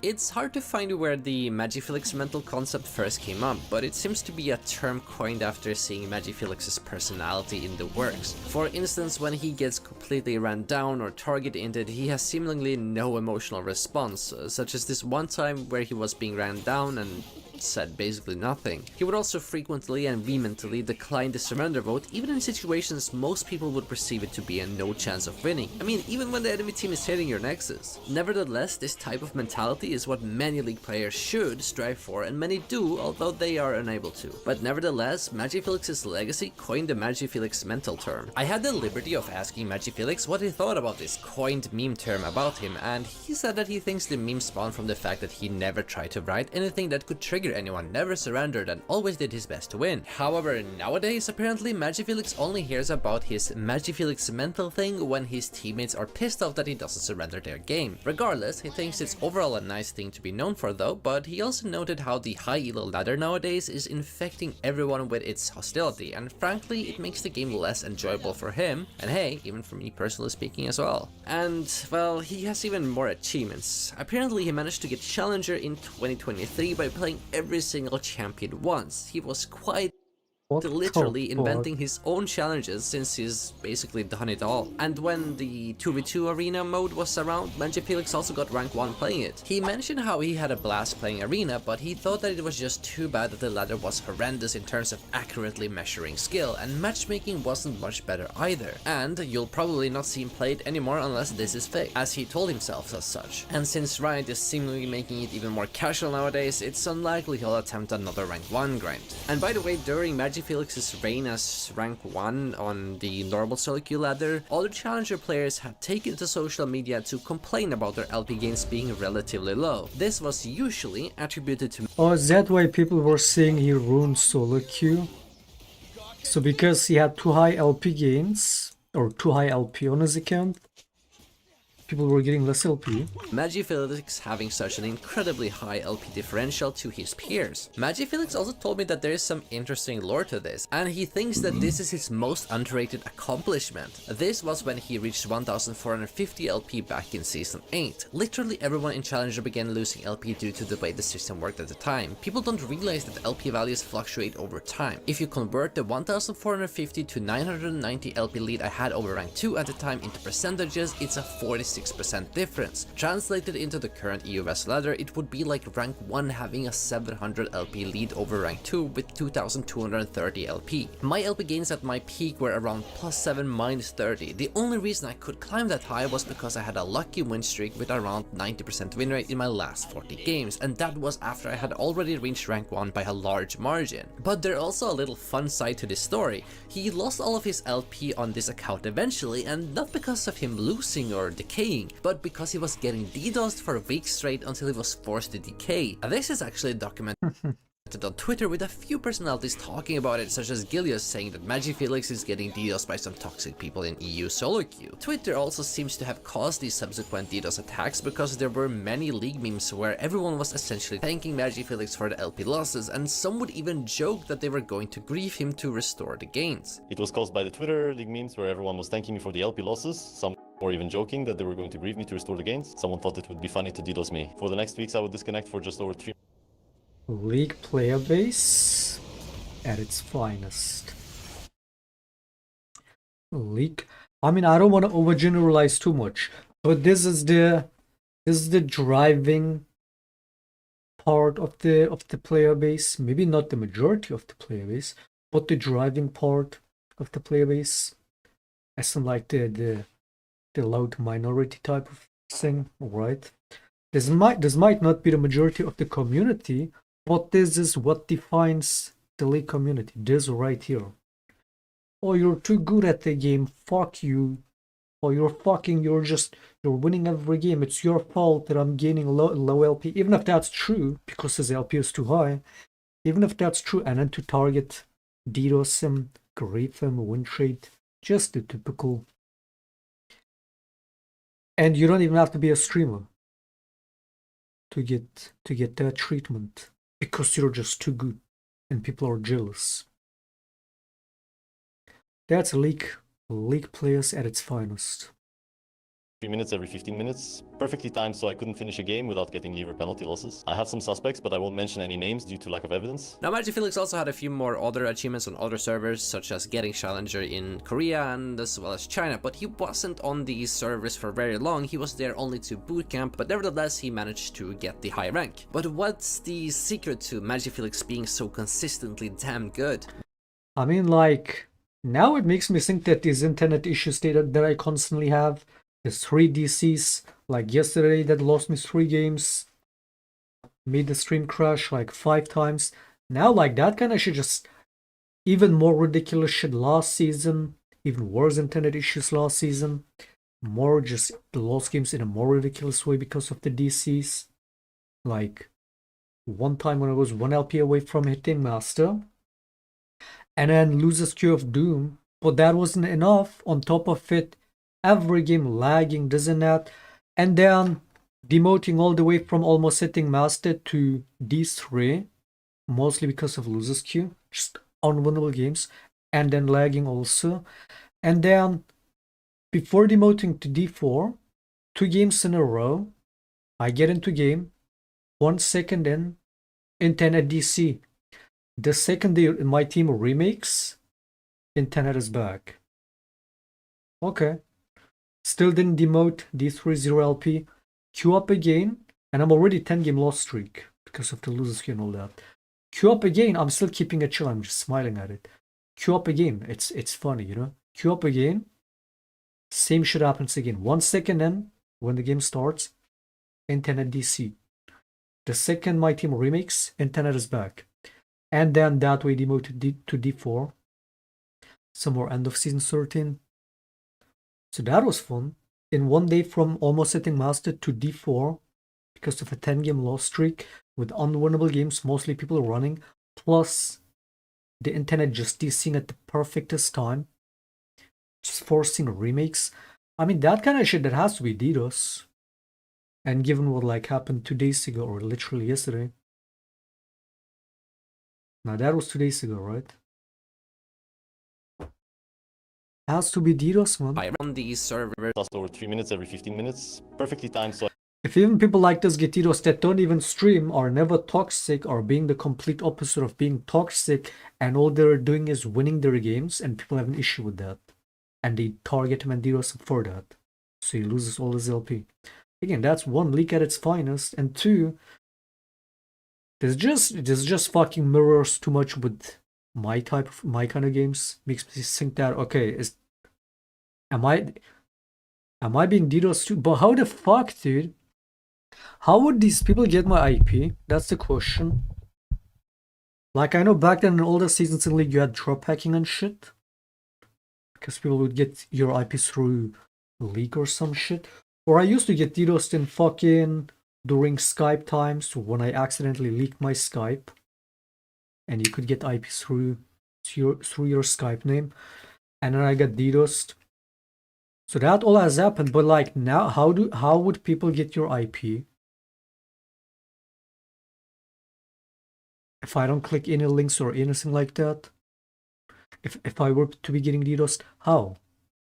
Do you not even need IP to DDoS people? How does like? I have some suspects, but I won't mention How is any it names possible? due to lack of evidence. Now, Magic Felix also had a few more other achievements on other servers. How did he end up getting DDoSed? But I won't mention any names due to lack of evidence. Now, Magic Felix also had a few more other achievements on other servers, such as getting Challenger in Korea and as well as China, but he wasn't on these servers for very long. He was there only to bootcamp, but nevertheless he managed to get the high rank. But what's the secret to Magic Felix being so consistently damn good? Well, thankfully he did a more thorough interview with Dong Huop, and the information we get from this and other sources make me believe that there are 3 things that makes Magic Felix the legend he is: consistency, structure, and mentality. So, what do I mean by all of this, though? Let's break it down. By consistency, I mean that Magifelix will always be a player in a team that performs well, merely because he is consistent. He always has a structure to how he approaches League of Legends that keeps him consistent, and that is also paired up with his mentality. Both of these other attributes reinforce and enable him to be consistent, and just by being a consistent player makes you incredibly valuable, especially in a competitive setting, as you can always rely on predicting that Magifelix will do well on average in each game he plays. That was exactly how I felt whenever I had him on my team. I'm like, okay, he's on top lane. I don't have to worry too much on top lane. I get my bot lane ahead and then go top lane if needed. Or just free games every time when I had him on my team, man. I mean, as a top lane especially, that's all you have to do. You see your team winning, don't run it down, you get a free win. On your team, you can opt into more aggressive players on your roster that are more risk takers, and if those risks don't pay off, you can always count on Magifaker to hold the team up. By structure, I mean that Magifelix has a set of procedures or a way of doing things when a League of Legends game starts. This, of course, is a more advanced concept to talk about, but maybe he thinks about his and enemy team composition, their win cons and weaknesses, how the 2v2 is played out, and maybe he plans what he will do for the next 3 minutes while playing League. And this set of structure that he has, which may or may not be automatic, you know, in the sense that it's muscle memory, enables him to be a consistent player by relying on his proven methods. His mentality, though, reinforces him to do the structural approach he has to League over and over again. He always believes in winning and never giving up, and having no emotions impact his structural approach or otherwise gameplay enables him to stay consistent for a long time. There are also nitty-gritty types of concepts that make Magiflix somewhat unique, such as him usually not opting to roam as a mid laner, but rather exerts pressure by being out of vision. But I think these three concepts has helped Magifelix consistently reach top 10 in multiple seasons. There are a few videos out there that document how well Magifelix play, and there's, for example, the interview by Dong Hoa, or guides that was created by him while he was in Astralis. Magifelix, though, always wanted to go to the big leagues, especially to the LEC. I mean, of course, as a player, like, my end goal is to be playing in LEC and not in Academy. However, there will be a dark stain attached to his reputation that would seemingly linger on for several years to come, and could possibly be attributed to the death of his whole career, namely in 2018, in his venture in Youth Crew Esports, where he played in the Turkish National League called TCL. Magifelix's time in the TCL was abysmal to say the least, and would have stark consequences for his reputation. Before Magifelix came into the picture, Youth Crew had participated in the TCL 2018 winter season. Here, Youth Crew had a somewhat adequate result, getting 4th in the overall winter season with a 13-15 record, while ending 3rd place in the playoffs. But towards the summer season, they swapped the mid laner Coco for Magifelix and added a few more substitutes to their roster. Their following summer season would be really tough though. They would go on to finish 7th place with 9 wins and a whooping 19 losses. Things were not looking good for them, as this placed the team in the relegation spot, and they would have to play against promoting teams to fight for their spot in the TCL. Youth Crew Esports would go on to play against Pars Esports and lose 1-3 to them, and in the elimination round they will play against Galacticos, where they miraculously won in a near 3-2. But when meeting Pars Esports in the finals again, they would lose to a straight 0-3. As such, Youth Crew Esports was completely relegated from the TCL, and would subsequently see all players leave the team, into it eventually disbanding fully, and the esports team's social media would also be deleted for good. I attempted to recover some of this history, but sadly Web Archives had nothing archived for their Facebook or Twitter page. Now, regardless, your boy Hazmat here has done his due diligence and had to dig through the Turkish YouTube space, and after some digging I managed to find a reference regarding the start of the Magifelix anti-social rumor. This rumor seems to have been originated from one of his former teammates in Youth Crew Esports, namely Elvin. Elvin was the top laner in the team and had decided that one day prior to him playing the relegation matches with his team, he would retire by starting his streaming career. He would go on to say that he has a lot to tell about his experiences. So the story goes is that I found this Reddit thread from late 2018 titled Magifaker, who is currently rank 1, rank 5, rank 9, rank 10 and rank 28 on the US ladder, has been relegated from the Turkish LCS, TCL. In this post there was context added by what I assume to be a Turkish league viewer, Ringed King. A few days ago, a well-known Turkish esports player, Elvin, who played for DP once and this year for Youth Crew alongside with Magifelix and aka Fioragod, decided to be be a streamer and stop playing LoL professionally. He talked about a lot of things about their team and Riot Games Turkish, and they were really shocking. When it comes to Magic Felix, he said that Felix was one of the most antisocial kind of people, and that the Mother Gooner was hesitant to speak even when he was hungry, and until someone asked him whether he is hungry, he wouldn't tell for days that he is hungry. That is, he was not communicating with anyone, and that's why he was not successful even in TCL. I posted this because I saw a number of posts asking why MF is not being thought by LCS teams. All in all, even if he's a really good mechanically and have several accounts in Challenger on the US server, he's not the kind of player that can play for any team because he doesn't know how to communicate with people and is a really bad teammate. For more information, you can check Elvin YouTube channel. It is in Turkish though. I love rumors. Facts can be so misleading. Were rumors true or false are often revealing. Subsequently, after some more digging into Elvin, I found his original statement that was made on his stream. Var mı? Bilgisayar var mı? Yatacak yer var mı? İyi, geliyorum o zaman. What? Peki Felix, normalde biz çağırdığımızda Türkiye'de terör var deyip gelmemiştik ilk sezonlarda. Neyse abi bak, adam geliyor sonra, tamam mı? Geliyor böyle. İlk geliyor işte, değişik bir tipi var işte, hani Türkiye'de görmeye alışık değilsindir büyük ihtimal. Geliyor böyle kapıdan, şöyle duruyor, şöyle bakıyor işte. Asosyal, tamam, direkt anlıyorsun duruşundan böyle, hani yürüyüşü bile bir değişik yani. Hani şimdi adamın fiziksel özelliklerini zaten zurtuna laf etmeyeyim de biraz değişik yürüyor, biraz değişik hareketler böyle, anladın mı? Bir böyle... Anladım abi. Şey yani, bir değişiklik var çocukta. Neyse, çocuk abi geliyor böyle, ilk oturuyoruz, konuşuyoruz falan. Böyle tam işte adamla bir şey sormuşum, 10 saniye önce, 5 saniye önce falan cevaplamış, tamam mı? Bir sessizlik olmuş. Adam birden kalkıp gidiyor. Koşarak solo queue'ya giriyor böyle, tamam mı? Hani bildiğin adam deli. Adam solo queue koşan cevaplamış, tamam mı? Bir sessizlik olmuş. Adam birden kalkıp gidiyor. Koşarak solo queue'ya giriyor böyle, tamam mı? Hani bildiğin adam deli. Adam solo queue atıyor sürekli böyle. 5 tane challenger hesabı olan değil mi? Evet, 5 tane challenger hesabı var. Adamın dünyası, adamın dünyası solo queue olmuş lan. Şey böyle, evden dışarı çıkınca güneşe çıkan vampirler gibi oluyor, direkt solo queue'ya koşup böyle kan içiyor. Fuck is this? What is this? Böyle solo queue'da direkt kan içiyor, anladın mı abi? Anladım abi. Neyse, adam abi asosyalin önüne gidene konuşmuyor. Çocuk konuşmuyor la. Konuşması böyle adamın bak. Yani neden böyle bilmiyorum. Adama mesela diyorsun ki Magic Felix işte bir şey diyor, adam böyle bir yere bakıyor. Bak sen buradasın ya, adam böyle. I think it's fine. Anladım, yüzüne bakmadan. Aynen, yüzüne bakmadan kısıcık bir sesle böyle, adam istese hani böyle şey, sesi var yani çocuğun. Sesi çıkmıyor değil. Falan diye konuşuyor. Anlamıyorsun bir şey. Tamam, fazla şey yapmıyorsun, takmıyorsun diyor. Tamam, kendi dünyası. Told you what? The guy just sounds like a hater. Told you what? Okay, maybe he's not talkative, maybe he just likes to queue solo queue. A lot of League players do. I mean, there's League pros that queue up League during parties while being recorded. Sure, you might find that weird. It's addict behavior, but it's like the way this guy is talking, because I understand Turkish. So I'm listening to this while understanding Turkish, and he's just sounding like a hater.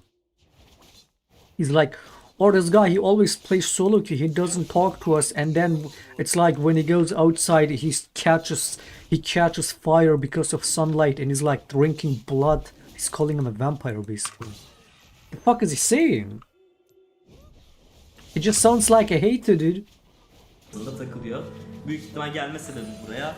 Adamın evinde FPS problemi, interneti falan kötüydü, yatağı bozuktu falan işte, dedi lan bir Türkiye'ye gideyim de işte. Solo queue atmaya yer mi? Nah, the guy just sounds like a complete hater.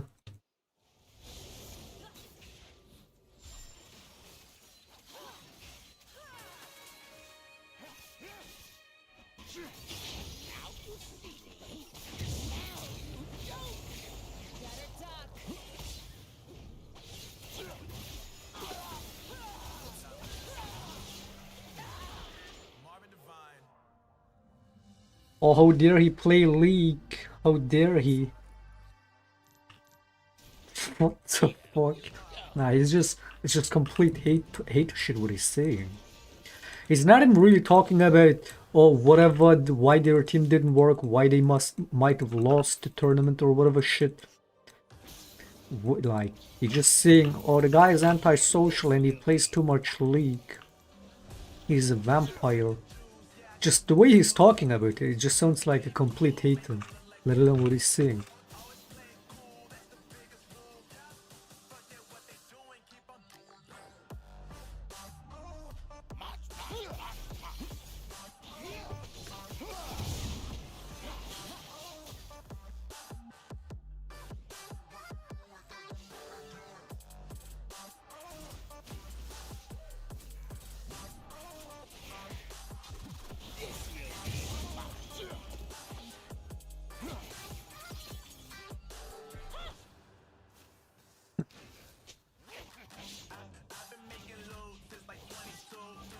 What the fuck are these chickens, man? Why do they reset the game?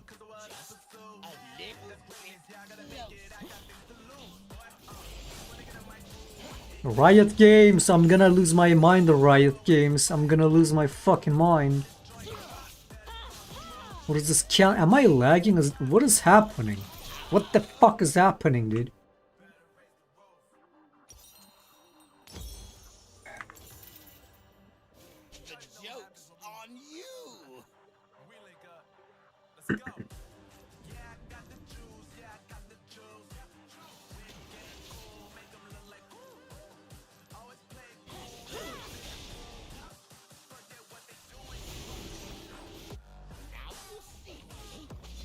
That's such a shit behavior to be doing that as a teammate. That's so weird, man. Just see you don't like the guy, like what the fuck is this? Is this from 2018? This clip?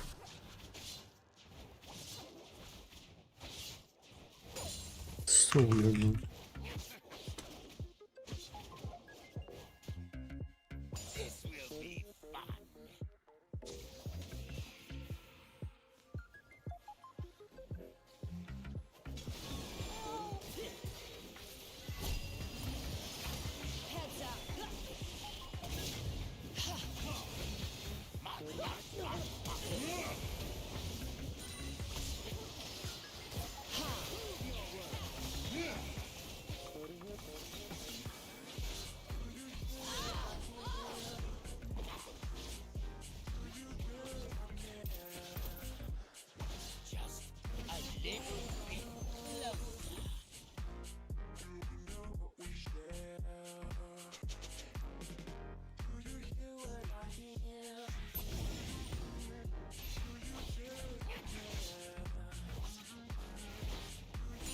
Peak in 2018. I don't even remember. I barely played in 2018. Less than in 2012, 2020 in season 12. Season 8 I played League probably the least, or the least serious. Because I was not only did not fucking wanna fuck with the rune changes and the kind of meta it was creating. The 500 CV shield meta on 80 carry, specifically CV. Was fucking garbage. Everybody was promo whining on Twitter, I remember.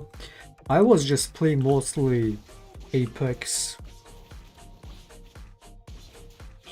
and Fortnite, I guess. In season 12 I maybe played a lot of League, but mostly to just Protestant. But season 8 I probably played even less. So I don't even know what I peaked. I barely just played the ranked one.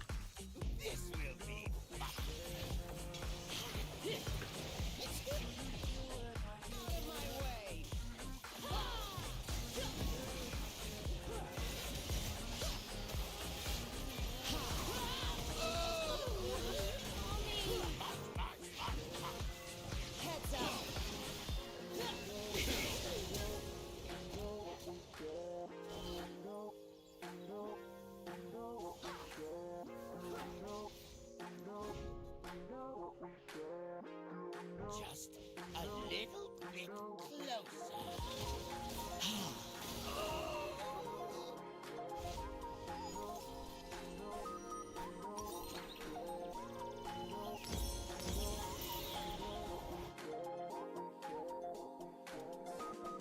The joke's on you.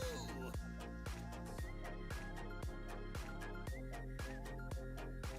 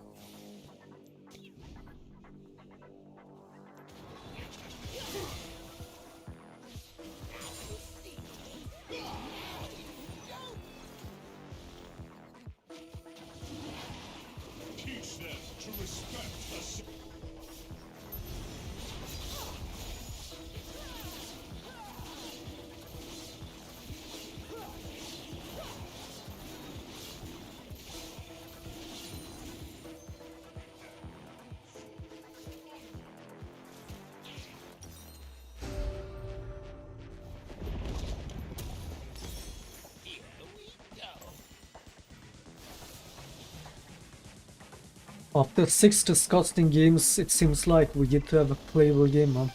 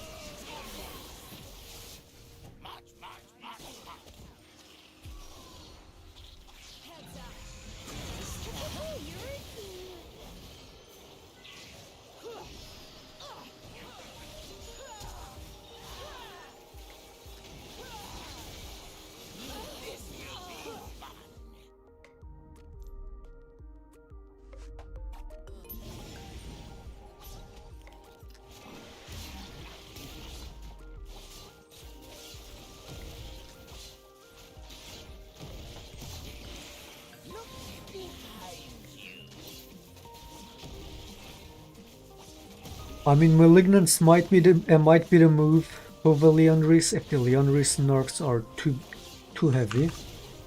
Might have to switch that up.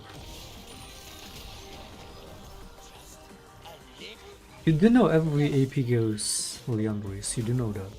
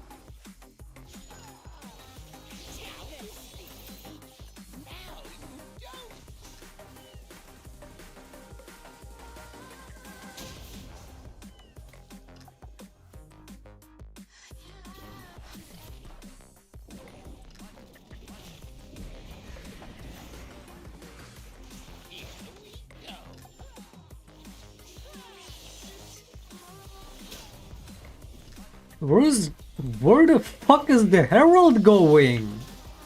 This game is so dumb. Is it because he walled this? Is it because of an EV wall? Has to be.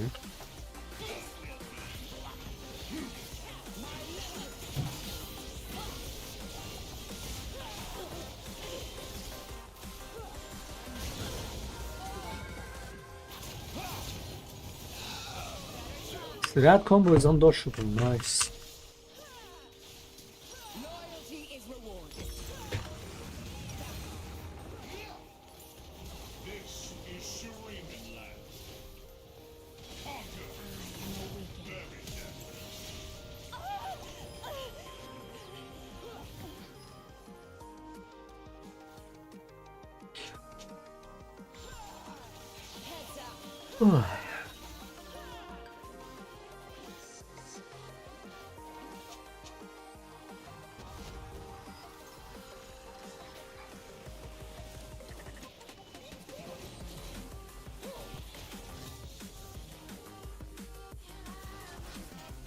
You reverted the nerf from the patch.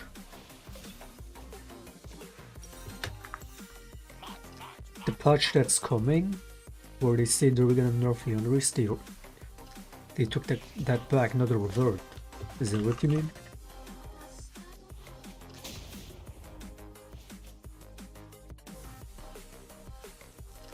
I mean, a Leandry nerf I would understand, not the Fated Ashes nerf. The Leandry nerf makes sense because again, everybody builds it. It's clearly a strong item. Would have sucked if they nerfed it for Shaco, but The Fated Ashes nerf kinda doesn't make sense.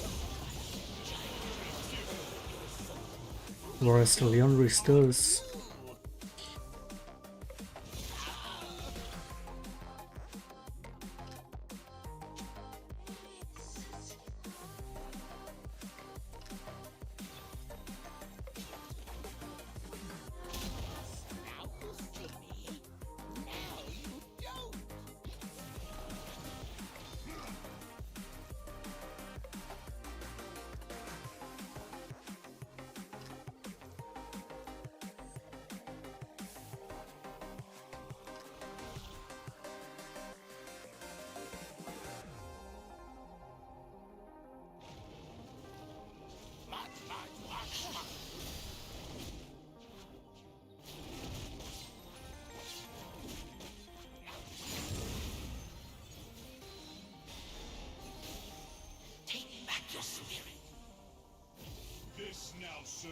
Here we go.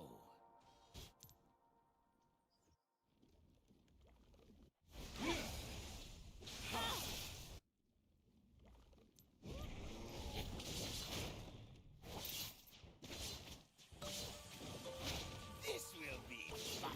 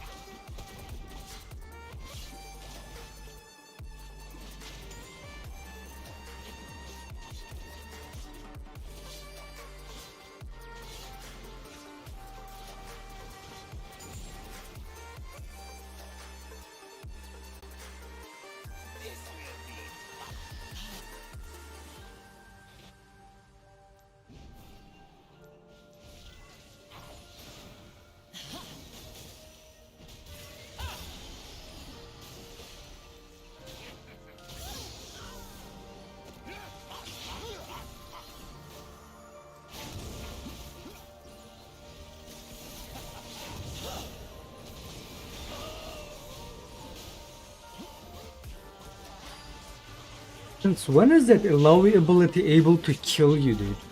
Wasn't the point of that ability always that it cannot kill you? Now she can literally kill you with this, with that fucking bullshit. And there doesn't even seem to be counterplay to it. Before, when you get out of the radius, you get marked up, but at least she can't damage you anymore. If you stay in it, she's just gonna kill you with that damage alone. And then she just like it instantly procs on you anyway, you get the markup anyway. Where's the weakness of that ability? You get hit, you can FF. You can't walk out of the circle. Does like, I mean, you could do that, but you still get the markup. You still lose a ton of HP. You stay in it. You just die. You get the markup either way. Like, the damage is way higher than what it used to be, what I remember. And the fact that you can die from it. Where's the counterplay, man?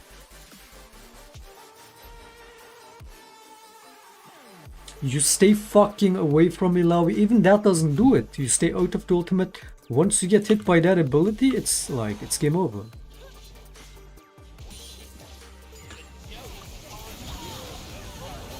Even when you try to walk out of it, it's like by the time you're out, you lost all HP anyway.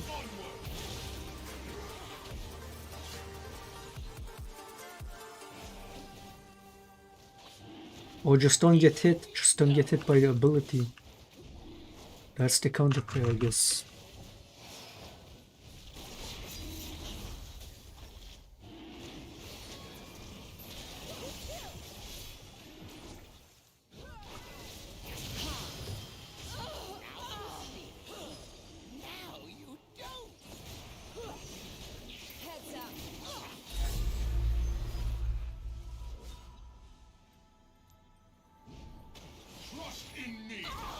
What the fuck?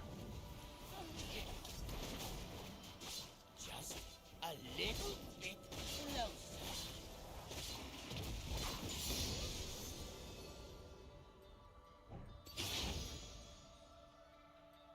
Just remove Ilawi from the game, man. Is a fucking rework that disgusting ability, or just fucking remove this champion, I swear.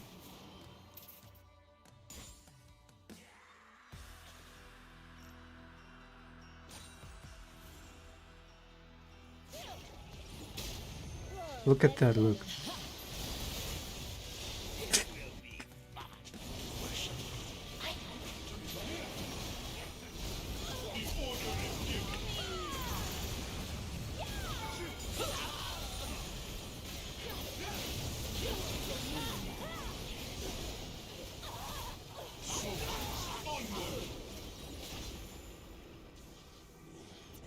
I mean, Ilawi must be by far the most bullshit champion to 1v1.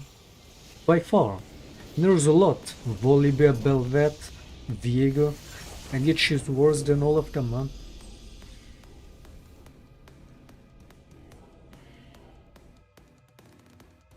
İnternet kafe üstüne de para versinler dedi. Geldi buraya. Adam o kadar asosyal ki. Geldi abi 2 gündür yemek yedi mi yemedi mi bilmiyorum. Çocuk böyle oynuyor, sadece oynuyor, tamam mı? Çocuk kimseyle konuşmuyor. Yanında yemek sepetinden yan yana oturuyoruz çocukla. Yemek sepetini bir açtım, işte bir şey söylüyorum. Daha önceden biliyor oradan söylendiğini. Bir şey söylüyorum böyle. Direkt böyle oyunu bırakıp "Can I order two?" falan yapıyor. Böyle direkt adam hani yanında yemek sepetini açmıyor. Böyle oyunu bırakıp "Can I order two?" falan yapıyor. Böyle direkt adam hani yanında yemek sepetini açmasam gelip şey demeyecek yani. Acıktım ben. Bana yemek verin demeyecek. Ona utanıyor. Ha, utandığından artı unutuyor. Solo queue'dan dolayı unutuyor. Neyden dolayı unutuyor bilmiyorum abi. Direkt adam unutuyor, tamam mı? Neyse bu çocuk da böyle dedik, kabul ettik. To me, that is perhaps one of the most abhorrent behaviors I've seen from a pro player, to completely over-exaggerate and disparage someone this hard. The statements made by Elvin also seemingly lack context, as Felix mentioned to me how Youth Crew was a dumpster fire. Apparently halfway through the split they stopped paying the roster, and thus the roster had stopped practicing. I asked Magic Felix about these rumors as well, and he said that he thinks some of their concerns were legitimate if you put it in a milder form, just like he stood by in a Swedish article in 2021. By normal people's standards, Magic Felix was avoidant of interacting with others, and his personal hygiene could have been better, just like the rumors say. However, he also takes issues with the narrative set out by others, because they do create a one-dimensional view of him. Besides of him being young, the truth of the matter is that most of the teams he was on performed as expected or better. In fact, throughout Magic Felix's whole career, as we will explore, he was an individually strong player for a large part of his career. When these narratives mindlessly repeats like Magic Felix can't perform in competitive games, Magic Felix don't talk to anyone, then that's all that people are going to think when they hear his name. That in itself is true, even though that the narrative is being established is missing all of the ways in which he made positive contributions and helped his teams make better decisions. Anyways, there is also another instance of this so-called antisocial rumor that came up relatively recently. In 2023, Treats had talked about his experience with Magic Felix. You see, Treats and LS had a lot of collaborations during co-streams of LCS and LEC in 2023. They eventually talked about Magic Felix, and there Treats publicly talked about his experience. According to LS, Treats had said that I asked Treats, one of of his former teammates what possibly happened with Magflix, and he said that he thinks he quit the game. Also mentioned that Magflix had a lot of RL issues on teams. What possibly happened with Magflix, and he said that he thinks he quit the game. Also mentioned that Magflix had a lot of RL issues on teams, and thus teammates would sort of have to take care of him and remind him to do very basic things in real life, such as eating and cleaning and showering, etc. Made it sound like perhaps with the lack of success in League and how much he played that possibly he just walked away.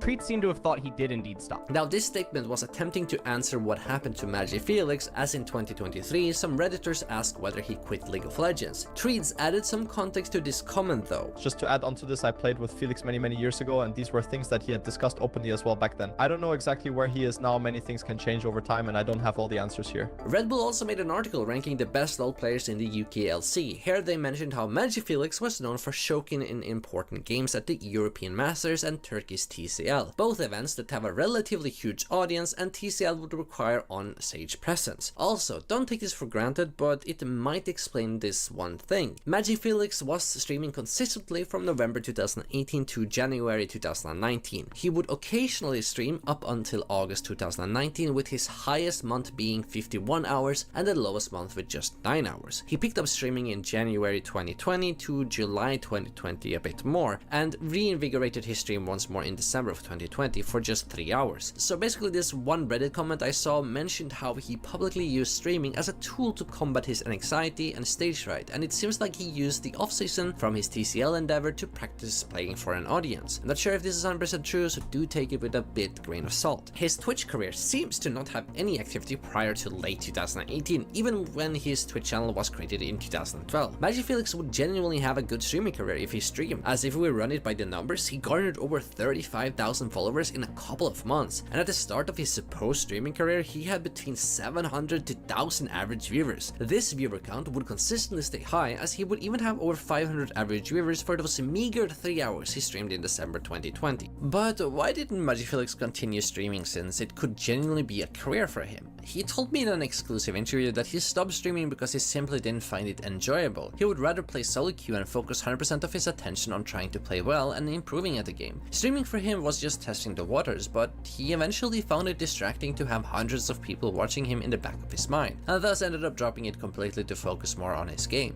Now, these antisocial rumors would continue to be perpetuated by the League community. Statements about his antisocial behavior, lack of communication, and so on kept on coming left and right when on the topic of Magic Felix. But context is of course required here. TCL was Magic Felix's biggest and first time he was on stage consistently. Prior to this, he had very limited experience with being on stage, whereas most of these instances were mainly on LANs, cups, or playoffs, so TCL was his first stepping stone. Furthermore, these statements were only done by one person in the past, when Magic Felix was just 18 years old. These rumors seem to be very prone to exaggeration and even very rude. Even Magic Felix would admit to this, so in a 2021 Swedish article that interviewed him. We'll get to this later more into cups or playoffs, so TCL was his first stepping stone. Furthermore, these statements were only done by one person in the past, when Magic Felix was just 18 years old. These rumors seem to be very prone to exaggeration and even very rude. Even Magic Felix would admit to this, so in a 2021 Swedish article that interviewed him. We'll get to this later more in depth, but just take it for granted for now. And we also cannot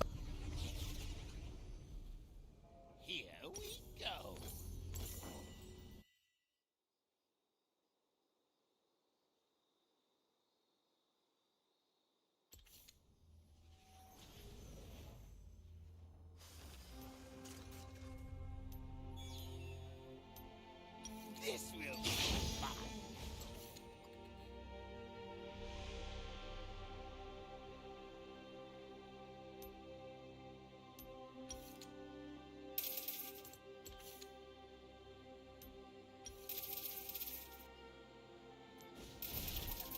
Now you see, now you don't.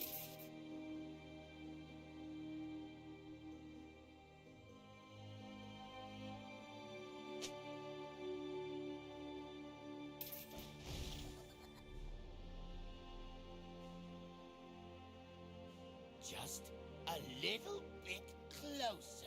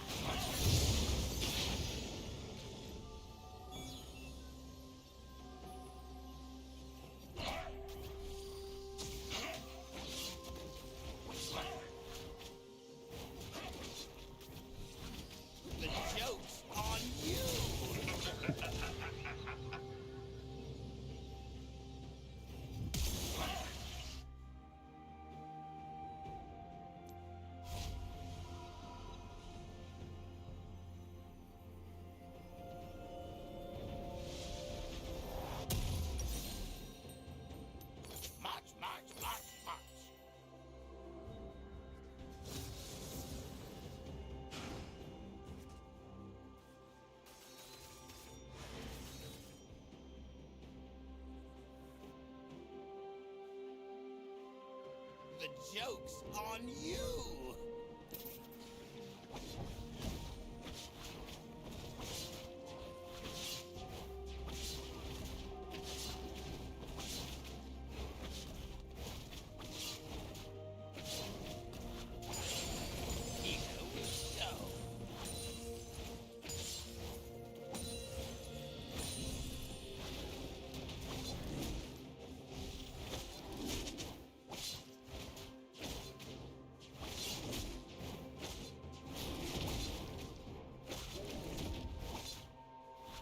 This will be fun.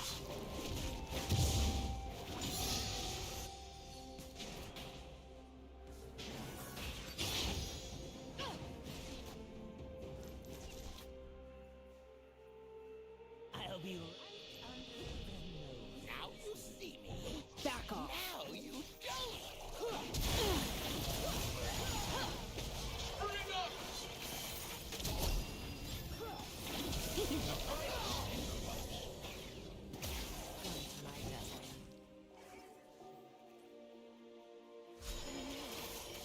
Just a little bit closer.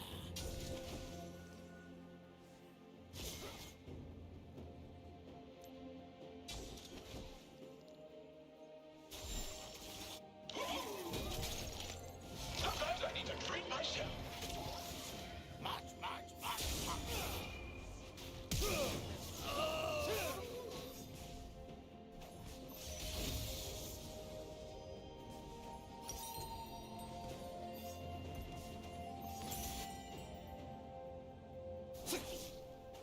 The joke's on you!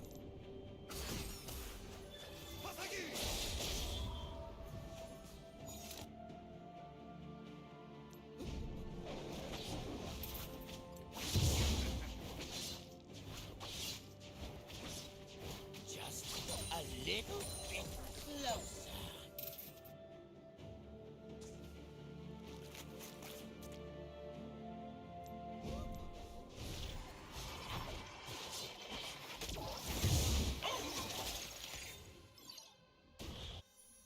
Here we go.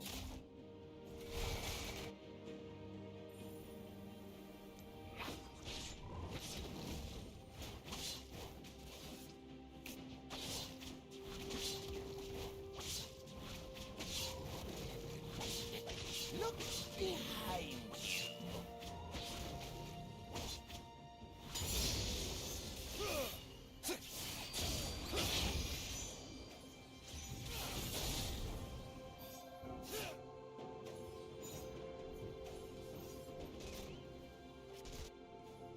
This will be fun.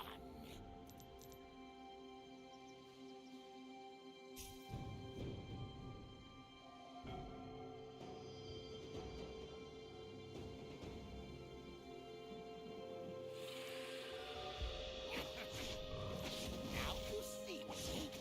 Now you don't.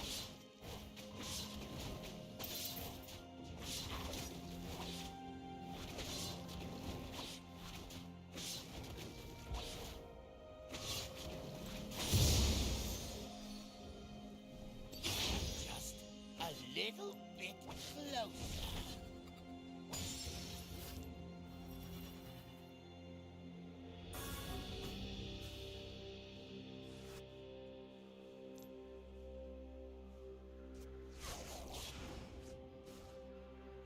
March, march, march, march.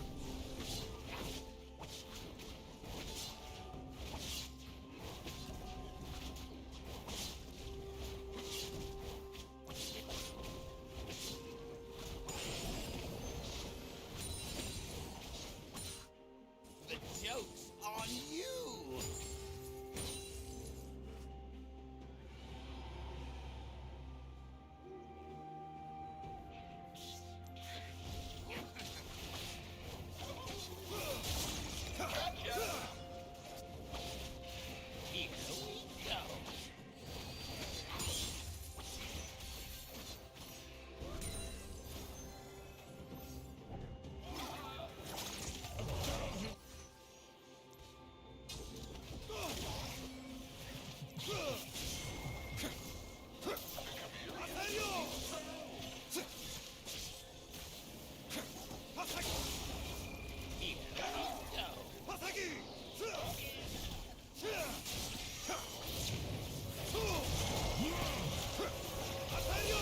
Your support gets here before our mid laner.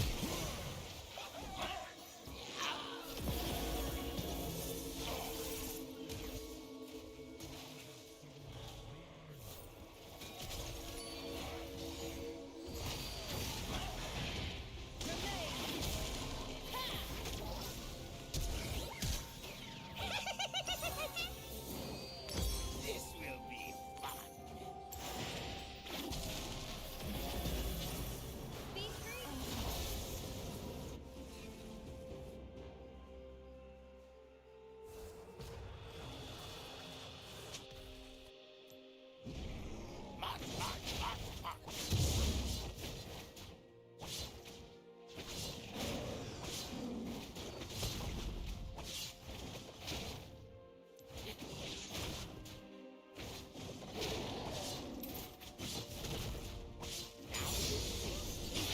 Now you don't.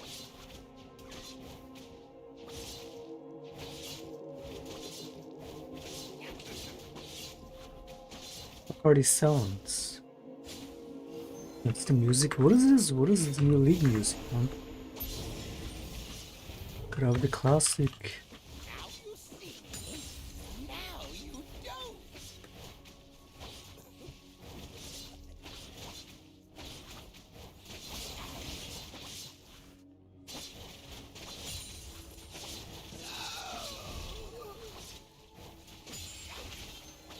Just a little bit closer.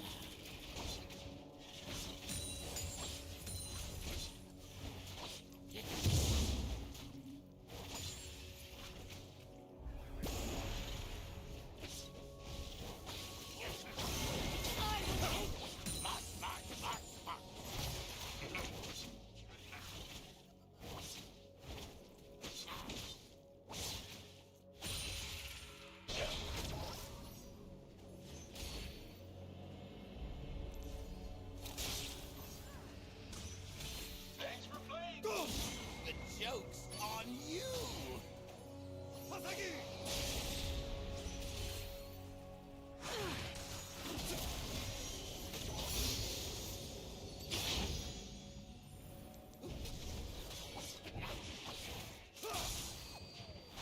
Here we go.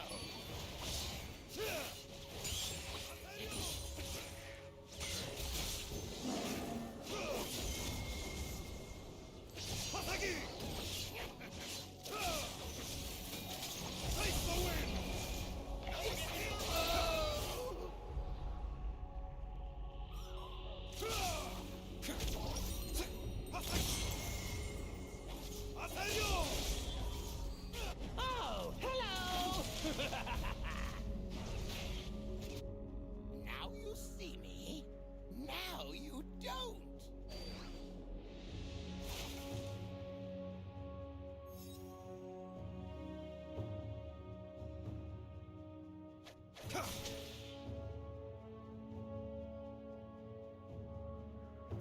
This will be fun.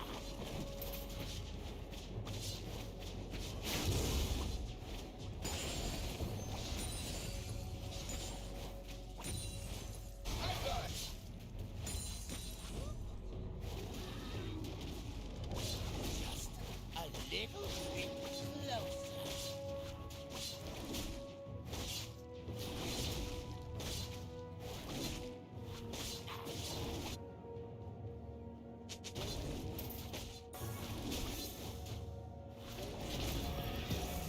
March, march, march, march.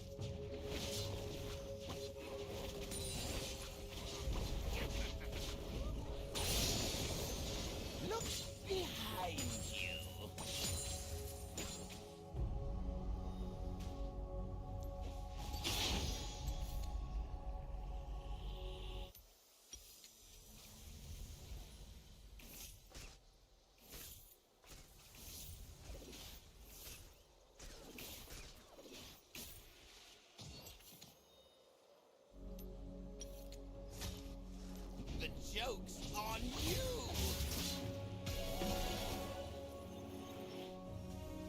Oh, hello!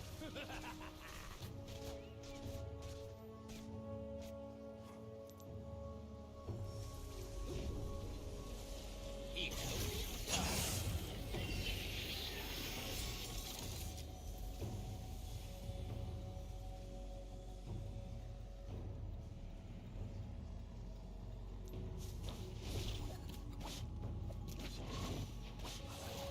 This will be fun.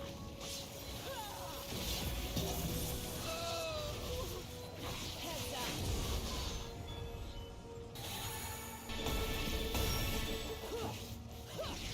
Drop the beat. Now you see me. Now you don't.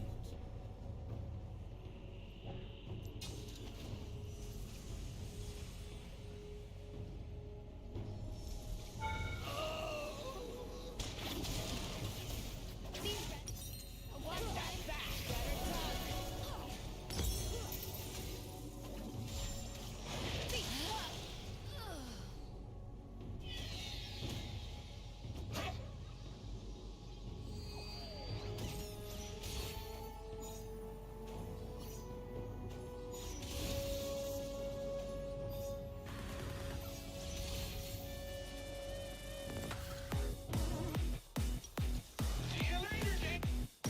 Just a little bit closer.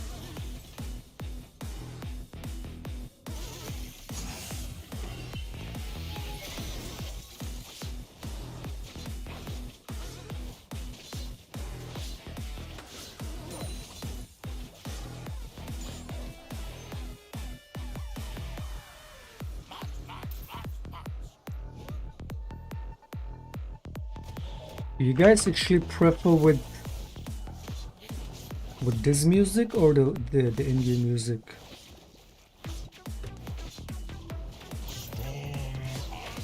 The indie music is chill for me, but it kind of gets boring.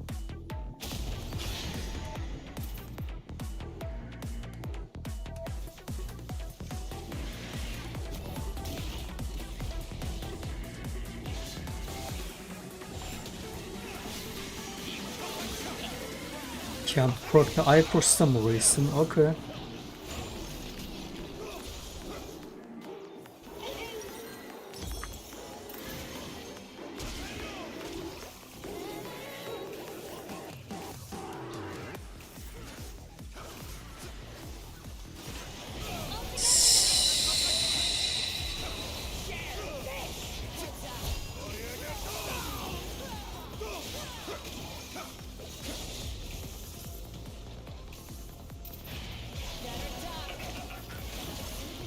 Here we go.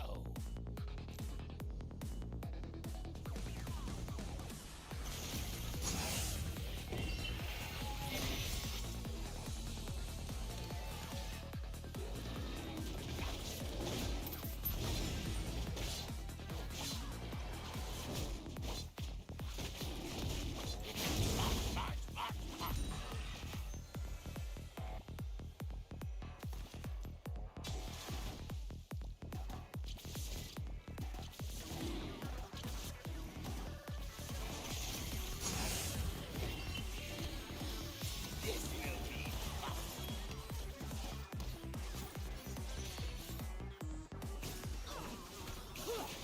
Heads up. Now this feels. Now you're looking a little green.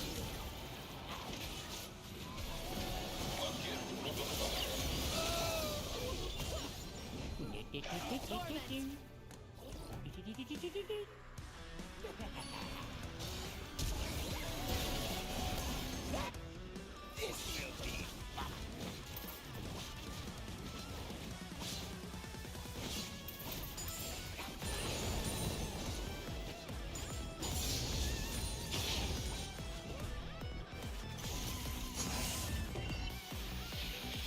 Now you see me.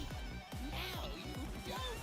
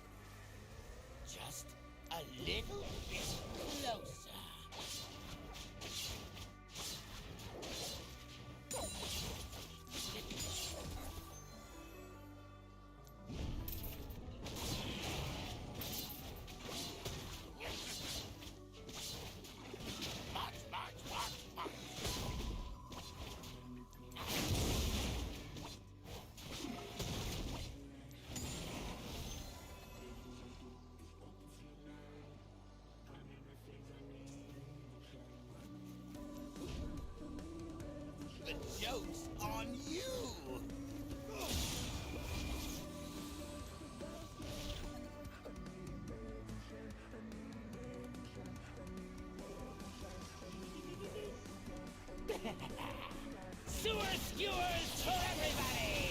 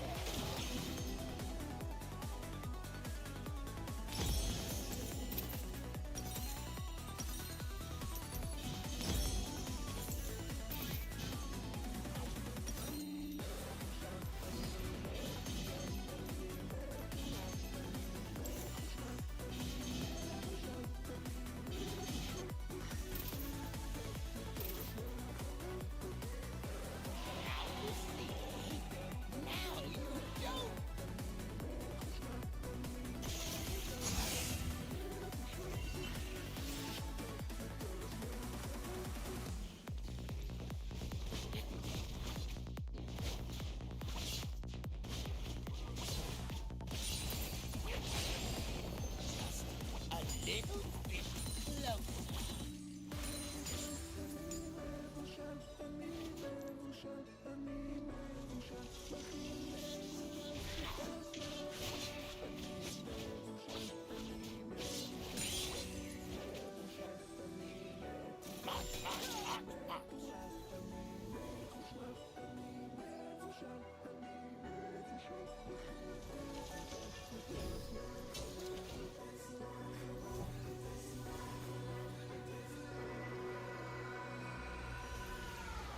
The joke's on you!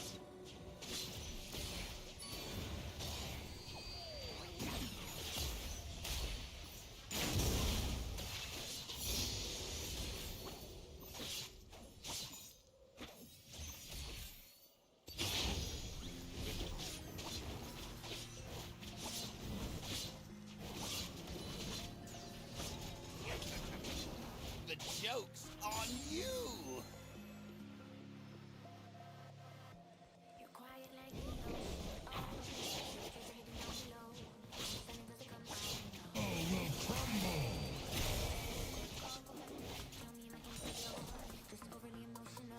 Here we go.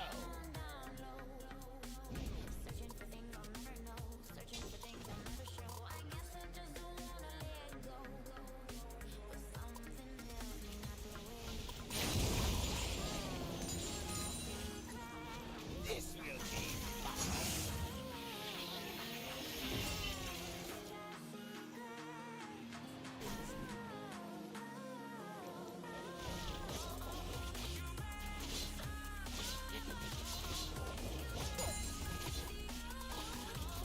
Now you see. Now you don't.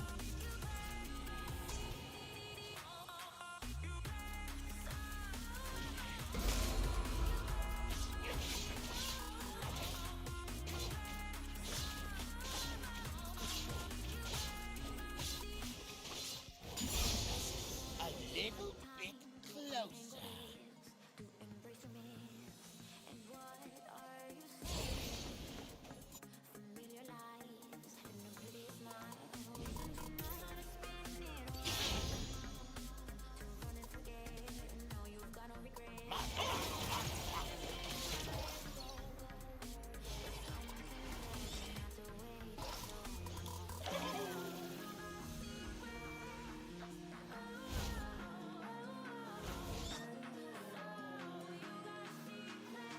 The joke's on you!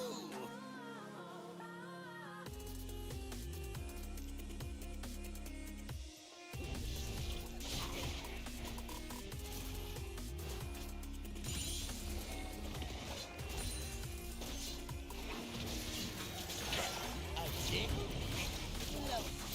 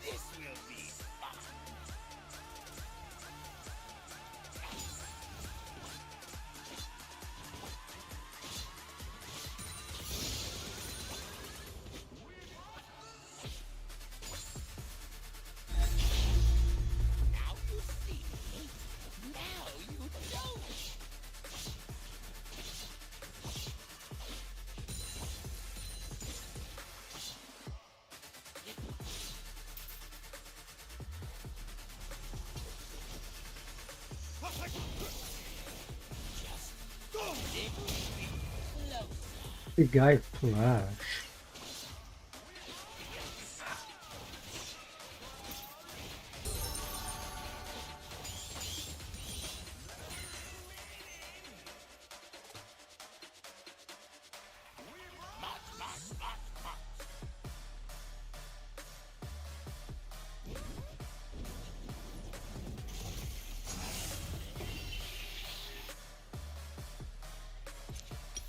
Good game.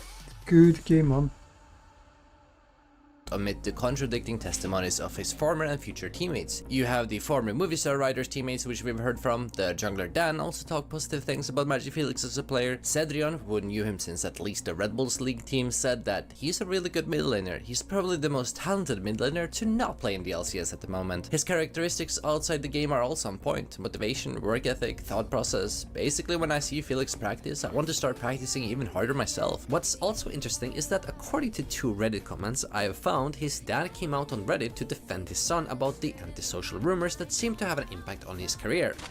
This comment was not as viral as I thought it would be, and I found it by sheer coincidence on another Reddit thread in 2018. Under the account The Senior Manager, he wrote, "This might answer most theories about Felix here. Felix is my son. He is only 18 and has played professionally for 2.5 years. Felix plays few games in solo queue but wins a lot. Many others play much more. This spring he got 2 offers from LCS teams but ended up choosing TCL. Of all youth crew members, he made the most average damage in all games in TCL, while the youth crew ADC and support had the worst stats of the series. He is not a social type of person but communicates and gives interviews no problem. He does not choke in important games, but he is careful and methodical. See what the movie star Riders teammates say about him. Felix played 28 out of 32 games in series and the other mid laner Hatrix played 4. There is no 100% confirmation whether this is Felix's actual dad, but he does sign his name as Jonas, which, according to my research without attacking someone's privacy, I would like to say that this account is almost 100%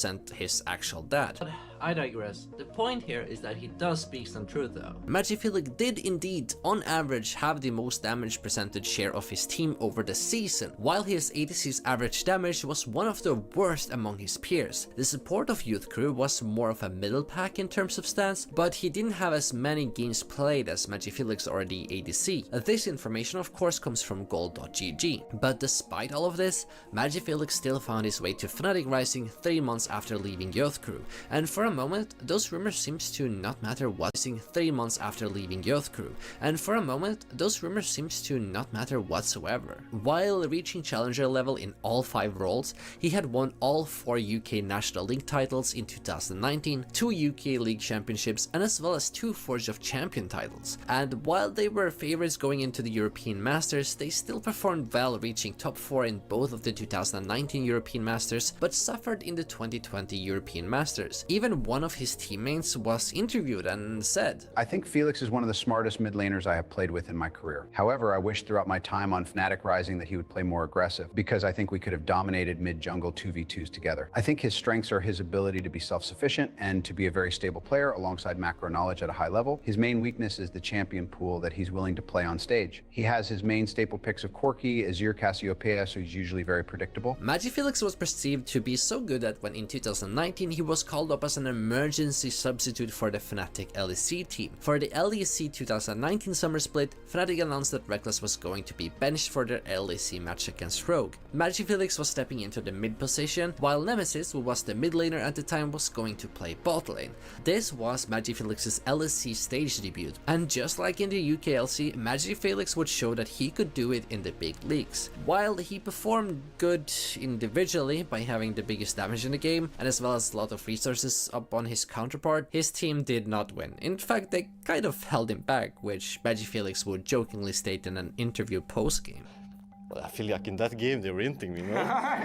What's also funny is that you can actually see Magifelix's nervousness, perhaps, or maybe it's more of like a rookie vibe to him, as when the teams usually do a handshake or greet each other at the end of a game, Magifelix was just sitting by his PC, completely oblivious to this fact. Perhaps he forgot himself, or maybe he just wasn't aware of this tradition, which I do think is kind of funny. And to be fair, Magifelix, the LEC DPT, and the Nemesis, who wasn't playing in his main role, were doing way better than the ones who were playing on their main role. overall. But nevertheless, this debut was kind of important, as people started to see that the rumors regarding MagiFelix was in fact exaggerated. Those rumors were completely overblown. Reddit overblowing something they know nothing about yet again. This shit can literally ruin people's careers. He looks very comfortable, hope to see him on an LEC team one day.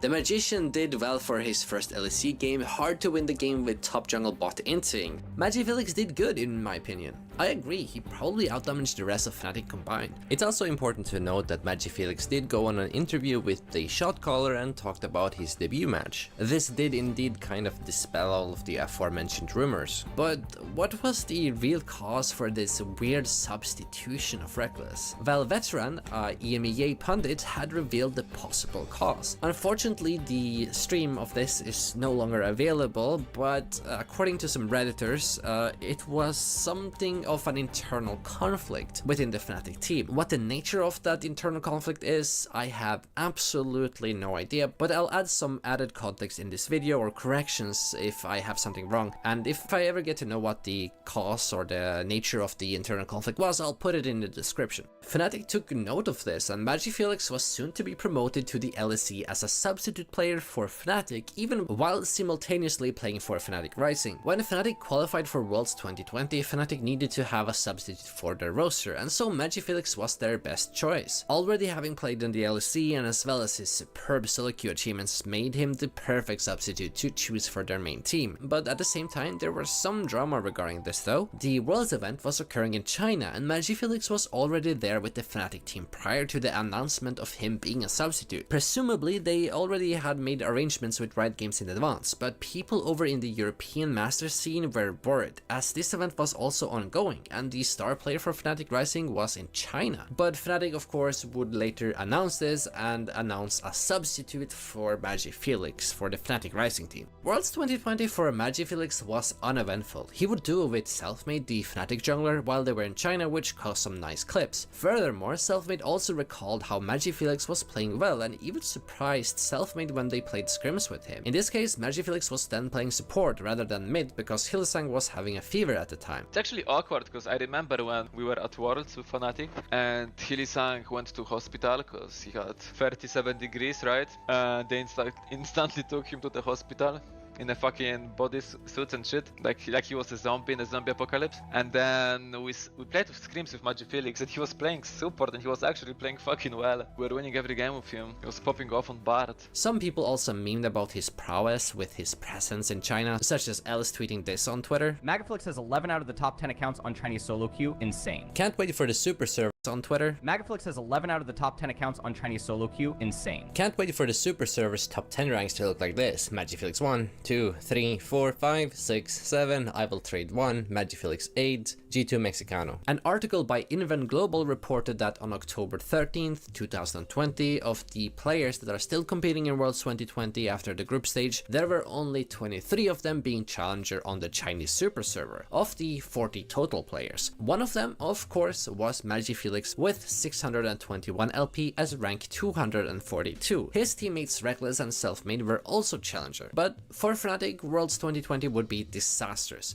I go more in depth regarding this in my video on how Fnatic ruined Nemesis' career, where my information is based on a person who had first-hand knowledge of the events that transpired. So if you want to know more about this disastrous events for Fnatic, have a watch on the top right and go to that video. Nevertheless, all eyes were on MagiFelix at this point, as he has increasingly had gotten more of a positive standing in terms of his esports career, and with the Fnatic contract expiring in late 2020, MagiFelix had to go elsewhere. Sadly, MagiFelix didn't seem to join any LEC team for 2021. Behind the scenes though, things were moving. Apparently MagiFelix said that he was somewhat close to joining Dignitas back in 2021 instead of Astralis, but he decided against it because it would entail a 3-year contract, and that was simply just too long for him, as he was already starting to lose motivation during this time. But in the spur of the moment, there was light for him. MagiFelix got an opportunity to prove that he was a true LEC level mid laner. Nukeduck, which was occupying the Astralis starting mid laner spot, was opting to take a competitive break due to personal reasons relating to his health probably. MagiFelix goes on to say that. I always thought myself that I was good enough to play in the LEC, so it felt sad to remain in the national leagues year after year. When I didn't get the place in the LEC at the beginning of 2021, I decided to take a break from professional gaming and focus on fixing my problems that prevented me from getting a chance. It was very surprising to to me. Coming into the split,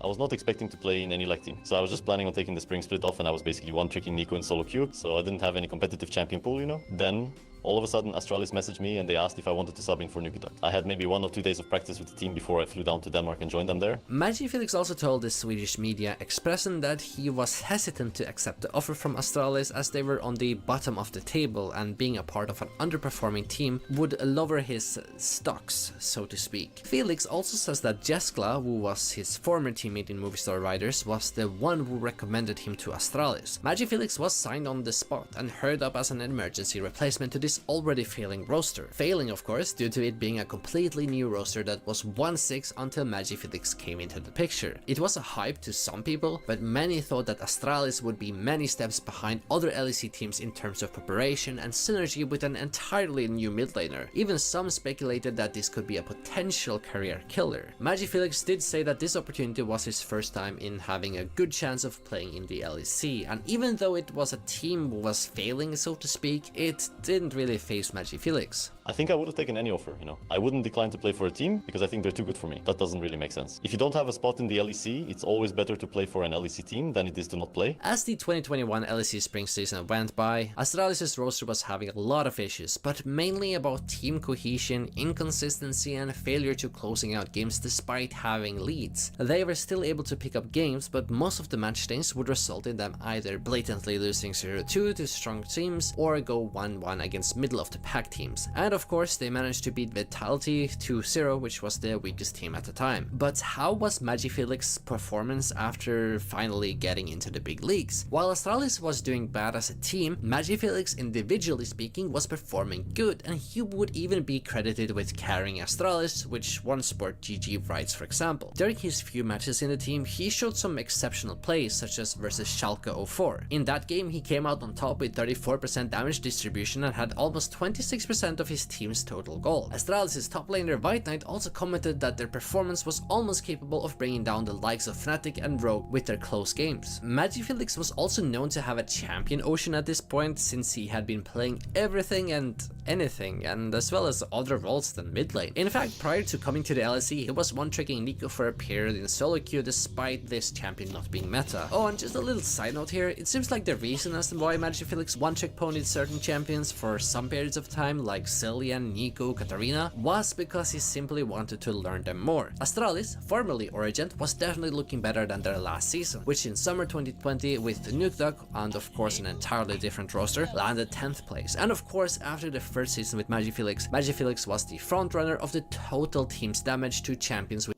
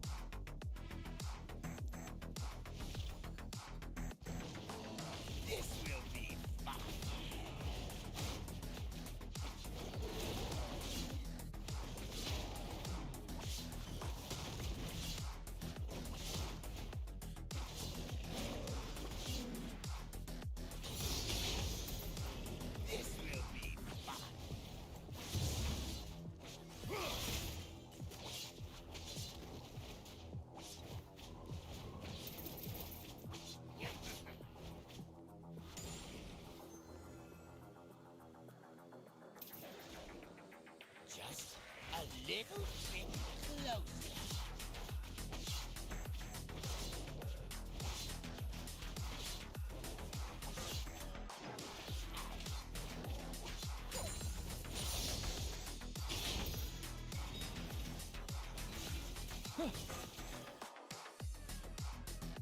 What even is the win rate today? 7 losses, 1 win, 2 wins.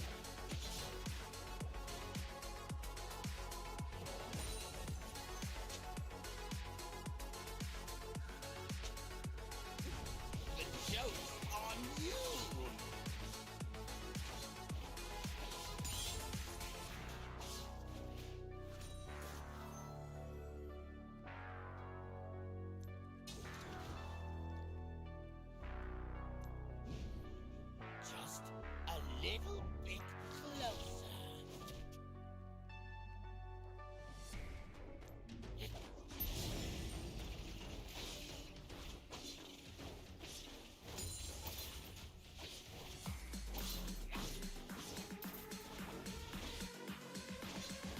This will be fun.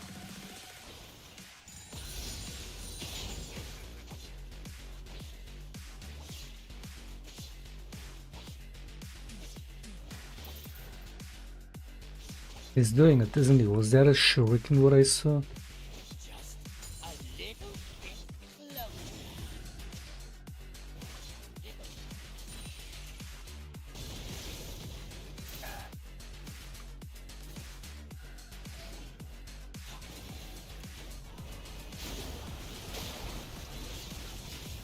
Here we go.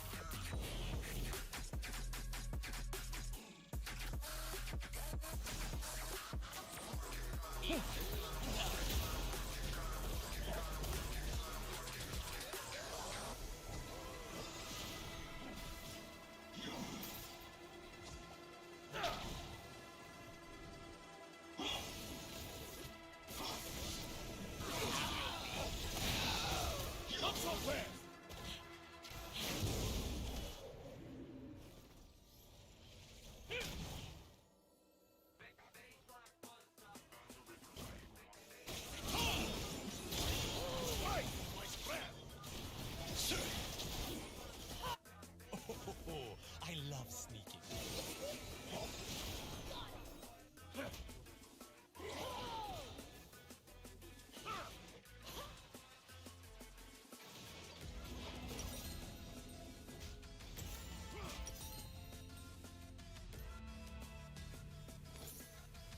The joke. Love this. Too far gone. Storm of blades.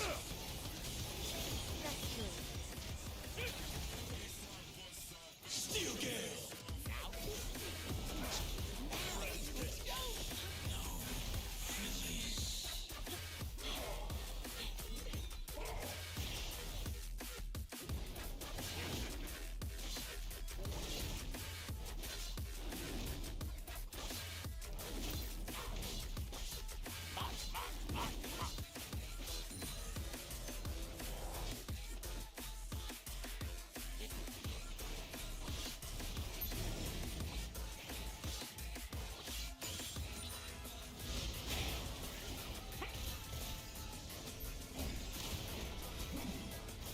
They can run. Piercing winds.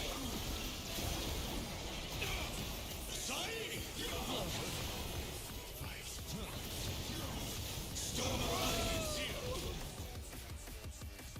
You are reclaimed. Just a little bit closer.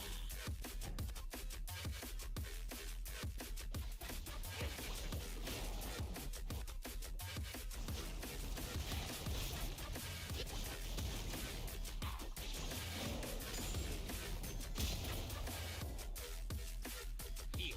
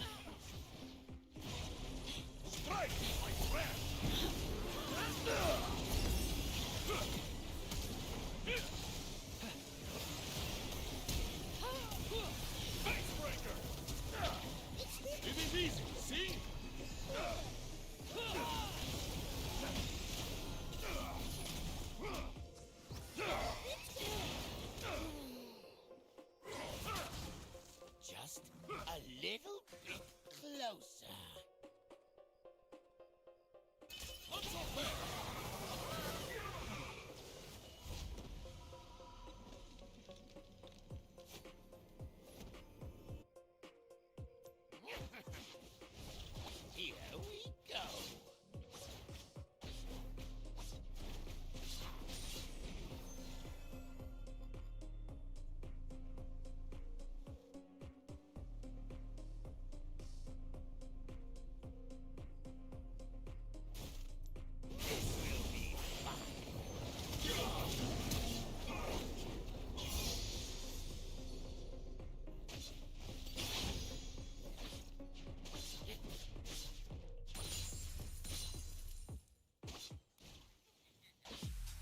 The joke's on you.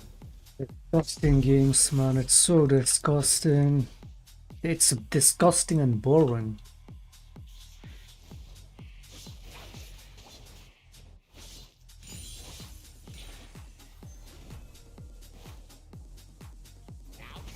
Why are you not taking it, you fucking retards? Why are you not taking it?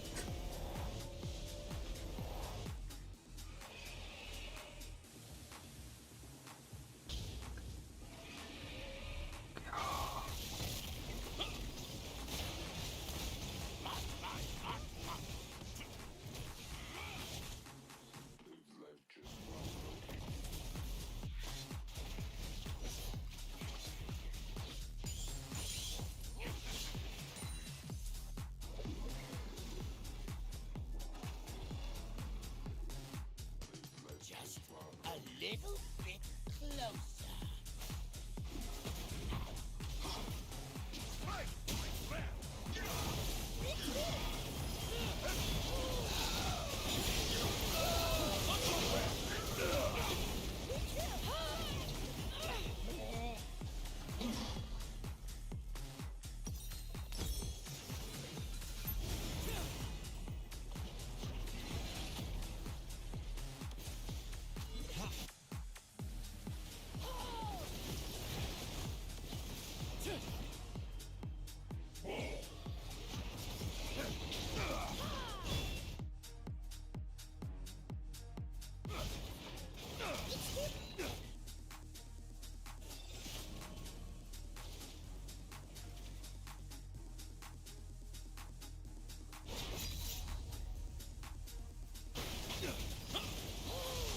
Here we go.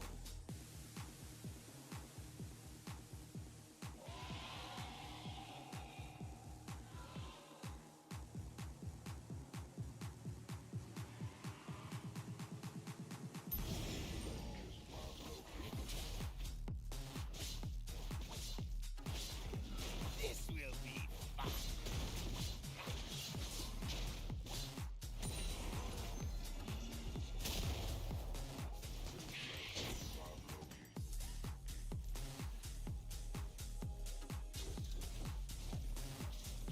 The joke's on you.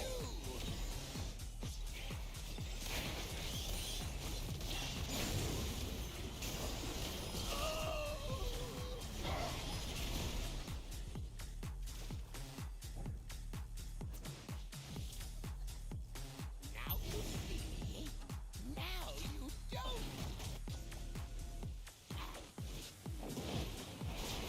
Not so fast.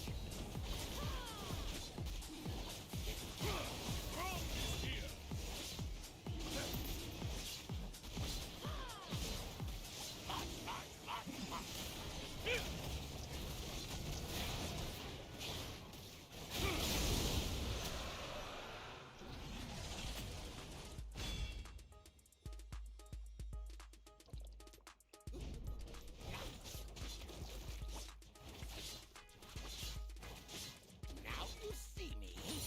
Now you don't.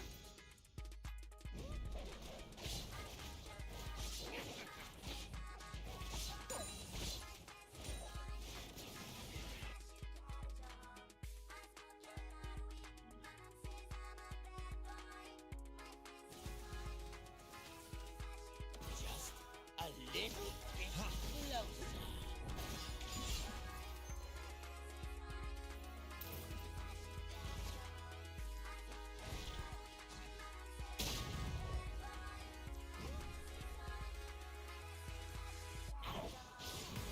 Here we go.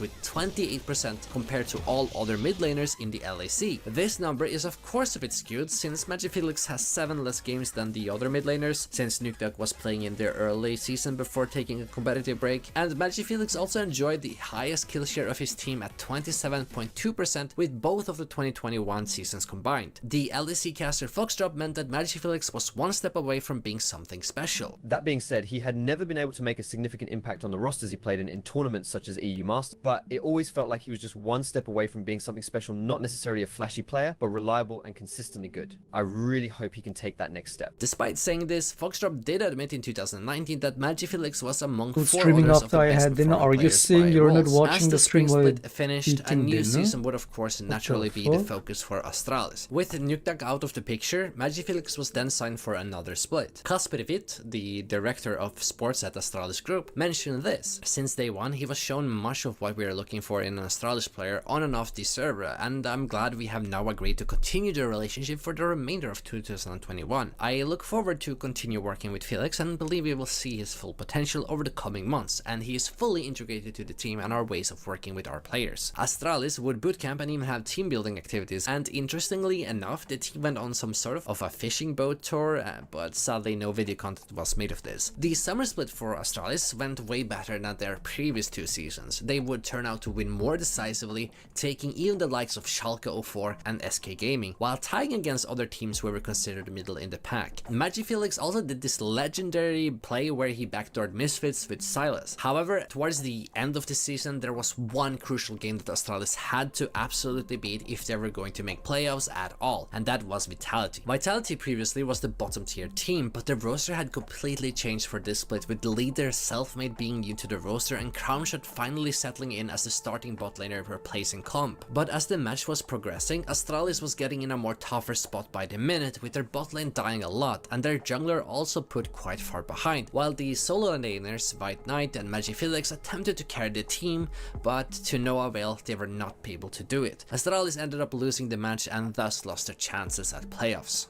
Astralis barely managed to reach playoffs by ending 7th place by crucially losing to a Vitality, and with playoffs out of reach, Astralis was looking to restructure themselves after this turbulent start of a year. The only question remains is, what went exactly wrong? Besides the roster being not considered on par with better teams, a few players had shed some thoughts on the issues. Magifelix first of all stated in numerous interviews that communication was mainly an issue, and as well as team cohesion. In Astralis' win towards the last week of the spring split versus SK Gaming, Felix stated this. I feel like the biggest thing is just what I've been working on is trying to, help my team. Like, I'm not even really flaming, like the games are always, just so bad it's not even worth if I see like things that it. are not going so well in the team, I'm not the one to like be the one to try and change that, right? Like I'm not trying to help my teammates actually improve as much as I should be doing. So like since I came to Astralis, I've been trying to work on that, and that's like the biggest thing I'm like taking with me into summer as well. In another interview with ESTNN, Magifelix commented on his summer split issues. I think like the biggest changes overall I've been trying to do is like trying to help like the team more in like trying to make sure that we have like good goals for like what we want to fix, you know, because I feel like last split I wasn't really like vocal enough about what I need, you know, from the team to like be like a threat in the game.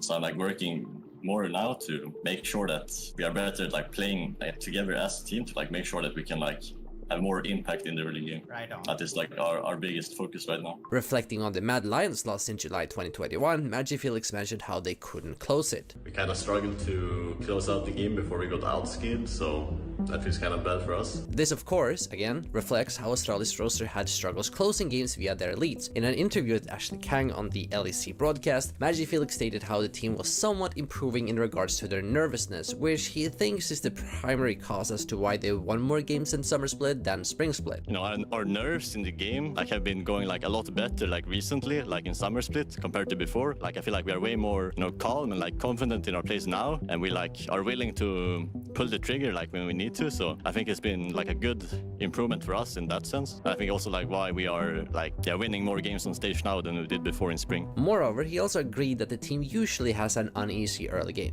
Astralis doesn't always have the strongest early game. However, Astralis is also finding those victories after victories. Again, with Ashley Kang in July 2021, Magifelix thought that his team was capable of performing well as long as they are free from any worry, and he also wanted improvements in how Astralis played the early game. Our biggest weaknesses so far have been like in the early game. Like I feel like every time we are like behind in the early game and it's kind of rough to play the game, you know? But when we are ahead, we like snowball the game really quickly. So I feel like if we can like, you know, fix these early game mistakes, then I think we'll be a lot better as a team. In an interview with Hotspawn right after he joined Astralis, MagiFelix said that I think the biggest part is that in general in team fights, we have a mixed understanding of what we are doing. Some people will target one guy and the others will target another and we'll split up in different directions. If we're running away, we're not running away in the same path, you know. So I would say there are a few coordination issues. That's the biggest thing I've noticed since joining. The Swedish newspaper Expressen released an interview with Felix in February 2021, and MagiFelix was quoted to say, "I was quite nervous before the first match on the LEC stage. That's usually me before I go to compete." The caster Foxdrop also said that MagiFelix is the best European solo queue player of all time, and then of course his comment continued with that he was missing something from being special, which has already been mentioned in this video. Watching Astralis' games, it feels like their biggest issue is lack of consistency. So there is a lot of evidence and statements that points towards team cohesion and that inconsistent early game being the prime causes for Astralis struggling. The interview I had with MagiFelix suggested that in a nutshell the results were simply because mediocre players get mediocre results, that being mediocre for LEC standards of course. In hindsight, MagiFelix personally thinks that the performance was decent and slightly above his own expectations when he joined, even though they were dead last on paper. He attributes better team cohesion, strategy and more effective ways of practicing than other teams as a way to overcome the mediocre results. Since Astralis never did succeed on those parts, MagiFelix thought that it just simply wasn't enough to make up for the skill deficit that they had at the beginning of the season.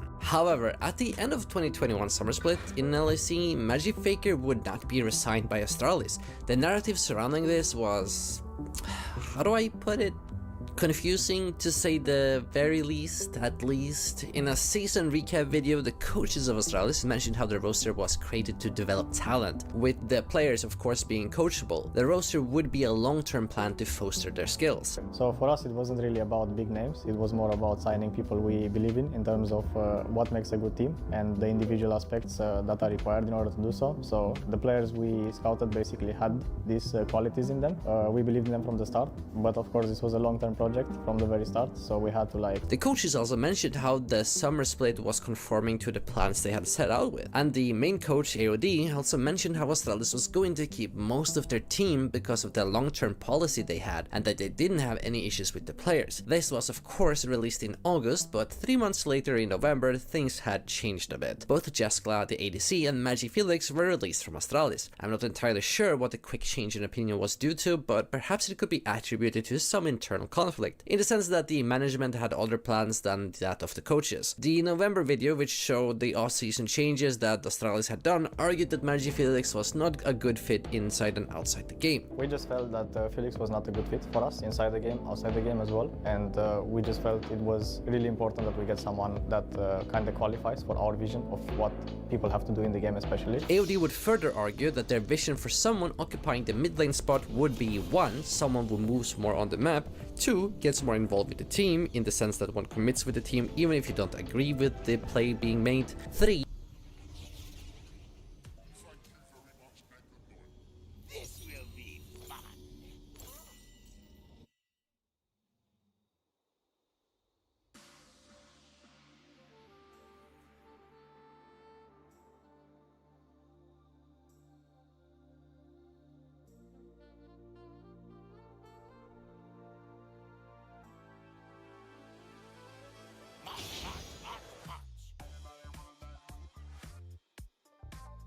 Wait, what? They removed the Fated Ashes nerfs too?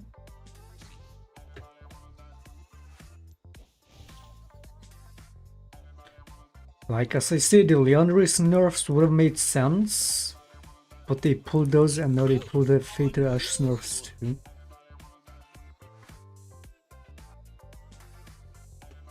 That's good news, ain't it? Leandris, I feel like doesn't need a nerf. Again, every champion builds it. It's kinda too strong on all of these champions. Even though it would kill shaco too.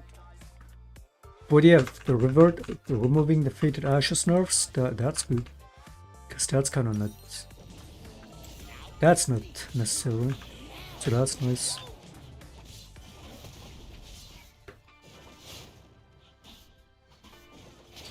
Oh yeah, increased staff timers. I'm looking forward to that. So that killing people early game has a little more value again.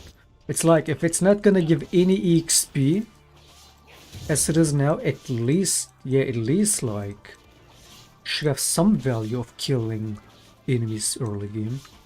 It's increasing death timers is good. Punishes players who die too often in lanes, as it should.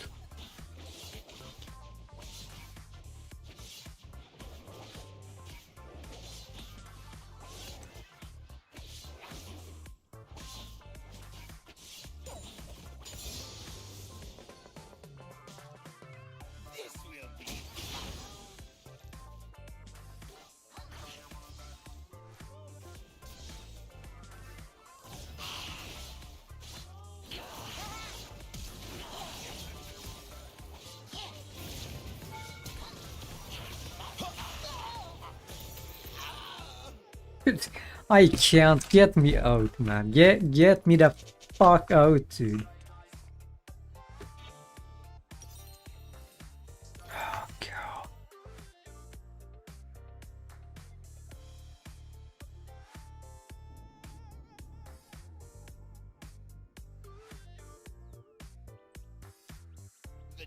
Like, why would you wait so long with your E till he gets back under the tower? Like, are you fucking dumb, dude?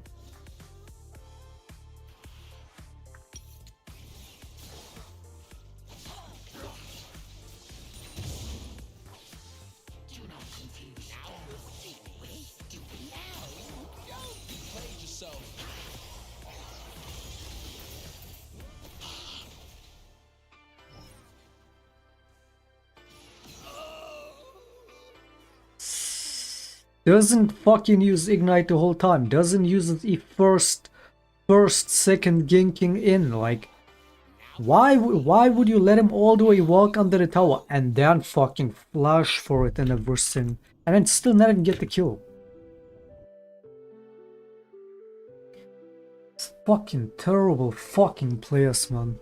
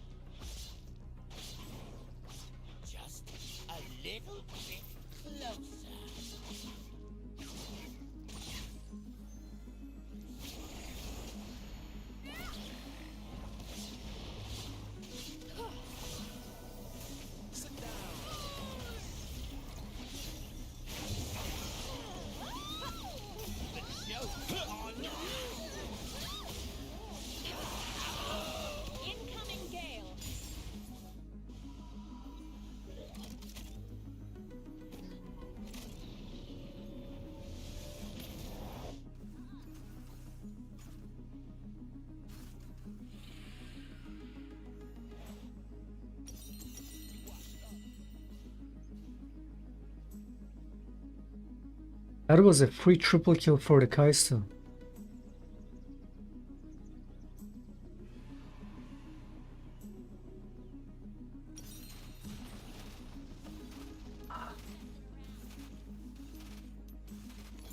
This will be fun.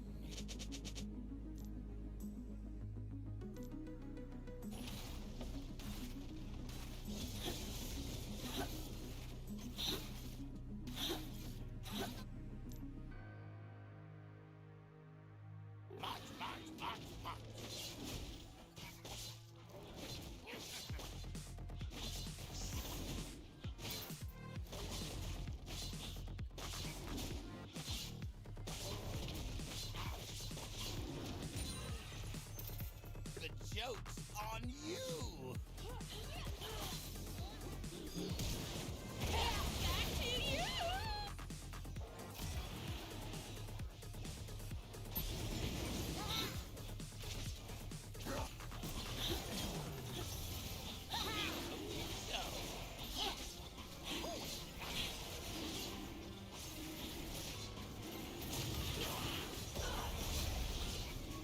Remix.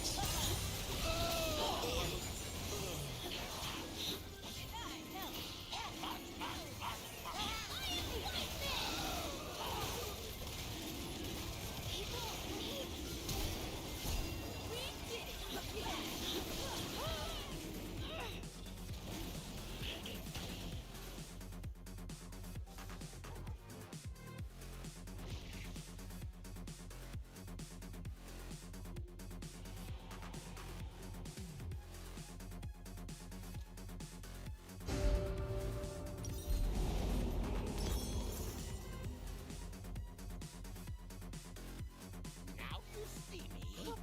Now you don't.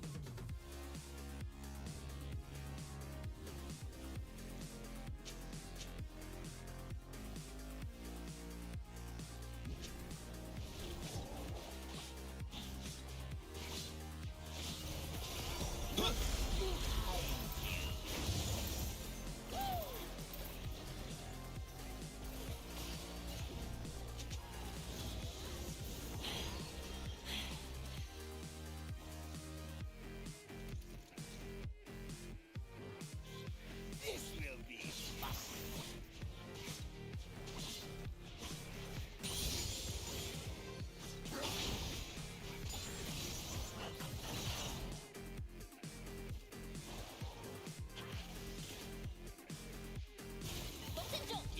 Now we die to the 1-5-0.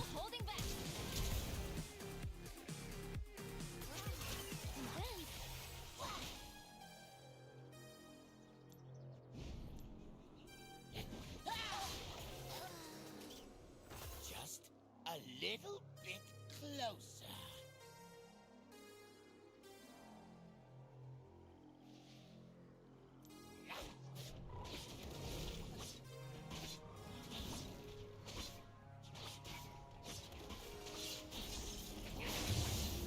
This will be fun.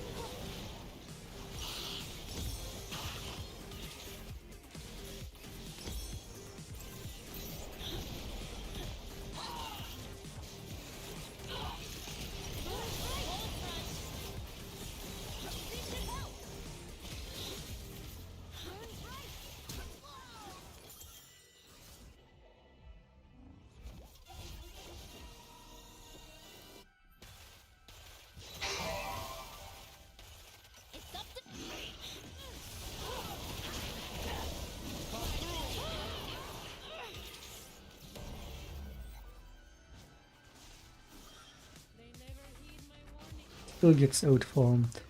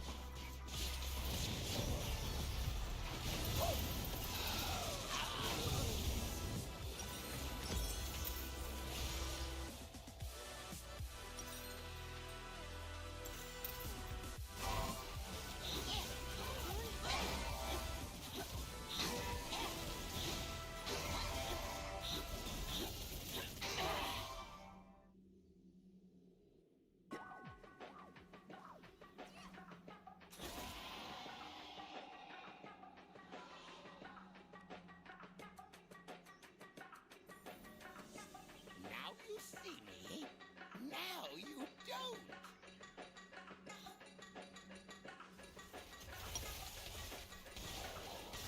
Don't you dare! Heads up.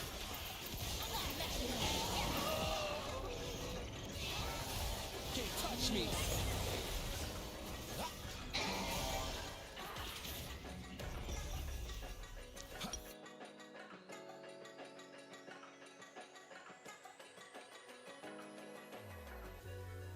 Magic Felix wasn't a risk taker generally speaking. This could be in how he chooses the champs he wants to play on stage, or maybe even in scrims. No risk taking in the map moment or in calls being made about the game. But all of this, of course, requires some context, at the very least. In regards to Magic Felix not being a risk taker is true, but that is the package deal you get with Magic Felix. Felix has always had a reputation of being a careful and methodical player. This fact has been corroborated by former teammates, such as from his time in Fnatic Rising or Movie Star Riders. However, the first point of him not being someone who moves more on the map does seem weird, to say the least. It's a point I would personally doubt. From what I know at least, Magic Felix has a high level of macro knowledge. I don't think that's controversial to say. I personally think that if he doesn't move on the map, there might not be a reason to do so, speaking on a macro level of course. For example, this one interview of him playing a mid lane, None he of them stated that he wanted just to moves win. out of vision to pressure the enemy team, but he doesn't actually roam. He just stays out of vision and then makes the enemy think that he roams. But I mean, Astralis might have have another vision of what a mid laner should be. Maybe they wanted a mid laner who is way more aggressive, does flip plays and play makes, you know, each to their own standards. Now as for point 2, I see more credence. After all, MagiFelix isn't very much known for having a vocal voice in a team. You can see this in, for example, some of Astralis' mic check episodes. And in here, MagiFelix doesn't usually say a lot or contribute to making shot calls being made in the team or when a team fight is happening. But this is of course heavily edited, so we don't really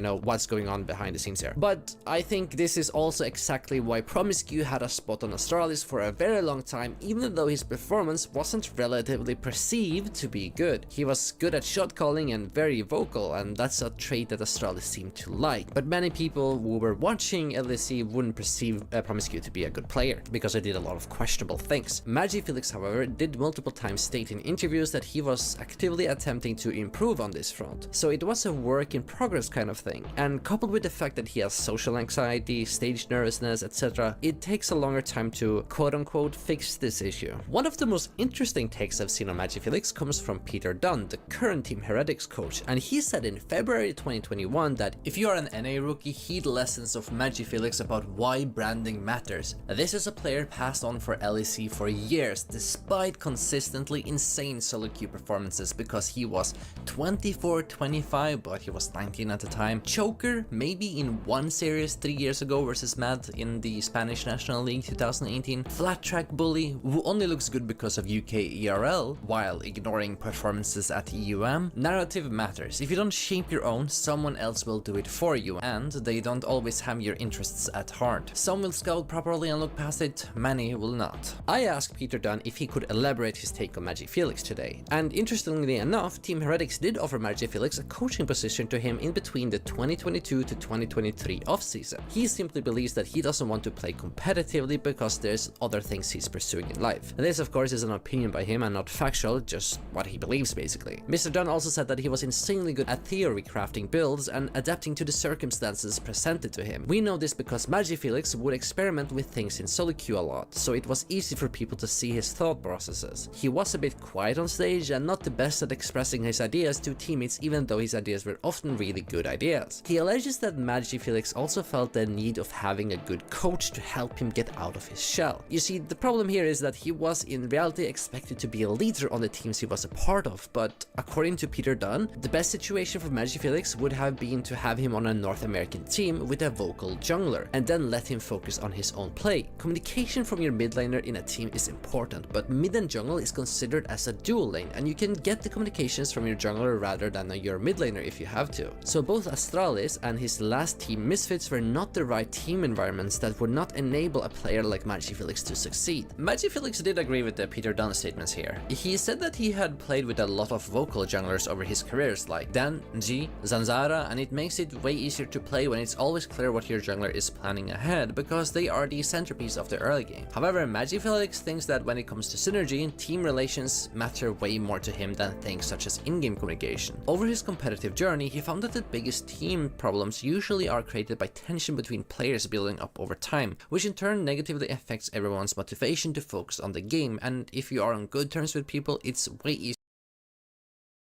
Looks winnable. Looks playable and winnable. Yeah, that is, yeah, nice. That's playable.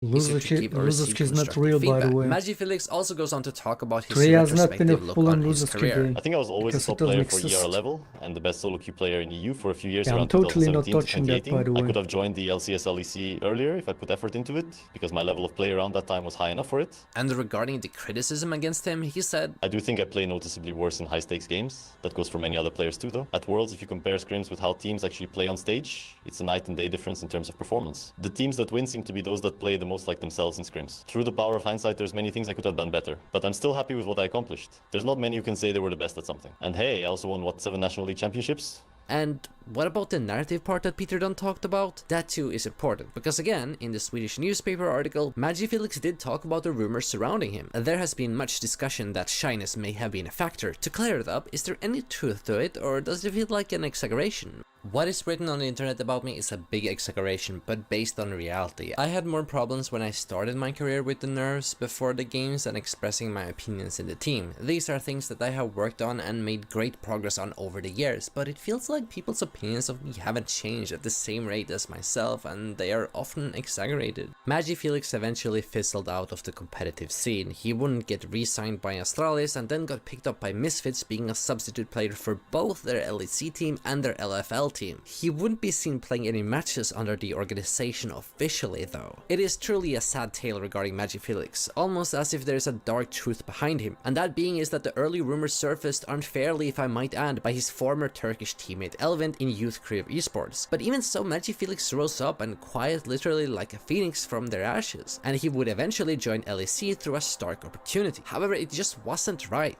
This player still required an environment to develop himself, a right, proper environment to foster this EU talent. But this was never realized, even in an environment in Astralis which sought to have this long-term development with a long-term roster. With the discussion I had with Peter Dunn, the Team Heretics coaching stint could have been a real possibility of seasoning Magifelix, at least with the conversation I had with Peter Dunn. According to Magifelix, this would be a multi-positional coaching position, which would help with strategy and other game-related stuff. Magifelix says that this wasn't really what he had in mind, and already by this point he was thinking of taking an indefinite break from the game. However, he was open to doing it, but the negotiations between the two parties ultimately failed in the end. So, what happened to Magifelix? This question is inevitable as we humans are curious. So as you know at this point, I had an interview with Magifelix and he told me that he stopped playing competitively and is also taking solo queue less serious. You see, while Mr. Felix was still playing actively, competitive wasn't his highest priority because he never thought he could become one of the best, competitively speaking. But in regards to solo queue, he felt he had more of a shot of becoming the best, and he also saw that the solo queue environment was more in his own hands in terms of how he performed. Magifelix saw that success in competitive play was largely determined by how good teammates you managed to get on your team is, and with Astralis' talent being mediocre, further reinforced this worldview. So in the end, Magifelix ended up putting most of his efforts into solo queue, and goddamn did he succeed well. But as to what he does these days,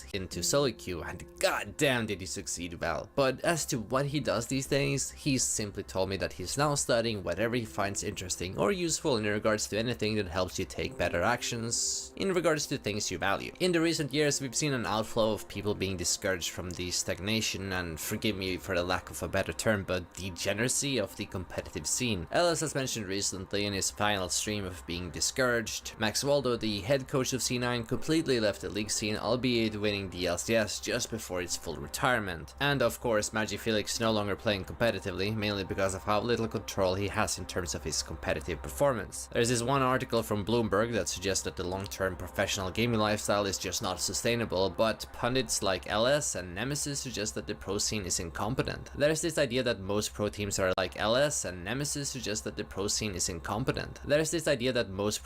literally hiring off Reddit and what the public perceives to be a good player, but no matter.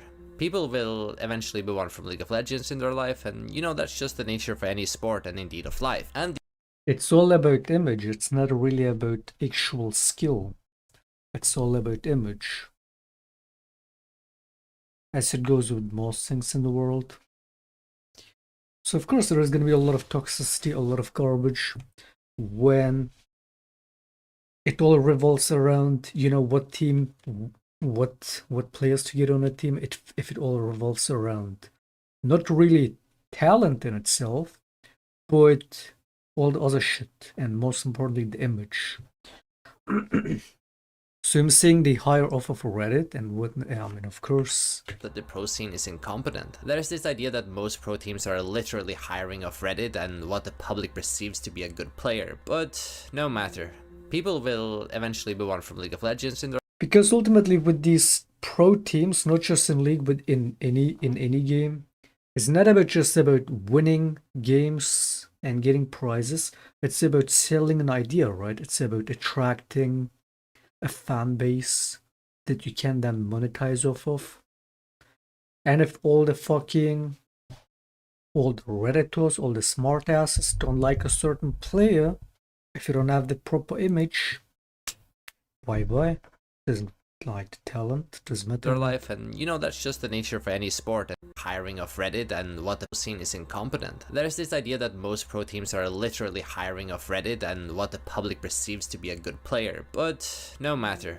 People will eventually move on from League of Legends in their life, and you know that's just the nature of any sport and indeed of life. And the only good news that we have here is that there is no shortage of new players. New eras will arise as time comes by, but for me, personally speaking, I enjoyed the Magic Felix storyline and his incredible accomplishments.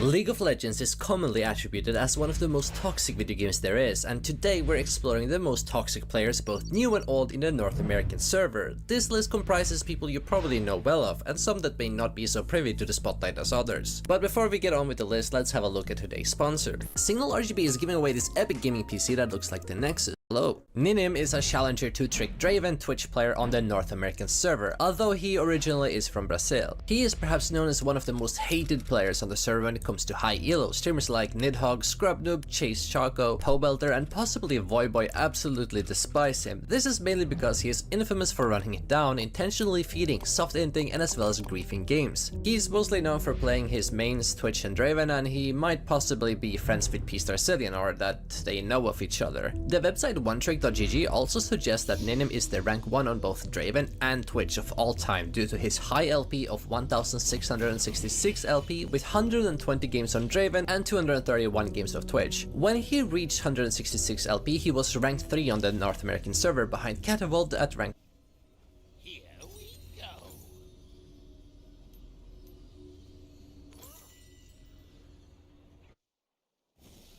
Did you see that video of Faker harming himself after losing? I did. What game was it in? Was it an important game? Was it the finals? What was it?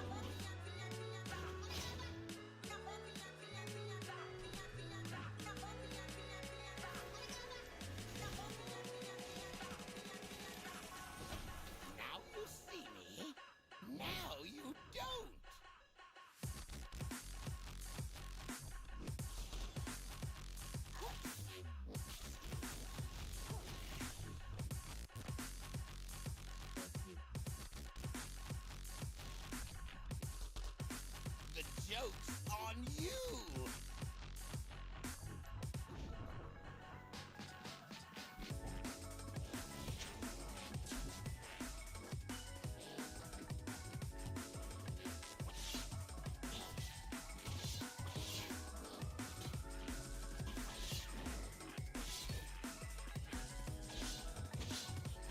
Just a little bit closer.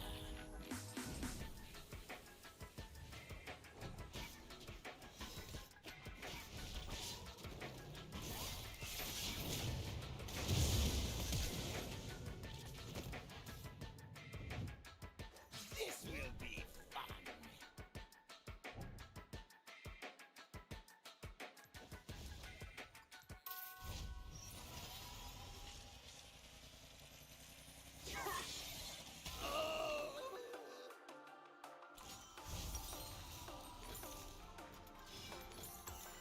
Here we go.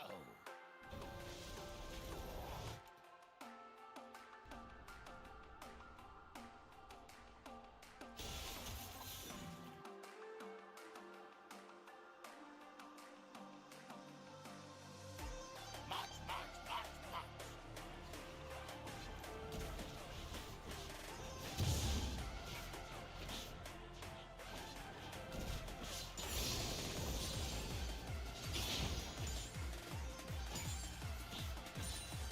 The joke's on you!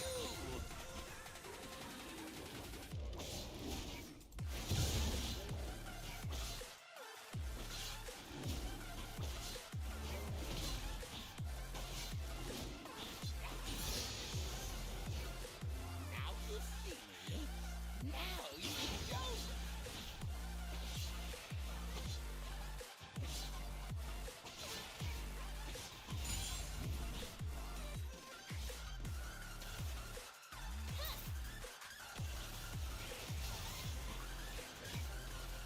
The joke's on you! No holding back. The crowd cannot be defined.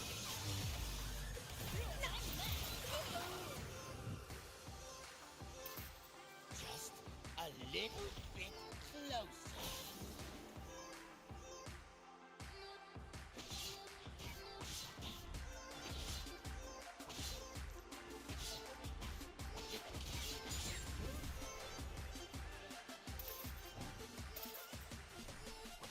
This will be fun.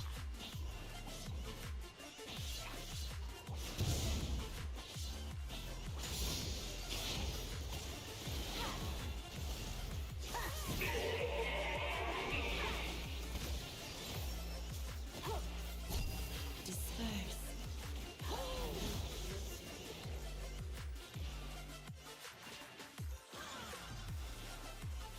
Make them suffer. I'm the one suffering, mate. I'm the one suffering with these disgusting games. Hasn't been great games, man. Mostly just lose this shit.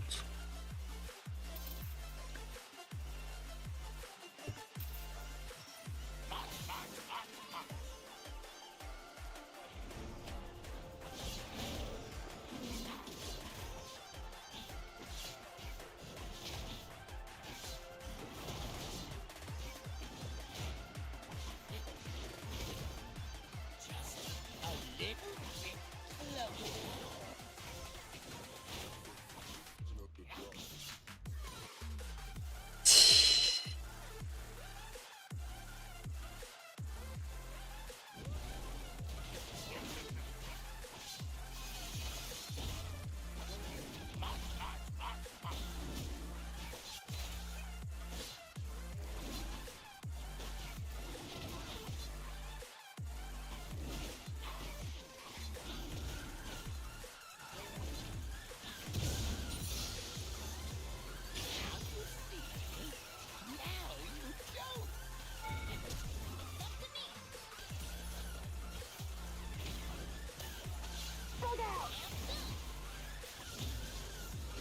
What the fuck are we playing? Look behind you. Face towards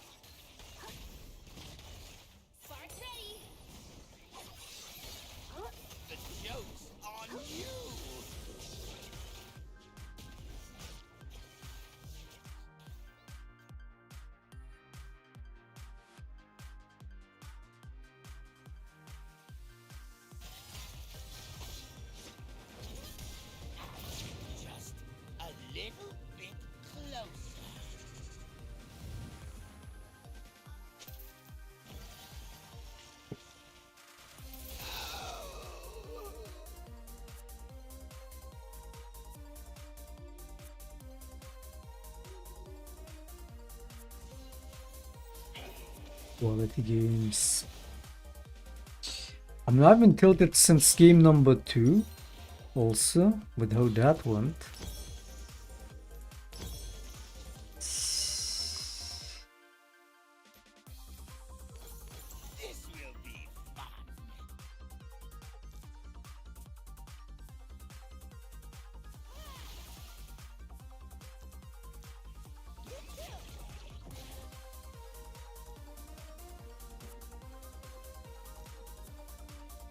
Here we go.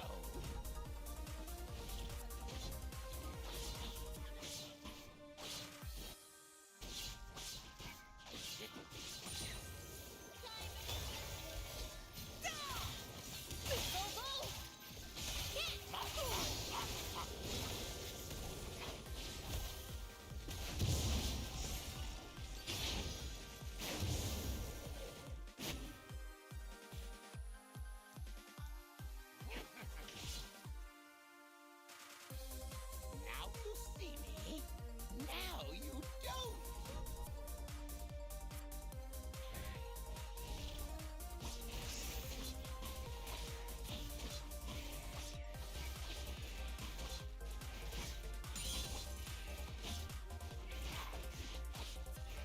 The joke's on you.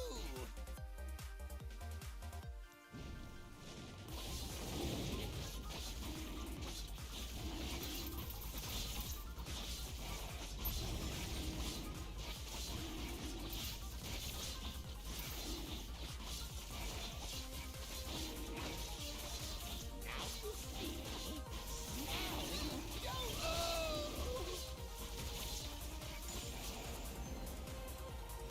see me. Now you don't. Just a little bit closer.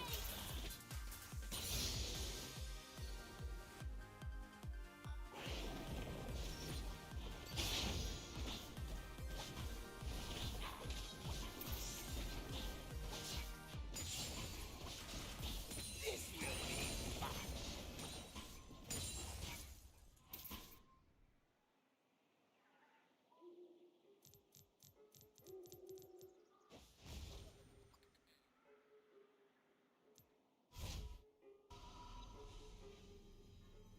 Here we go.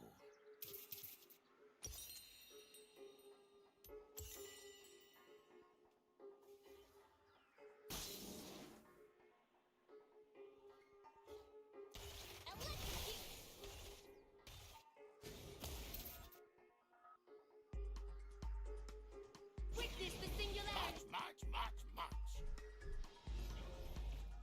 Come on, come on.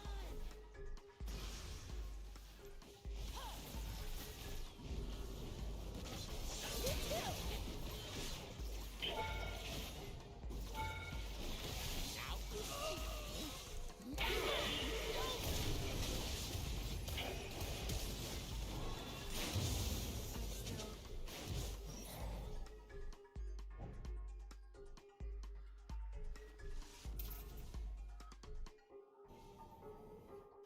The joke's on you. Ah!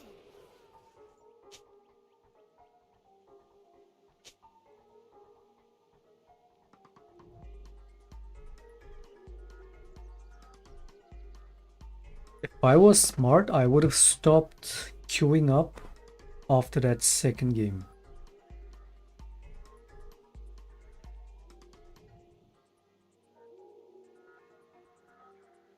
Once I get tilted, I become the most coin flip fucking. I just run it. Once I'm tilted, I run it. And like once I'm tilted, the tilt stays for like the whole day. It's really fucking bad, man. How to become a tilt-proof player? How?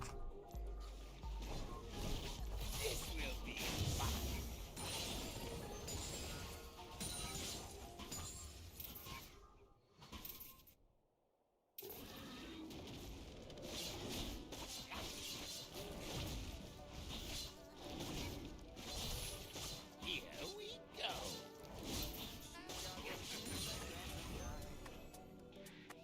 Hope you win some games. Apparently I've played 3 games on the Smurf, all losses. This is the 4th game on the Smurf. We played like, what, 7 on the main, 2 wins. We're winning.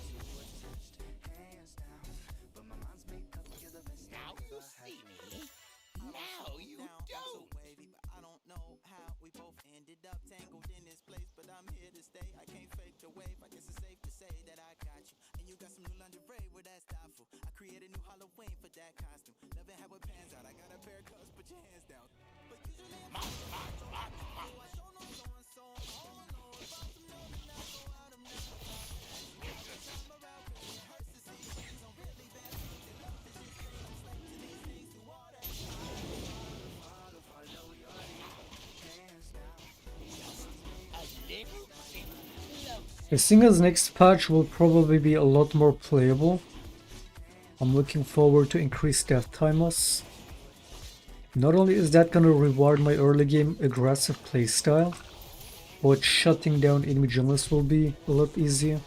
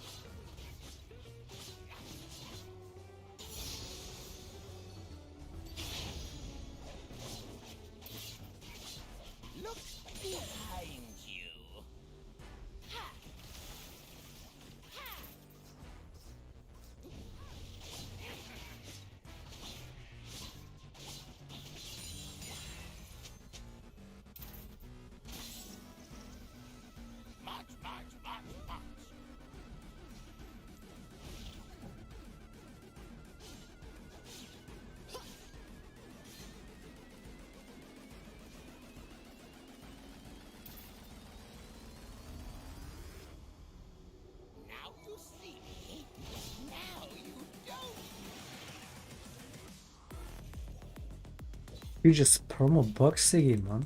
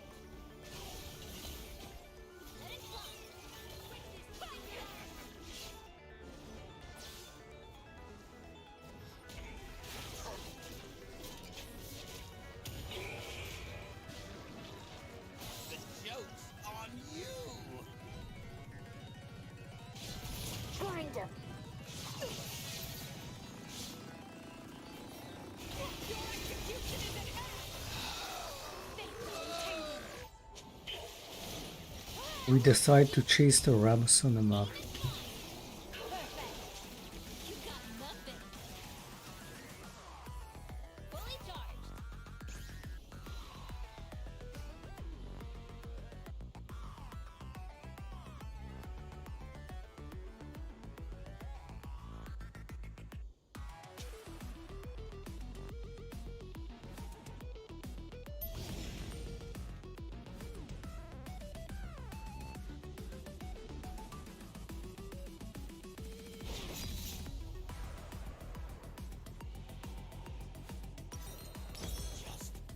Little bit closer.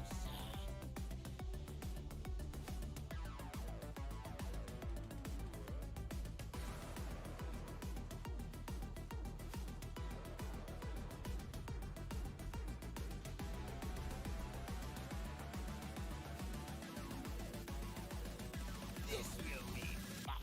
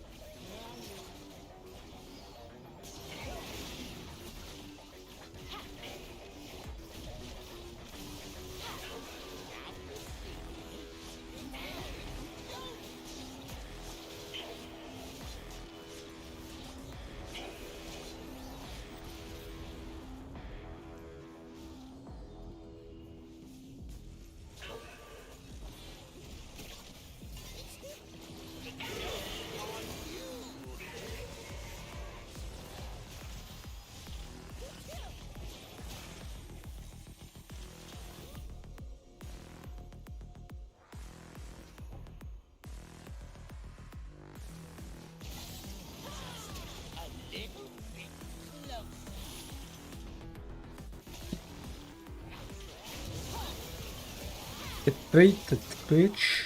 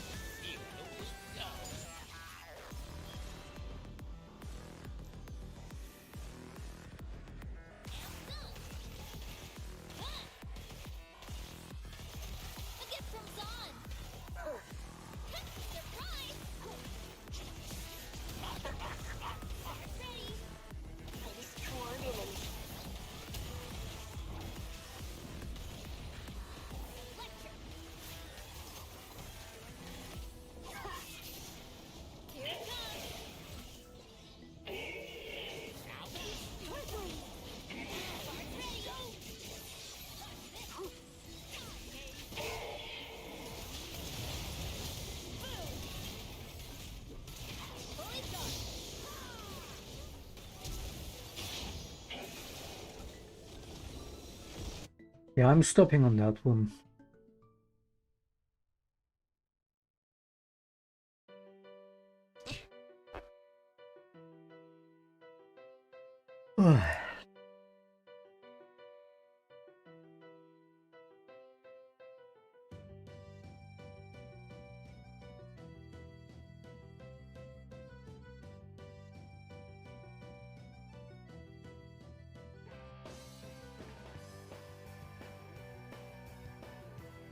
Terrible games today, terrible fucking games.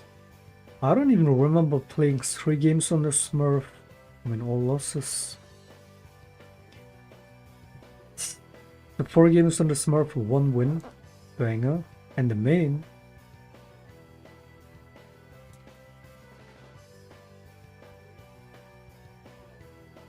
3 losses, 3 wins, 5 losses. At least I avoided some more losses on the main by playing more on the Smurf. Which I mean is also just all losses. It is what it is, losers Q day, tilt day. This game tilted the fuck out of me. We lost one game because the dumbass support just left the game for the last couple minutes. So that was a 40-minute game by the way. So yeah, this shit fucking tilted me for all these other games. And it's losers Q, like, yeah, losers Q tilt or not, it is what it is.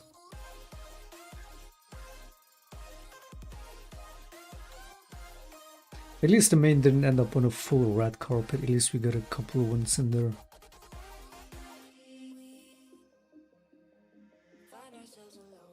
It's so insane, I actually cannot escape these Zelos, I actually can't, man.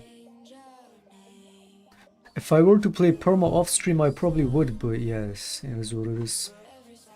But yeah, better luck with the games tomorrow, I'm out.